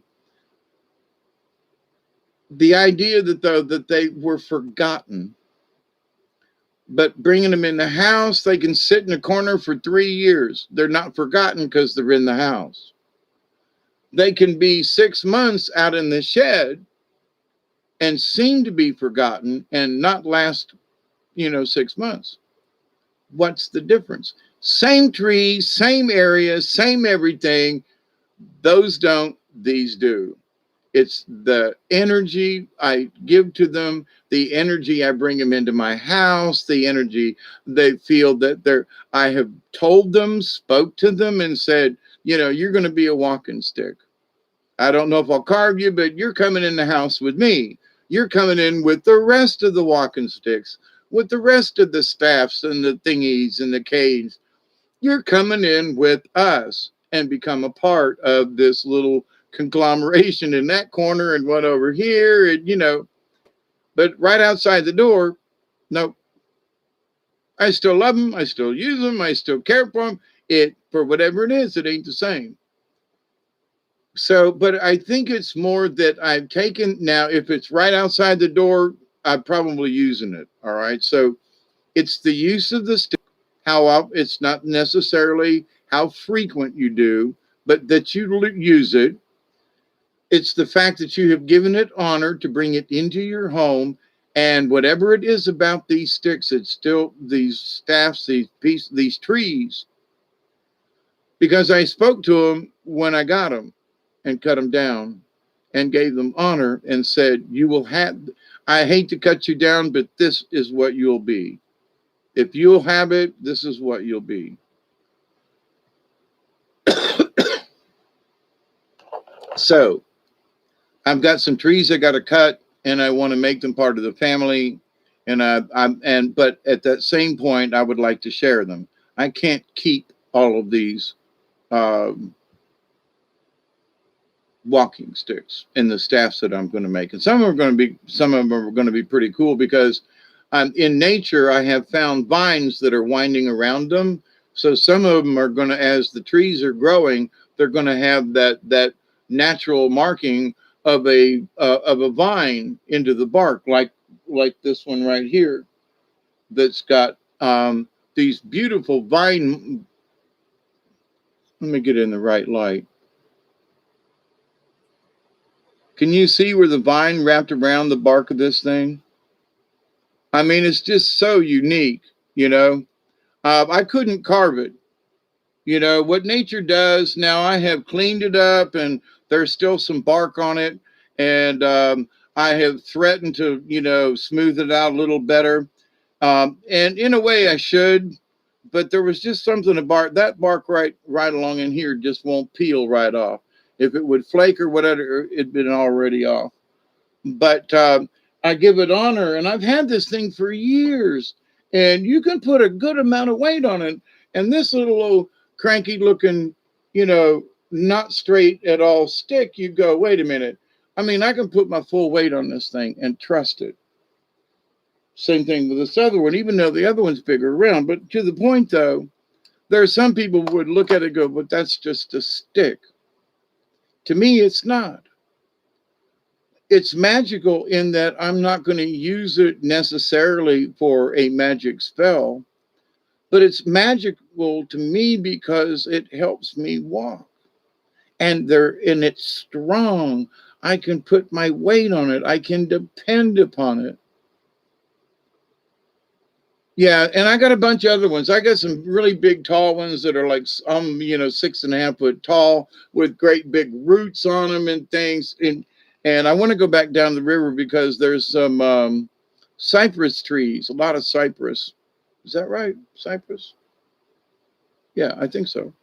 And a lot of sticks and stuff. And they're free to pick up and drag home, but I need the canoe for that and not a kayak.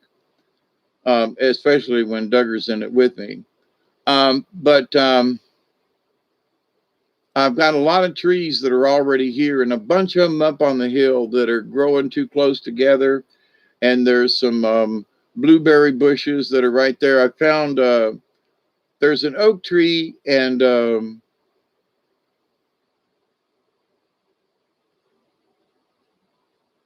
pecan tree, a pecan tree, like this far apart.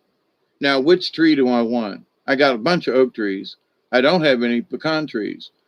Pecan wins, you know. So here's this other one. This, if I let it grow for a couple more months, is going to be perfect for a walking stick. It's a little thin, you know, but if I let it go till, you know, until the fall and then cut it, there's also, it depends on the time of year, it seems. Not so much as if you cut it in the spring, fall, summer, when the sap's running, when it's not running. You know, I haven't, what can tell though, that is if I don't bring it in and give it honor, it will just turn into a stick. It just, you know, and not a good stick. You know, you might as well just go ahead and burn it. And I've used them for that and said, sorry, thank you, and used them for a fire. So, you know, nothing goes to waste in that respect. But as far as building one, taking care of one, so Maverick, uh, it's 320. Hey, close enough. I've been on the air for 320, so it's 420 somewhere. This is a good excuse to, you know, light up the rest of this. I'm running out.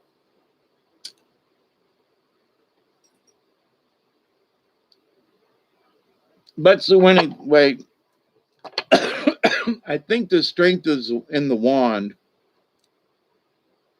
And there was one of these, it might have been a Harry Potter movie or something.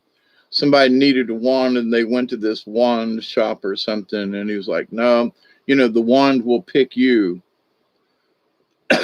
Ooh, I want that one, but it might not want you. So I was just looking for an excuse to. Uh, I just sent a few of you the My Stick song. My stick is better than bacon. But see, one could say, now I got to say something. There's certain things like I literally went outside and cut a cherry tree down, okay, and bent it up my staircase. Back when I first built the staircase, this quote, he was a friend at the time anyway. He's not been a friend in a long time, but anyway, he goes, "What are you going to use for? You know, it needs a handrail or something." I said, "I don't know." And I said, I'll just go out here and see if I can find a tree, and I'll cut it off, and I'll just stick it up here and wedge it in here, and it'll be a temporary handle. That was 30 some years ago, and it's still a tree. People have sat on the stairs right behind me here, and you know, and said, "Well, there's stuff carved in here." I said, "If you want to carve something in it, go ahead." What? Yeah, if you want to carve something in my handrail there, you go ahead. So there's not many, but there are little carvings and nicks and things. But it's a cherry tree that I literally went out in the near woods and cut it down, brought it in here. I didn't even, it still got the angle on it where I cut it, and topped it off and stuck it to the top of the stairs. It's still here to this day. And where I've wondered for a long, you know, I've tried to keep pieces of wood. Nope. And I prayed to it, thanked it, cut it off, brought it in here, and it's still in my house and still strong. So and it's got this perfect little pitch going up the stairs on the inside side, you know. But anyway, but to the point though, I think there is energy in the wood. Each tree, each twig has its own little vibrations. How you treat that piece of wood, the wood still wood, but it's the intent that you use the wood for. And so I'm in the mood to show you things. Hang on.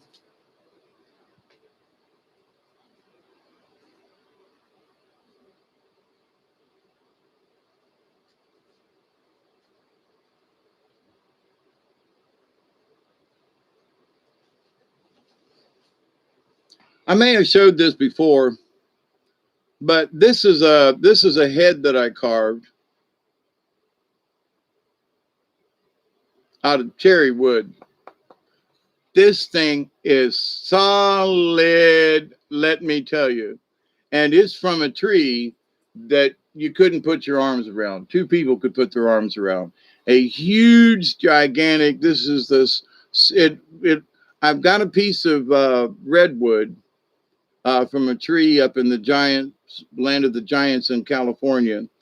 But this piece of, I was going to make it a puppet, and it's just sort of become an icon in my house. And but anyway, termites kind of sort of got it in place. There's a termite hole, but this thing is laying around, and people go, "Oh yeah, this and that. It's really cool." And I go, "Yeah." And why do you keep it where you keep it, sort of thing? And I was like, "Oh, if anybody ever comes in the house and I needed a weapon, if I hit you with this, it will hurt you." And it's just like, well, what you got that for? You can't split this. It's like a piece of rock. This thing is so hard. So not that that's what I want, but if I was, it's over there, kind of sort of the door on the shelves. But to my point though, it's like somebody tried to get in the house, or it was, and I just needed a quick something to grab my hands on it. You wouldn't know that this would knock your head in. I mean, put a dent in your brain. I would not want to get hit with this. It's harder than a baseball bat, and I've got one of those nearby too. But to the point, though, it's just a piece of wood, what it is. And this is solid cherry. And it's easy to carve. It holds its thing and all that kind of stuff. But it's still just a piece of wood until you do something to it. So I've carved it. And it has become this. And I could use it for something else. Come down, ladies. He's going to show you some what? I have CRS.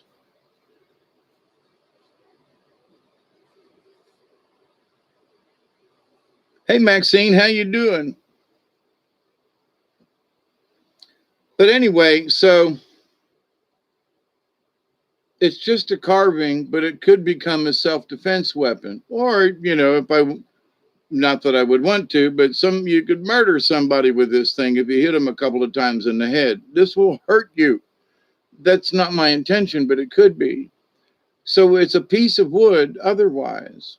It's a decoration. It's something I carved, So, but anyway, I haven't figured it out yet, but I know there are people, there are gifts that I have been wishing that I could offer to you all, not for money.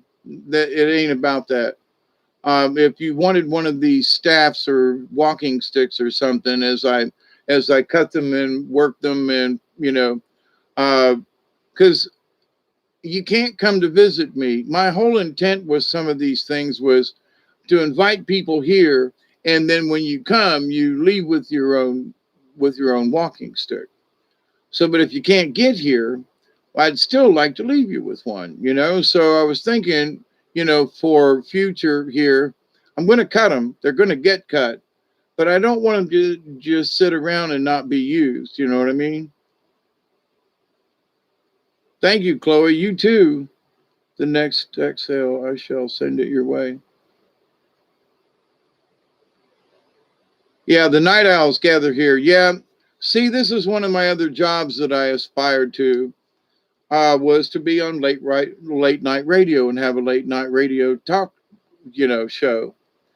And we'd talk about all kinds of subjects. We'd play music in between, and that was going to be. I was going to, as a retiree, I'd be able to do that, and fill in and have a late night show. Well, here we are. on YouTube, late night radio in color, sort of.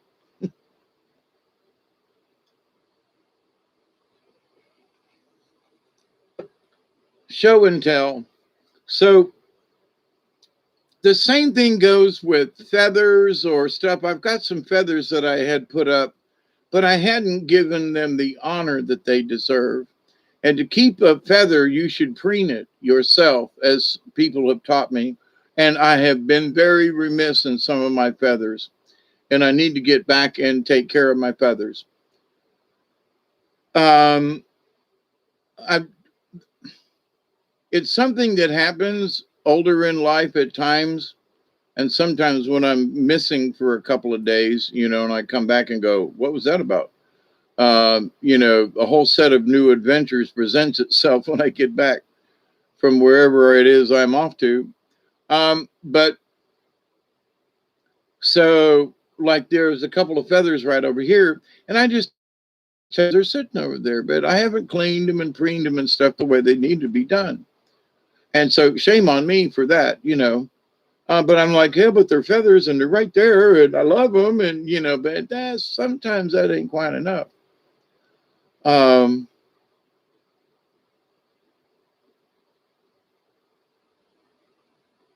You're dreaming kayaking on a river with you. Is that me on a river? Hawkeye radio, yeah. I have to pluck my feathers literally. I understand, Delaney. I don't have feathers, but I understand.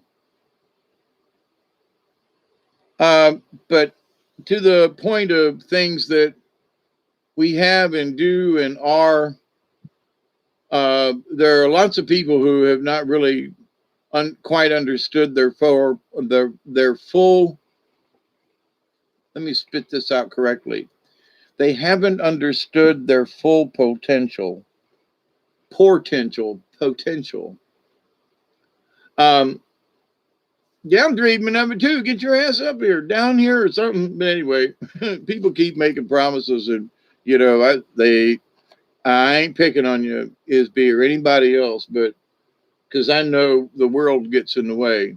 Because I haven't been to the river like I wanted to either. But me and Doug are going soon. I'll tell you. It's supposed to be 65 for a high. Let's see. This is now Wednesday. Tomorrow, basically, not in the morning, but tomorrow, Thursday, and it's going to be a low of in the lower 50s and possibly even hit upper 40s. Now, for this time in May, it's a little late. The last time it got in the like 65, 63, something like that, was 100 years ago. So it has happened, It has been lower than 65, 63 or 4, anyway. But to be able to tie the record when we're supposed to be in a heat wave, just saying, should we be worried? No, but that but we're breaking records. Well, here's the deal. Breaking records means it's happened before. And if it's been 100 or so years ago, that means it doesn't happen very often. That's why we keep records. So we can compare notes. Oh my God, it was cold on this day and blah, blah, blah. Well, and now 100 years later, we were 2 degrees above the low. Okay. So every 100 years or so, we have a little cold front that comes through about this time of year. Okay, I won't be alive for the next 100, but, glad to see it on this time.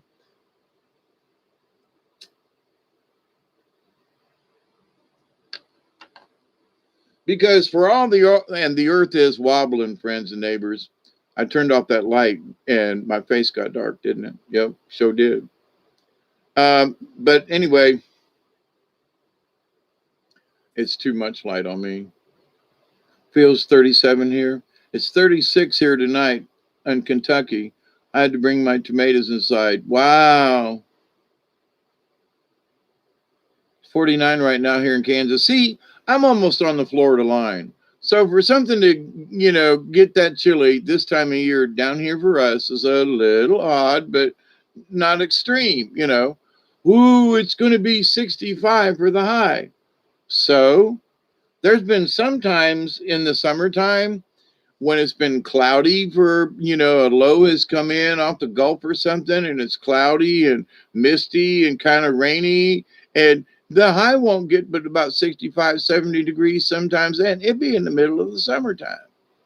So it's the dark and the chill and the thing and the air and the, you know, so I've seen it chilly in the middle of the summertime, you know, during those conditions. But anyway, but the way they present it, oh my God, we're breaking a record. Okay. Wow, I live to see him break another record. This time it's a cold one instead of it being too hot. A couple of years ago, this time of year, we were 95 degrees this time of year. 95 in the daytime with, you know, 80% humidity, which is nasty. And, you know, a low of 75, 76, maybe even only 78. So, you know, hot, sultry, nasty, middle of the summer kind of stuff in May. So these last few years, we've had a decent amount of rainfall. It's been like spring again, you know, where 3 years ago and before that, we were in a drought by this time of the year. The river wasn't even running. I was dependent on, you know, I was already on water rationings from my well because it was so dry at this time of the year already. We'd only had like 4 inches of rain into January and February, and then it dried up. We didn't get any more rain until like November. You know, it was nasty here. And so this year, I mean, we had rain showers tonight. It didn't rain as much as I'd like to here, but we got some. The plants all got water on them, you know. The blueberries all got water on them. It'll make them juicier and sweeter. That's what I noticed. I've been picking them too soon. I need to leave them on just a little longer. So I prayed for a little rain, and we got some tonight. Big thunderstorms east and west of me, but it just kind of peters out right around us. But that's okay. We got some, you know. I know the water level's still up around here because I still have in certain places in my backyard, there's still water standing. And so if water's standing in my backyard, all I have to do is like point a hole through the hill from back there and know that a few feet down up here, I'm going to hit water because the water table is basically sitting on top of the ground back there. You know what I mean? So otherwise it would be dry. And so a lot of spots where you can just take a stick and poke right down and water will squish right up from, you know, from the ground. But and you walk and it's gushy, but you know, and if you're not careful, there are places where there used to be a tree and you'll step in it and it'll scoosh right up to your knee. You got to be careful. That's why I like a walking stick because you can put it out in front of you, and if that happens, you've got something to hold on to. 2023 looks beautiful to you. I hope so. I really do because there's some of us. Um, Skeeters are bad right now, and it's damn May. The hell with August. You know, I don't know why they're so bad right now. But I'm so close to Florida, and we've had these great big mosquitoes. And you know, I don't know how many of you remember the love bugs. Hmm? You know, love bugs were created hoping that the mosquitoes would somehow mate with them and they would die. And all that happened was the love bugs exploded, you know, and there's certain times of the year where love bugs are everywhere, you know, especially down in Florida. So that was a big mistake. So what are these skeeters that they supposedly let loose?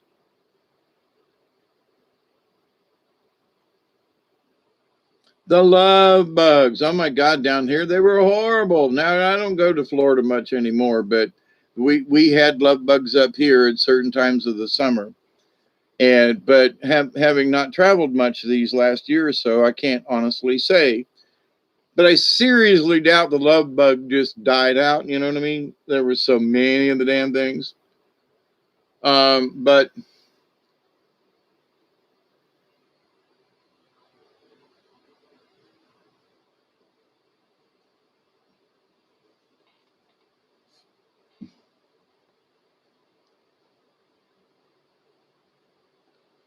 Steelers wheel. Man, somehow I remember that. Stink bugs were made to eat the pine beetles, which they don't. Oh, and they stink too. And they're crafty little critters. But you know what? Now, if you can stand it, because if you just touch them, even by the corners of the edges, they stink up your hand. But you can wear gloves. Some of these guys did a thing years ago. They took stink bugs, collected them, too many on their fruits and vegetables and whatever, collect them, um, stick them in a jar with some water, okay? Drown them sons of bitches in a little bit of soapy water and let that stink and then spray it on your tomatoes or whatever because other bugs hate it. It's like the best insect repellent or, on vegetables. Um, Stuck in the middle with you. Yeah, that was Steeler's Wheel. Okay, that's how I know him.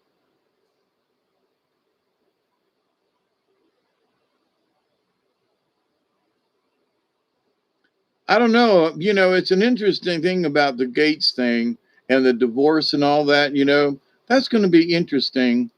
Not that I'm really particularly give a shit, but it's going to be interesting. Like, why now? What's the thing? What's the deal? There are some rumblings about, that the White Hats have been after Bill Gates and trying to confiscate his money. And that if they get a divorce, she can get some of it. And maybe, they won't lose it all. And, there's some really strange, why now? I don't care, but it's interesting. It's one of them things you got to add to the list of going, why would she give up on her hubby now? And the blah, blah, blah. Well, matters of convenience. If she gets a divorce and gets half of it and they're after him, then they can't get all the money. That's how it works. Or possibly how they think it might work. You follow me? So, um,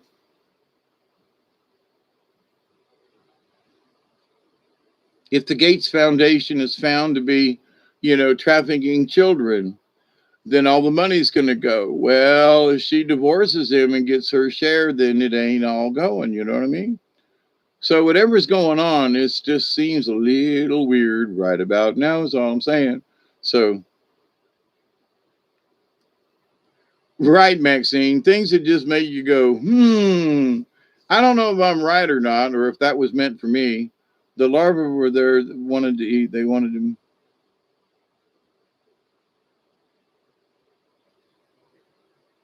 Yeah, clowns to the left of me, jokers to the right. Here I am stuck in the middle with you. Yep,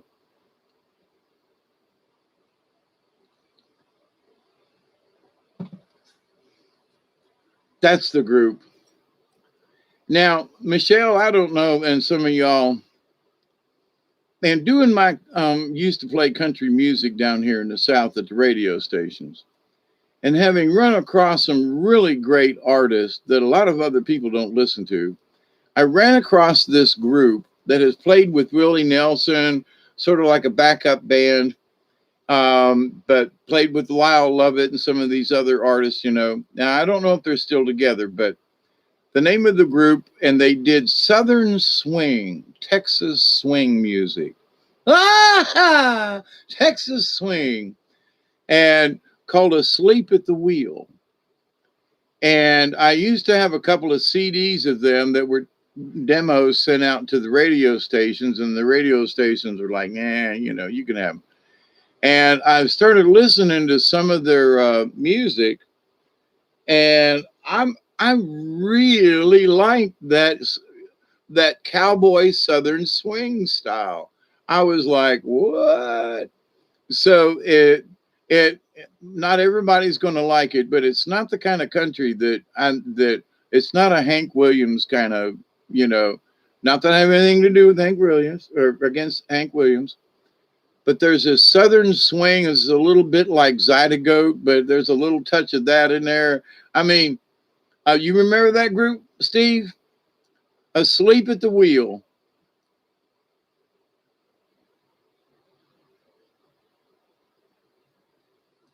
Isby, understand this, my friend. Go all the way back to the days, and you know about this, when in 1871, when Ulysses S. Grant sold out to the Vatican, and we became a corporation because we went broke during the Civil War. Since 1871 and before, this place has been twisted, okay?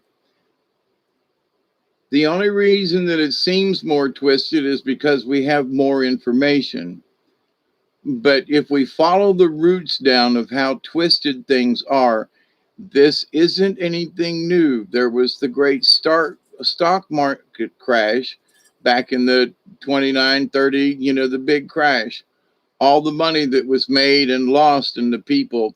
This thing is still twisted, Isby. Just remember, this is nothing new. There's just more people. It seems more twisted, and in a way it is, but the roots go back 100 and whatever years to 1871 at least, okay?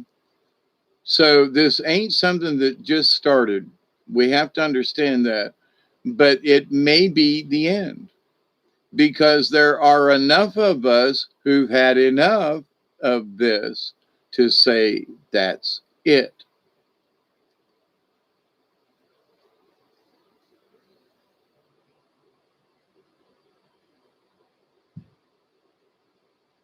The reason I said that is not to pick on you, but people will get caught up in too much of, oh, it's getting twisted.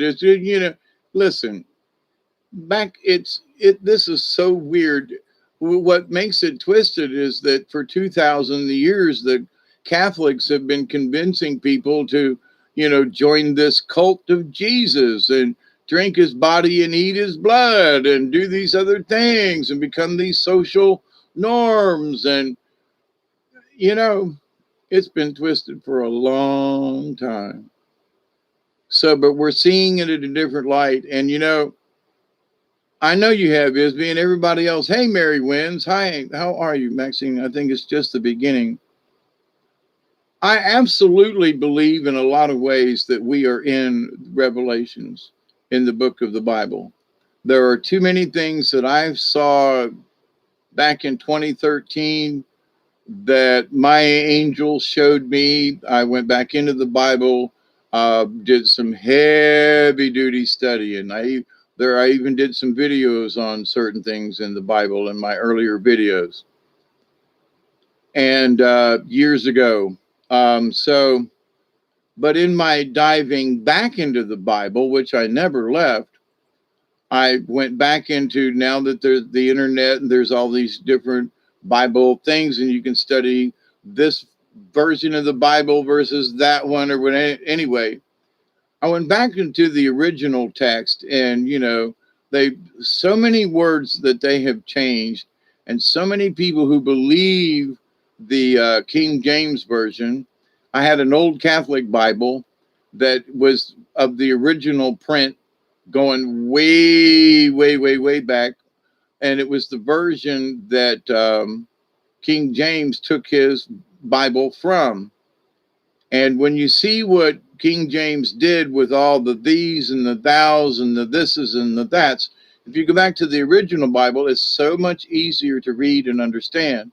And for everybody that I've turned onto that, stop reading the King James Version, go back to it was the old Catholic Bible until the current, fake Pope told all the Catholics to throw their old Bibles away. They were worthless and to buy the new ones. And it says in Revelations, he who changes the word of God shall be written out of the book of the tree of life forever. So these guys have literally changed the Catholic Bible, the original text in print, and said, nope, that's not the one to do anymore. So to me, when the Pope did that, I was like, this is the end times. This is it. What else are they going to do? And I studied about who is this and that. Here's the bottom line. The truth is being seen so much, and there are so many Catholics who have retained the old Latin. They are still doing the old Latin masses, and the Pope said, "Y'all ain't Catholic no more. You can't do that anymore. If you don't do the new mass, then you all ain't Catholics no more." And want to, and get rid of the priest. And not to say that the old way was the best. It was still doing the praying and the thingy and all that, but to the point, people want to go back to what was traditional. They feel more at ease and more comfortable the old way, not this newfangled way, not the way the Pope said, throw away all your Bibles and get the new one. No, because they changed the word of God. I mean, whether you believe that the old version of the Douay Rheims version Bible, which is the oldest English kind of thing, it and very easy. I mean, I love reading that version of the Bible. It just so no these and thous and this's and the Lord this and that, and where a lot of places where King James put the word worship in, where in the Douay Rheims version, the many of those places is called adore. We shall adore the Lord. And I've talked about this before, but I adore the Great Spirit, but I don't worship anything. I give ceremonies, I give prayers. I've got sage over here I lit earlier today in prayer, and so that's my offering, like incense in the Catholic Church in a way. But it's been great listening, chatting. You too there, Steve. Thanks for coming and hanging out. I didn't know I was going to be on this long. 10 cups of tarot card.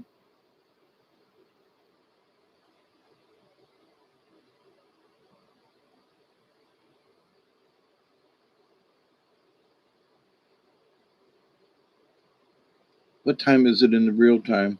3:15 a.m. Okay, almost 4 hours. So get your bowl ready if you got one. But anyway, we kind of went around in circles with stuff, from talking about, not necessarily insect repellents, but, and oh, by the way, if you go outside a lot, get yourself a long sleeve shirt, preferably white if you can find it, and spray your shirt with bug repellent. Okay. When you come in, take that shirt off and hang it up, and not with other clothes. When you go back out, put your outside bug shirt on. If you have to spray to keep it up, spray it on the shirt. Okay. We've learned years ago, those of us who go down in the woods a lot, we've got our woods shirt, long sleeve shirt. You're still going to be hot no matter what. Okay. But you're protected from the bugs. And if you spray the shirt and don't put it on your skin, I don't know, it's easier. It keeps you off of you anyway. Hey Ian, how are you? 3:15 and get your zinging bowls ready. Yeah, me too. I got what? Oh, it's 17. I got 2 more minutes. I have to reload. I did a short bowl earlier. I have a couple of little bits of pieces of stuff that I've saved, and I got it in a jar. Maxine, I think there are those who have turned the world into into tarot cards, a tarot deck. Because I've got these animal cards that I read from, and I don't know if you've been with us when I pulled those cards. The animal cards. Whoa. Calm down, Duggar. There's something outside. But because of the magic and so forth that they established within the church, that is 2,000 years old of tradition and stuff, right? So, but in that, I think the cards kind of sort of go with some of the stuff that it's sort of like when I studied the Black Mass and so forth way back when, and I got a hold of some books that I've probably shouldn't have. And I learned that that kind of magic was absolutely not where I'm supposed to go. I was curious about it. I have done conjurings and spells and stuff, and have gotten so far along that I realized I needed to stop. And I don't know if I stopped one time in right enough time. I'm hoping that I did, but that I may have opened enough of a window, because apparently I have some gifts that I'm not aware of, and I don't want to be aware of them. If I can call other things into existence from another dimension by doing spells and things, that's why I'm so against it. And when people bring up the word magic and things like that, I'm like, man, I have been there. And if you really don't want to go there, you really don't. At least, in hearing and talking to somebody, about this and that. And if you're into the Christ idea, then you don't want to, then you ain't a Christian, or however you want to put it, if you still want to do magic, because the magic is within us and how we connect with the universe, and shortcuts are not allowed. That's the bottom line. Shortcuts are not allowed. We got a minute and I'm loaded.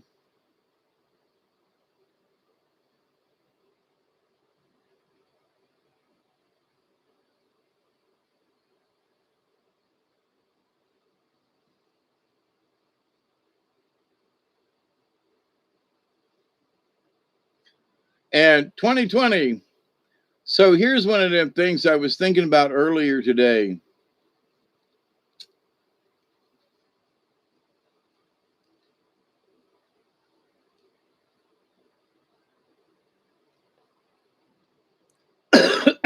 Of all things I was thinking of, you'll love this. I was thinking about Ringo Starr. They're gonna put me in the movies. They're gonna make a big star out of me. They're gonna make a film about a man that's sad and lonely. And all I gotta do is act naturally. Well, I bet you I'm gonna be a big star. Might win an Oscar, you can never tell. The movie's gonna make me a big star, 'cause I can play the part so well. Well, I hope you come and see me in the movies, 'cause then I'll know that I will surely be the biggest fool that ever hit the big time. And all I gotta do is act naturally. Well, I bet you. Anyway, uh, why no shortcuts, Hawkeye? Because then you haven't learned the lesson. And the way to the correct magic is by not taking shortcuts. There are things that lurk in the shortcuts. Do I think the infinite creator cares? In the way that the creator cares, the answer is yes, because all beings are equal in the eyes of the creator. So, but anyway, in thinking about Ringo Starr, I got off on a tangent on that one, but I could hear it so good in my head, so my acapello. But in the town where I was born lived a man who sailed the seas, and he told us of his life in the land of submarines.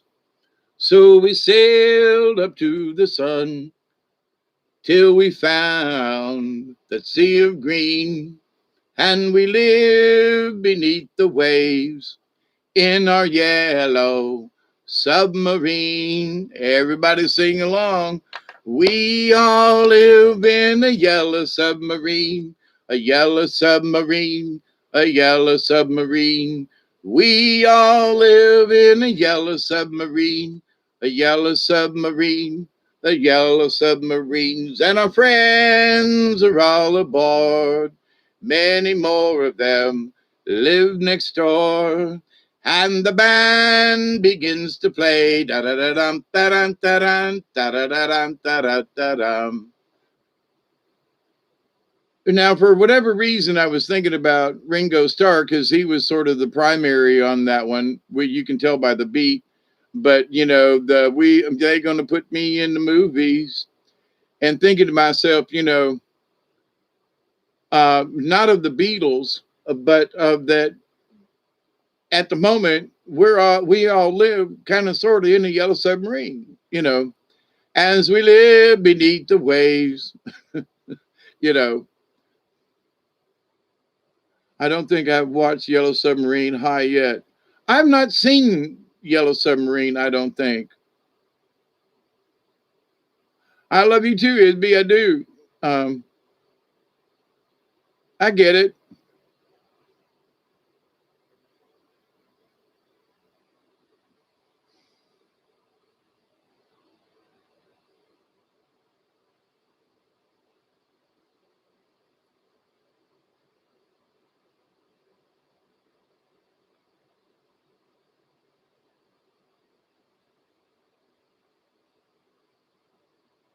High on what? Yeah, Marijuana wins. I like that Sergeant Pepper's, even though it seemed off the wall back then.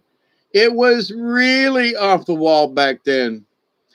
Okay, wait a minute. That I got the wrong album. The one that got me, but I think that was later on. You'll probably fix me on this one, Barry. She came in through the bathroom window.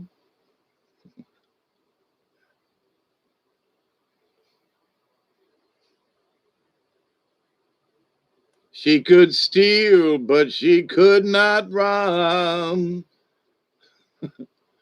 Can anybody wonder? The other one was um, Rose and Valerie screaming from the gallery, say he must go free. The judge does not agree, and he tells them so. Oh, oh. But as the words are leaving his lips, a noise comes from behind. Clang, clang, clang. Maxwell's silver hammer came down upon his head. Do, do, do, do, do. Maxwell's silver hammer made sure that he was dead.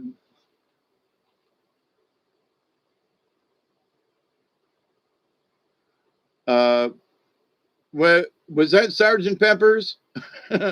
I'm having, I want to say that was in Abbey Road or something. I can't. There are some of those. I had the Beatles, both books, the song books. I want to say that was uh, Sergeant Pepper's. Let me take you down, 'cause I'm going to strawberry fields where nothing is real and nothing to get hung about.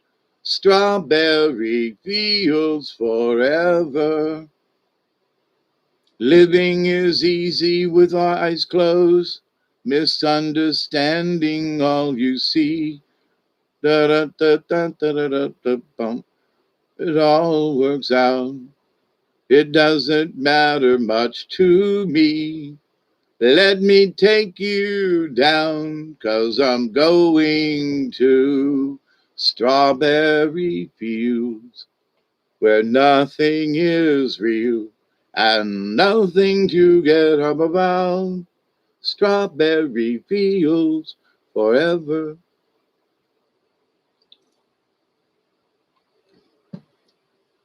Eleanor Rigby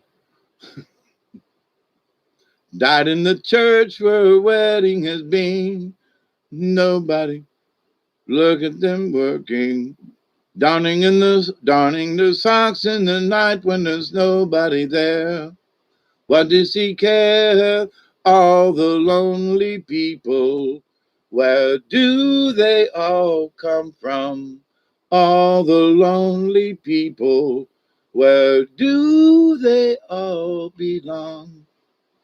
Ah, look at all the lonely people. Anyway, that's my. I'm sorry. You know, I get off on musical things once in a while, but um, yeah. And having played those songs over the years and stuff is like, as I'm sitting here just letting the music out, if you will. You know, Barry and I were talking about it earlier on the phone that there are some times where I can remember the tune, you know, but I couldn't remember the words. And sometimes you just have to let it come out. So thank you all for just hanging out, and um, I had a guy for everything. Crap. Just hope y'all were singing along and then clapping your hands or whatever, but and nostalgic. But you know, there are people who talk about how they just hated the Beatles, and it's like, well, what about this song? Well, I kind of like that song, and yeah, well, what about that song? They don't know what album it was or anything. Well, that's a Beatles song, yeah. I mean, for example, years ago when Muzak first come out in elevators, way back in the day, you know, some of the first songs that were on music were some old Beatle tunes and things. And people were standing in the elevator just to hum it. And I'd go, do any of y'all, you know, any of you all, you know who wrote that song? And they're just singing along and go, no, it must be somebody special because it's on music. And I said, you know, that's a Beatles song.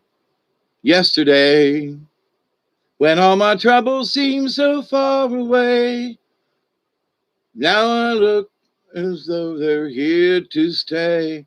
Oh, I believe in yesterday. Suddenly, you know, but anyway, so they're listening to this song and the music, and I'm going, that's Paul McCartney's song. Well, who's that? That's when he's one of the Beatles. No, that's not one of the Beatles songs. That was back in the 80s, you know. So from then on, there are so many songs that people have no clue. There are commercials out there, have no clue what the basis of who wrote the song, or you know that it was played on the top 40 back in the day on a 45 record over the over AM radio. We didn't even have FM radio back then, and if it was FM, then it was mostly all classical.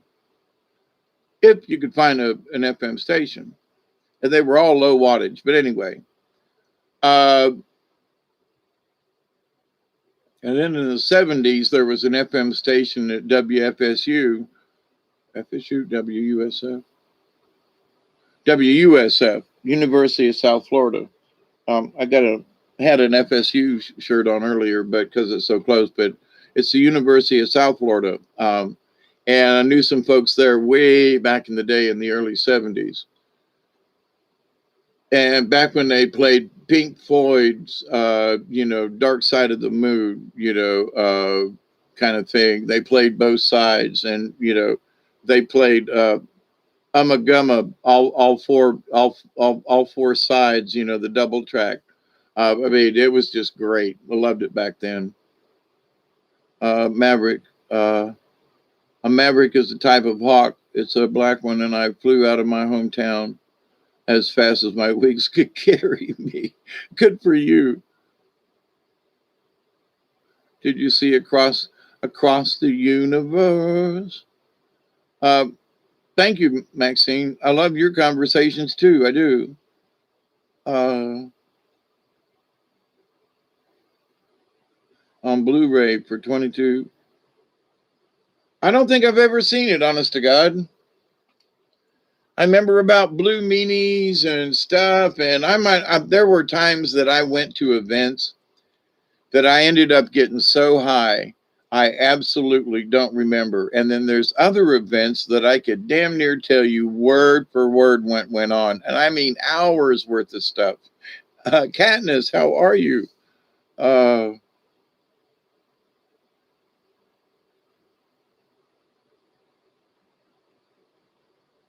15 has all Beatles music.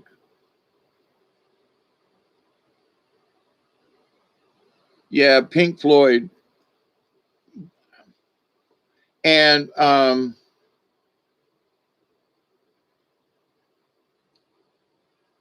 got this song in my head, and I'm trying to read Moody Blues. Lovely to see you again, my friends. Longing to know you around the next bend. The Moody Blues. Oh my God. Doing acid and our mushrooms and floating and or listening to the Moody Blues. If you haven't gotten really good and high and listened to some Moody Blues, oh my goodness, please enjoy the moment. you know, there are many people who like the Moody Blues. Yeah. Oh my God, they had, oh my God, I can't even think of they had a bunch of albums even back then. But if you want to go on a mind trip, go hang out with some Moody Blues, Uh,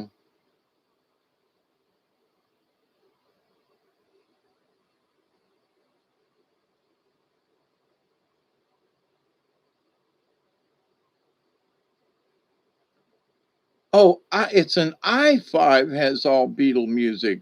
Oh, I can see. Anyone ever watched Dorothy to Dark Side and if the moon started the third lion roar? I don't know.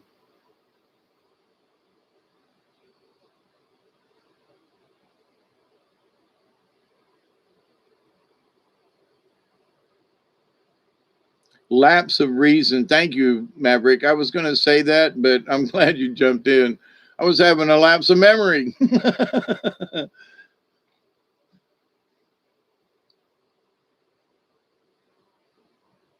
Yeah, it makes me want to go pick up my guitar that's over there. I was playing on Maxine. I don't know what you said, but I was right along with you. Once upon a time in your wildest dream. Yeah. On the quest for a dream, on the breath of a dream, something like that. Where's the divide to the dark side of the moon?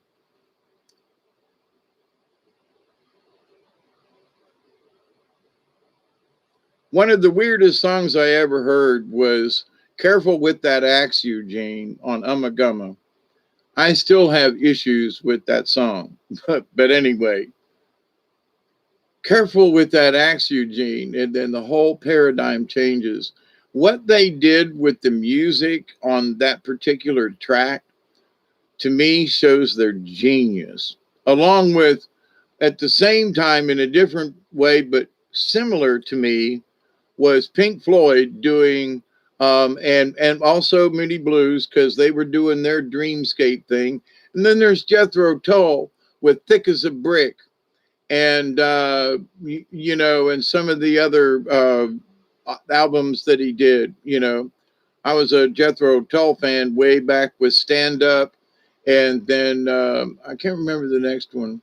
Teacher was on it, and the teacher told me from my world into the sea. And we made the teacher who had fun instead of me. Hey man, what's the plan? What was that you said? Suntan shining and lying there in bed. I'm trying to socialize, but I can't seem to find what's that on my something's on my mind. Do do do do do do do for Jethro Tull fans. Uh, I probably something about Across the Universe, Mary. Across the Universe is by whom? Did you say before and I missed it? Yeah, we don't need no. We don't need no thought control. Dark stories are dum dum dum dum. Teacher, leave them kids alone. Hey, teacher, leave them kids alone. All in all, it's just another brick in the wall. Which is interesting. They did that song, but Jethro Tull said, to be thick as a brick.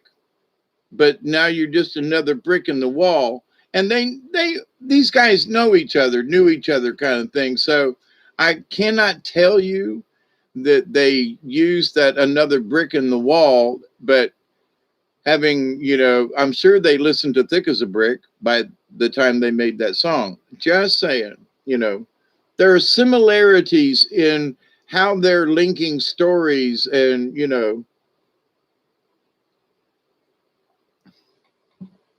so in Thick as a Brick, it's really don't mind if you sit this one out. A word's but a whisper, a deafness, a shout. I can't make you feel, but I may make you think. Your sperm's in the gutter and your love's in the sink.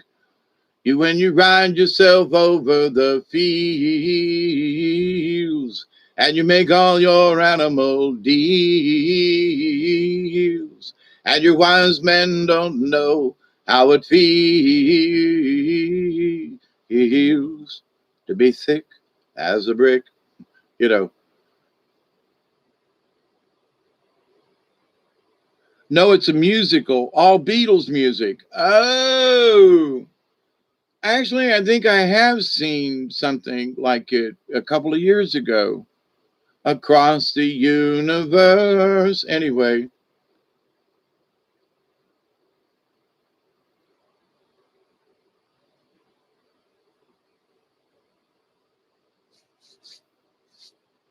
but anyway, so having had the wonderful opportunity to have seen some really good concerts, I've seen Jethro Tull in concert several times. I saw James Taylor in concert.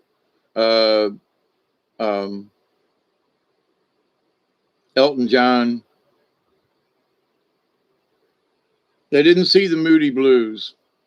I saw B.B. King before he passed away. Uh, and that slick little kid from Austin that I can never remember his name. Man, oh man, I wish I could remember his name. Eric Johnson. There you go. Now, those of you who like sort of blues, rock and roll, and if you've never heard of Eric Johnson, look up Eric Johnson. I'm going to say this slow. Look up Eric Johnson and the cliffs of Dover, like in England, the cliffs of Dover. And look it up and listen to it.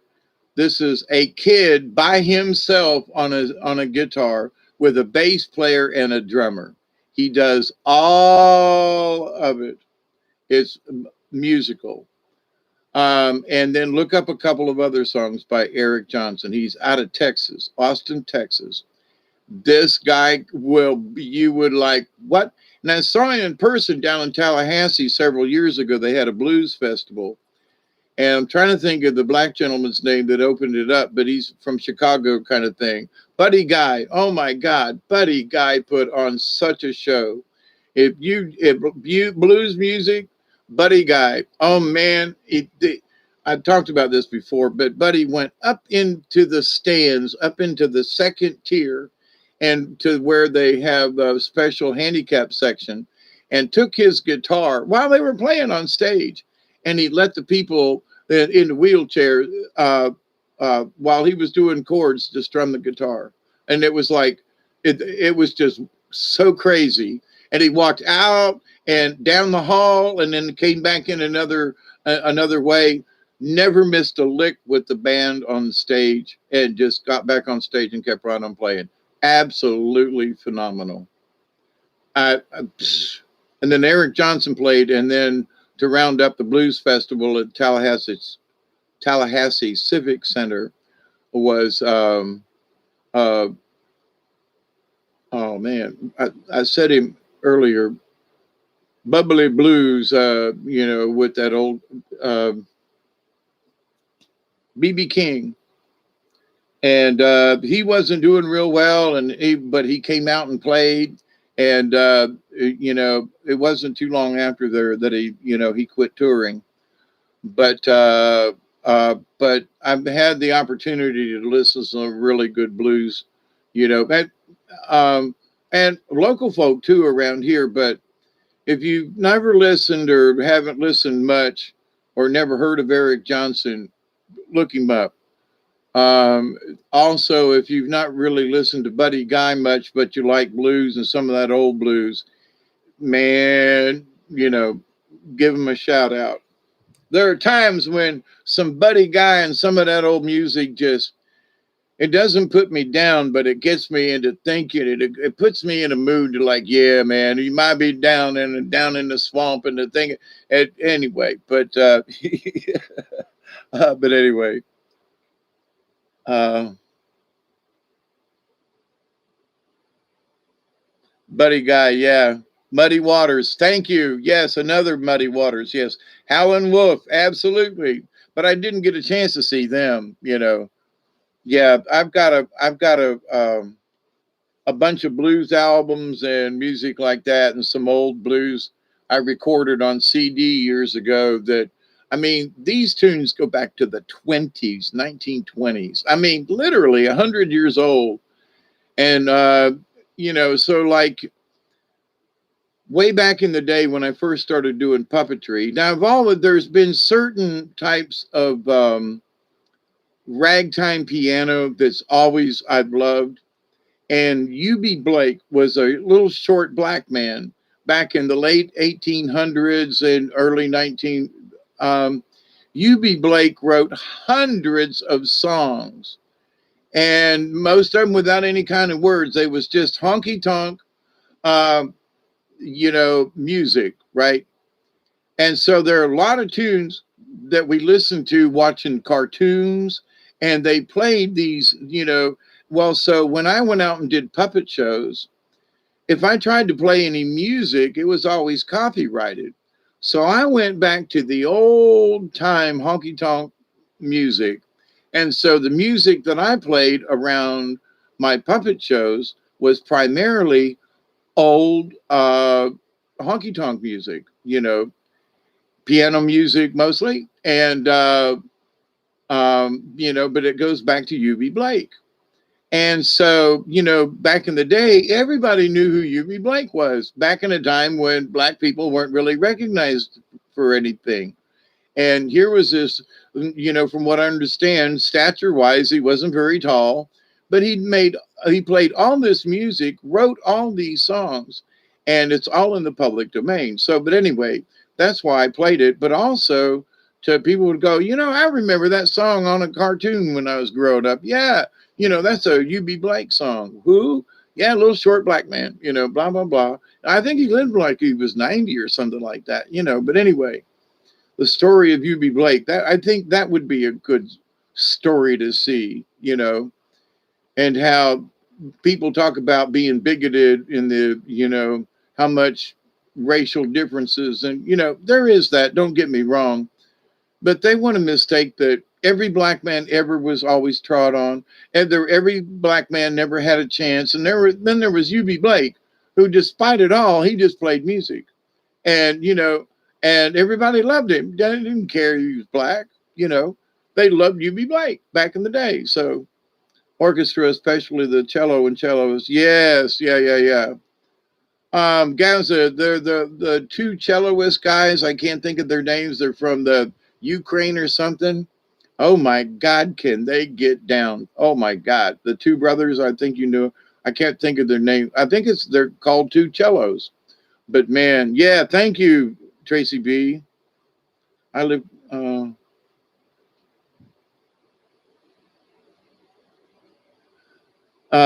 We usually get music 5 years after it comes out. Beatles were popular 6 months ago here. Yeah. And there's some really good videos out about on the two cellos. And they were actually here in the United States a year or so ago, up in South Carolina, which isn't that far really to drive several hours. But I was like, I would have really loved to have heard those guys live. But anyway,